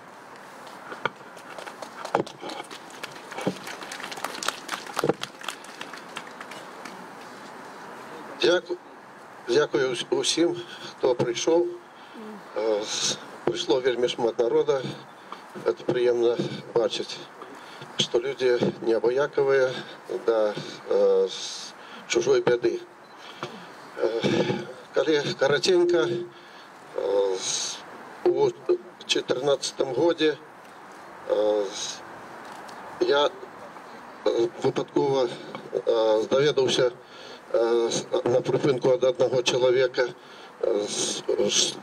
Він рассказал, что ходили у грибы и знайшли там, кажуть, вельмі шмат ямін, ну, там косткі лежалі, значыць, мы тады пайшлі туды с людьми, которые нам подказали. Ну и то, что мы убачили, это нас, конечно, вельмі моцна уразило. Там лежало шмат черепов, косток. Мы написали установы, там следчий комитет, милицию. Ну и после этого мы чекали, что нас запросят, как мы показали это место. Нас не запросили. Оказывается, там милициянты знайшли інших людей. Откуль ты ведали? Мы доведались уже после. Значит, это в 2014 году было, в 2015 приехали пошуковики и выкопали там 172 человека. Значит, этих 172 человек яны поховали улады под выглядом немецких ахвяр, зрабілі их немецкими ахвярами, хотя подстав не было никаких. Там знойдены были гильзы и кули от зброї, якою користалися НКВДшники. Это от Польта и от Нагана. У 2017 году и снова еще 13 ямин там ускрыли. Значит, працевали уже снова же пошуковики і з Академії наук старейший науковий супрацовник Олег Вильгельмович Іов. Перед этим, хочу додать, у 2015 году был Миколай Миколаевич Кравальцевич и Валентина Сергеевна Вергей. И они тогда ходили со мной вместе по вёске и опытывали мы людей, и люди подтвердили, человек, наверное, 5 тогда, что это было до войны, это был сталинский террор. В 2017 году Олег Вильгельмович так само сказал, это, каже, однозначно, на подставе усіх дадених не было ни одной немецкой кули. Спосылаться не на что было. Але ж, все равно, улады 302 человека, это только официальная версия. 302 человека поховали уже не у братской воинской могиле, как у 16 году, а за вёской Мазалова.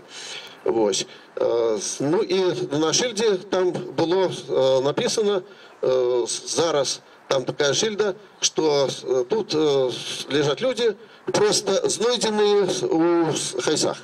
И все.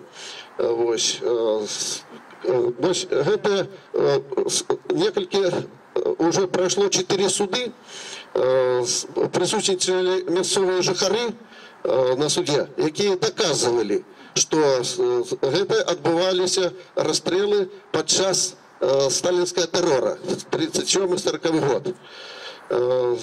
Ну, еще, коли такого у двух словах, там знайшли, мы після пошукового батальйона, після їхньої праці, у 18 году, паростки, ну, після дождів, вимило, ми взяли їх і поховали, годно по-человечі, по-людську, значить, у труні, набили труну і поховали. За это меня покарали штрафом. Ну, 4 раза я судился с уладами, але ж толку не добился. Коли коротенько, это Витебские Куропаты, невеликая частка огульной нашей беды, якая опантала Беларусь за того, что тут российские улады подавали. И коли не это злочинство коммунистической партии и советского кіраўніцтва, коли б Беларусь была самостойная, то не было б вось гэтага, не было б вось гэтых курпат, і не было б па ўсіх областях и районах расстреливали, перевыконывали планы. Один перед одним, и они старались как-то опередить. Самое, конечно, зараз треба, ідзе змагання за Беларусь, і вось гэта треба падтрымліваць, і каб не здарылася вось такого вось як зараз, там, дзе мы стаім. Караценька у мяне ўсё. Дзякуй вялікае. Дякую, господар Ян, дякую за вашу працу, за вашу ахвярность. Я хочу зараз запросить, сказать слово наместнику старшині консервативно-християнской партии БНФ, депутату незалежности, депутату 12-го скликания Сергея Попкова. Коли ласка, Сергій Петрович, прошу. Шановне господарство, мы пришли с вами сюда, в это святое место, как вспомнить наших дядов, які безвинно, і батьків, які безвинно тут забиті. Прийшли для того, щоб жити у будучині, пам'ятати і жити у будучині. Пам'ятати, хто наш ворог. І сьогодні цей ворог не супокоївся. Йому не вдалося напрямую нас знищити. Тому я звертаюсь до білорусів. Хай не кривдують русські, поляки, українці. Українці змагаються за свою будучиню. Я кажу про нас, про білорусів. Покольки не вдалося знищити нас повністю напрямую, вони приміняють гібридні методи. Приклад – Островецька станція, яка будується. Не для добра це будується. Це на нашу територію використовують як полохать і знищати Європу, Польщу, країни Балтії і в цілому. Ну і, звісно, ми, білоруси, знов стали закладниками. Шановні білоруси, що ми не бачимо, що нас нищить наш інтелект. Вся едукация, высшая, с дитячего садка до самой высшей, вся заточена на русский мир. Я не хочу этот термин нават народной мове промовлять. Русский мир – это наша беда. Тому наша задача, как жили наши дети, как была будучиня. Кожний білорус усюди повинен розуміти небезпеку гэтага руского мира и русской мовы. Это ж надо так вот проникнуть у самую отказную сферу наш адукацию, выхование этой русской заразы. Знищена велізарная колькость нашего интеллекту. Кожный детенок, выхованный ні в родній мові і культурі губляє до 30% інтелектуальних розумових здольностей. Подлічите, скільки знищено нашого розуму і розумової здольності. Тому ми прийшли сюди, як пам'ятати, хто є ворог і що нам треба робити. Усюди, де ви є, білоруси, піднімайтеся, починайтеся. Своя культура, своя мова, вона наша. Приходять люди чужі і говорять: забудьте про своїх батьків, забудьте про своїх дідів. Ми даємо вам лепше. Хлусня і велика небезпека. Тому повстаємо і бороним своє. Яно наше, яно лепше. Наші дяди і наші батьки напрацювали величезний пласт культури і нашого розуму. Не можемо ми віддати це чужинцям на затоптання. Живемо і змагаємося, і пам'ятаємо, хто наш ворог. Живе Білорусь! Дякую, Сергій Петрович. Дякую. Дякую, Сергій Петрович. Я прошу сказати слово громадському директору меморіалу Куропати, відказному секретарю управи консервативно-християнської партії БНФ Олесю Чахольському. Прошу, Олесь. Шановні сябри, перед тим, як я виступлю, я зроблю пару коротких об'явів. Ось, значить, нашій партії подадена заявка на 4 листопада. Это на былый палац комфольного комбината. Вот мы на 12 годин там подали эту заявку на неделю. Значит, у нас дяды протягиваются, и вот мы чекаем зараз отказа. И, значит, неделю 12 годин, ось, это Лошица. Там так само расстреляны тысячи людей, мы это ведаем. Так само дяды протягиваются по всей Беларуси. Мы ушануем светлую память наших предков. Это первая объява. Значит, все, что вы бачите в Куропатах, створено на наши с вами сродки. Это сапраўды народный мемориал. Там вот здесь девчата, вот, коли ласка, это самое, збирають сродки на працях доброупорядкування и усталявання крыжов. Нам никто не может заборонить ставить крыжи.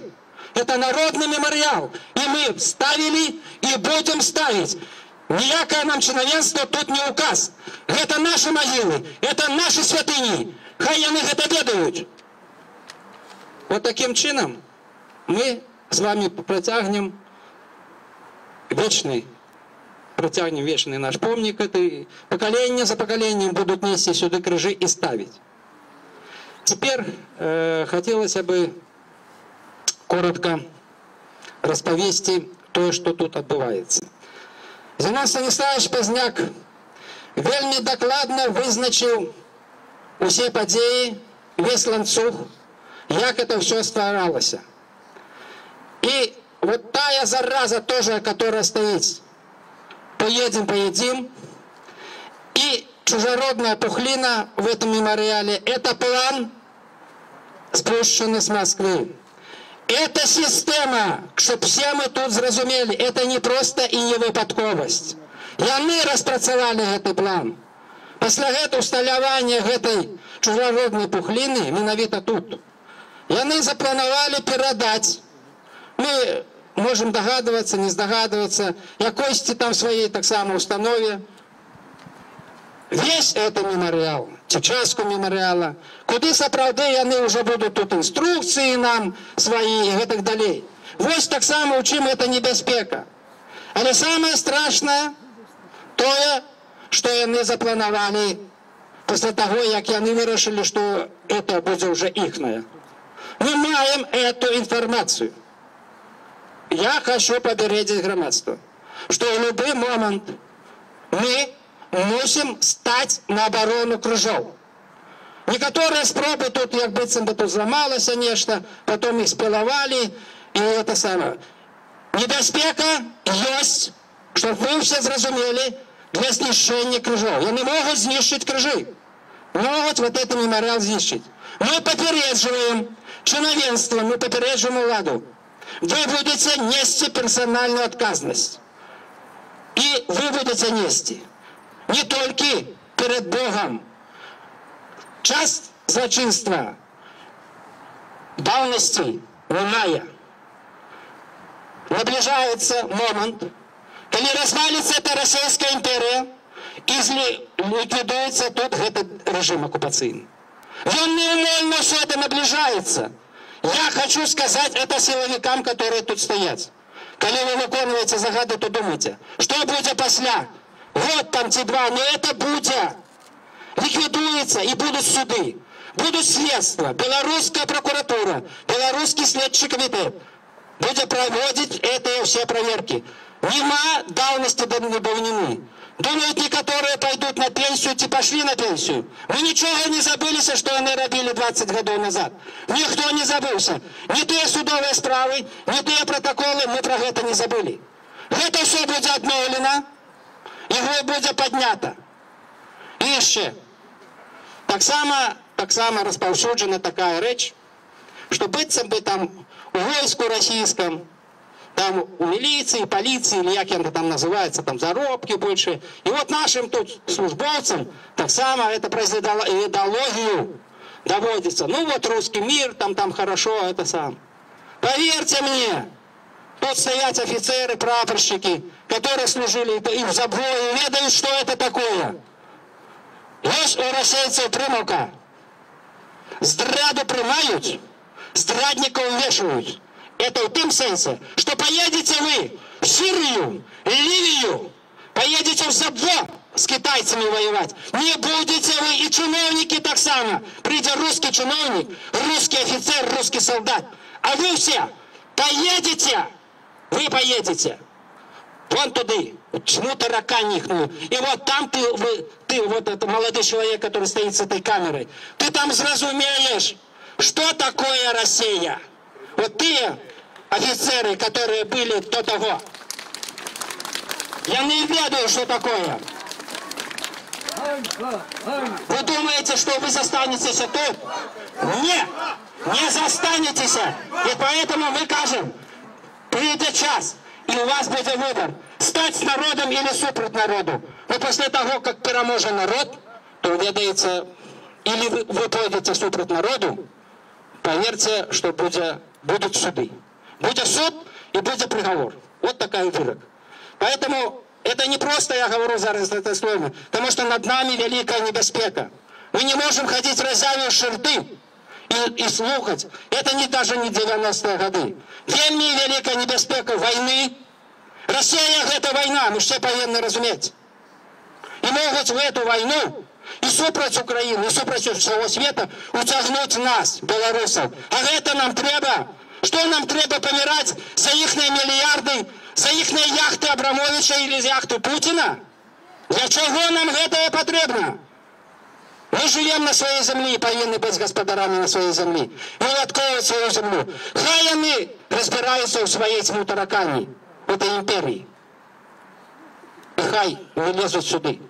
Но коли полезут, то мы сустренем не только стягами. Есть опытания проведенные, даже официальной структурой. Вы зараз это, коли раней 10% еще году 15 назад, только 10% белорусов сказали, что будут боронить свою Украину. Литерально месяц назад были проведены это опытания. Как вы думаете, сколько белорусов сказали, что будут боронить Украину? 86%. Да я вам хочу сказать, что даже коли 1% с 9,5 миллионов, это 95-тысячное войско. Чтобы мы с вами разумели, что 10% это уже 950 тысяч. Не перемогут они нас. Будет бой. Мы так не сдаемся. Мы нация, мы маем право на оборону по Конституции. И это наше с вами всех право. боронить свою країну. Тому живе Білорусь, будемо впевнені у себе і переможемо. Живе Білорусь! Дякую. Дякую, господар Олесь. Дозвольте мне колькі слов сказать на завершение, потом у нас еще будет служба. Дорогие люди, сапраўды, мы христиане. Мы христиане, в основном, мы христианская нация. Христиане — это те люди, которые умеют спогадать, которые умеют тренироваться, которые умеют посягнуть другому. Шановне господарство, ось зараз уже завершається мітинг у Куропатах, мітинг пам'яті ахвярів сталінських репресій, які поховані тут. У нас, на жаль, технічні проблеми батареї закінчуються, і ми не можемо до кінця вам це показати. Виступ Юрія Беленька, організатора мітингу, і ще пізніше буде служба православної, автокефальної православної білоруської церкви. Два святара знаходяться, потім буде ускладання свічок і усталювання нових крижів, які принесли сюди удільники мітингу. Ну, а ми з вами були вже в ефірі 4 години, були разом з вами, з многими з тих виступовців ми говорили, брали інтерв'ю, розважали, було шмат цікавих розмов, шмат цікавих думок виказано ось тягом нашого ефіру. І хочу ще сказати, що литерально праз день завтра о 20 године тут же в Куропатах пройдет еще одна важная акция. Это ночь расстрелянных поэтов. Якраз у годовину расстрелу, массового расстрелу у турне НКВД в Менску элиты белорусского громадства, коли больше за 100 человек было расстреляно поэтов, доследчиков, науковцев, громадских діячів, у гэтую годовину ночью с 8 вечера до 12 ночи буду читать верши, будет великая важная импреза, яку организовывает Дмитрий Дашкевич и ягоные поплечники, и мы знов включимся у гэтую, якраз праз сутки мы почнем трансляцию отсюль и сможете поглядеть новую импрезу з Куропатов. Это уже другая по лику. Таким чином, дякую вам велике за увагу, за то, что были разом с нами. Некоторые шли, а некоторые глядели. Заставайтесь за свободой, глядите наш сайт, читайте наш сайт и глядите наши наступные видеотрансляции. С вами были Валер Калиновский и Андрей Рабчик. Радио Свобода.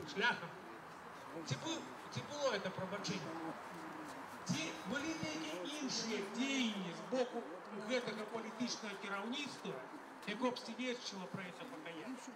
Можа, яны установілі законнасць, знеслі гэтую зняважлівую для беларусаў назву бульбашкоў. Можа, адмянілі гэтыя все гарэлкі бульбаш. Не, яны прымаюць іншае. Оказывается, экстремизм, кричалка, кто не скачет, той москаль. Вы ж поглядите, так может вёски с назвой москаль забороните их на Беларуси, он куча находится. Здесь летопису выражите у национальной библиотецы, летописите снова москаль уживается при навсі неким не негативным контексте. Это ж якое халуйство треба мець перед Усходнім этом, как такое робить на своей земле. Вот эта держава, яна лезе сюды, это святое место. Я хочу нагадать, может на митингах Куропатких, на митингах не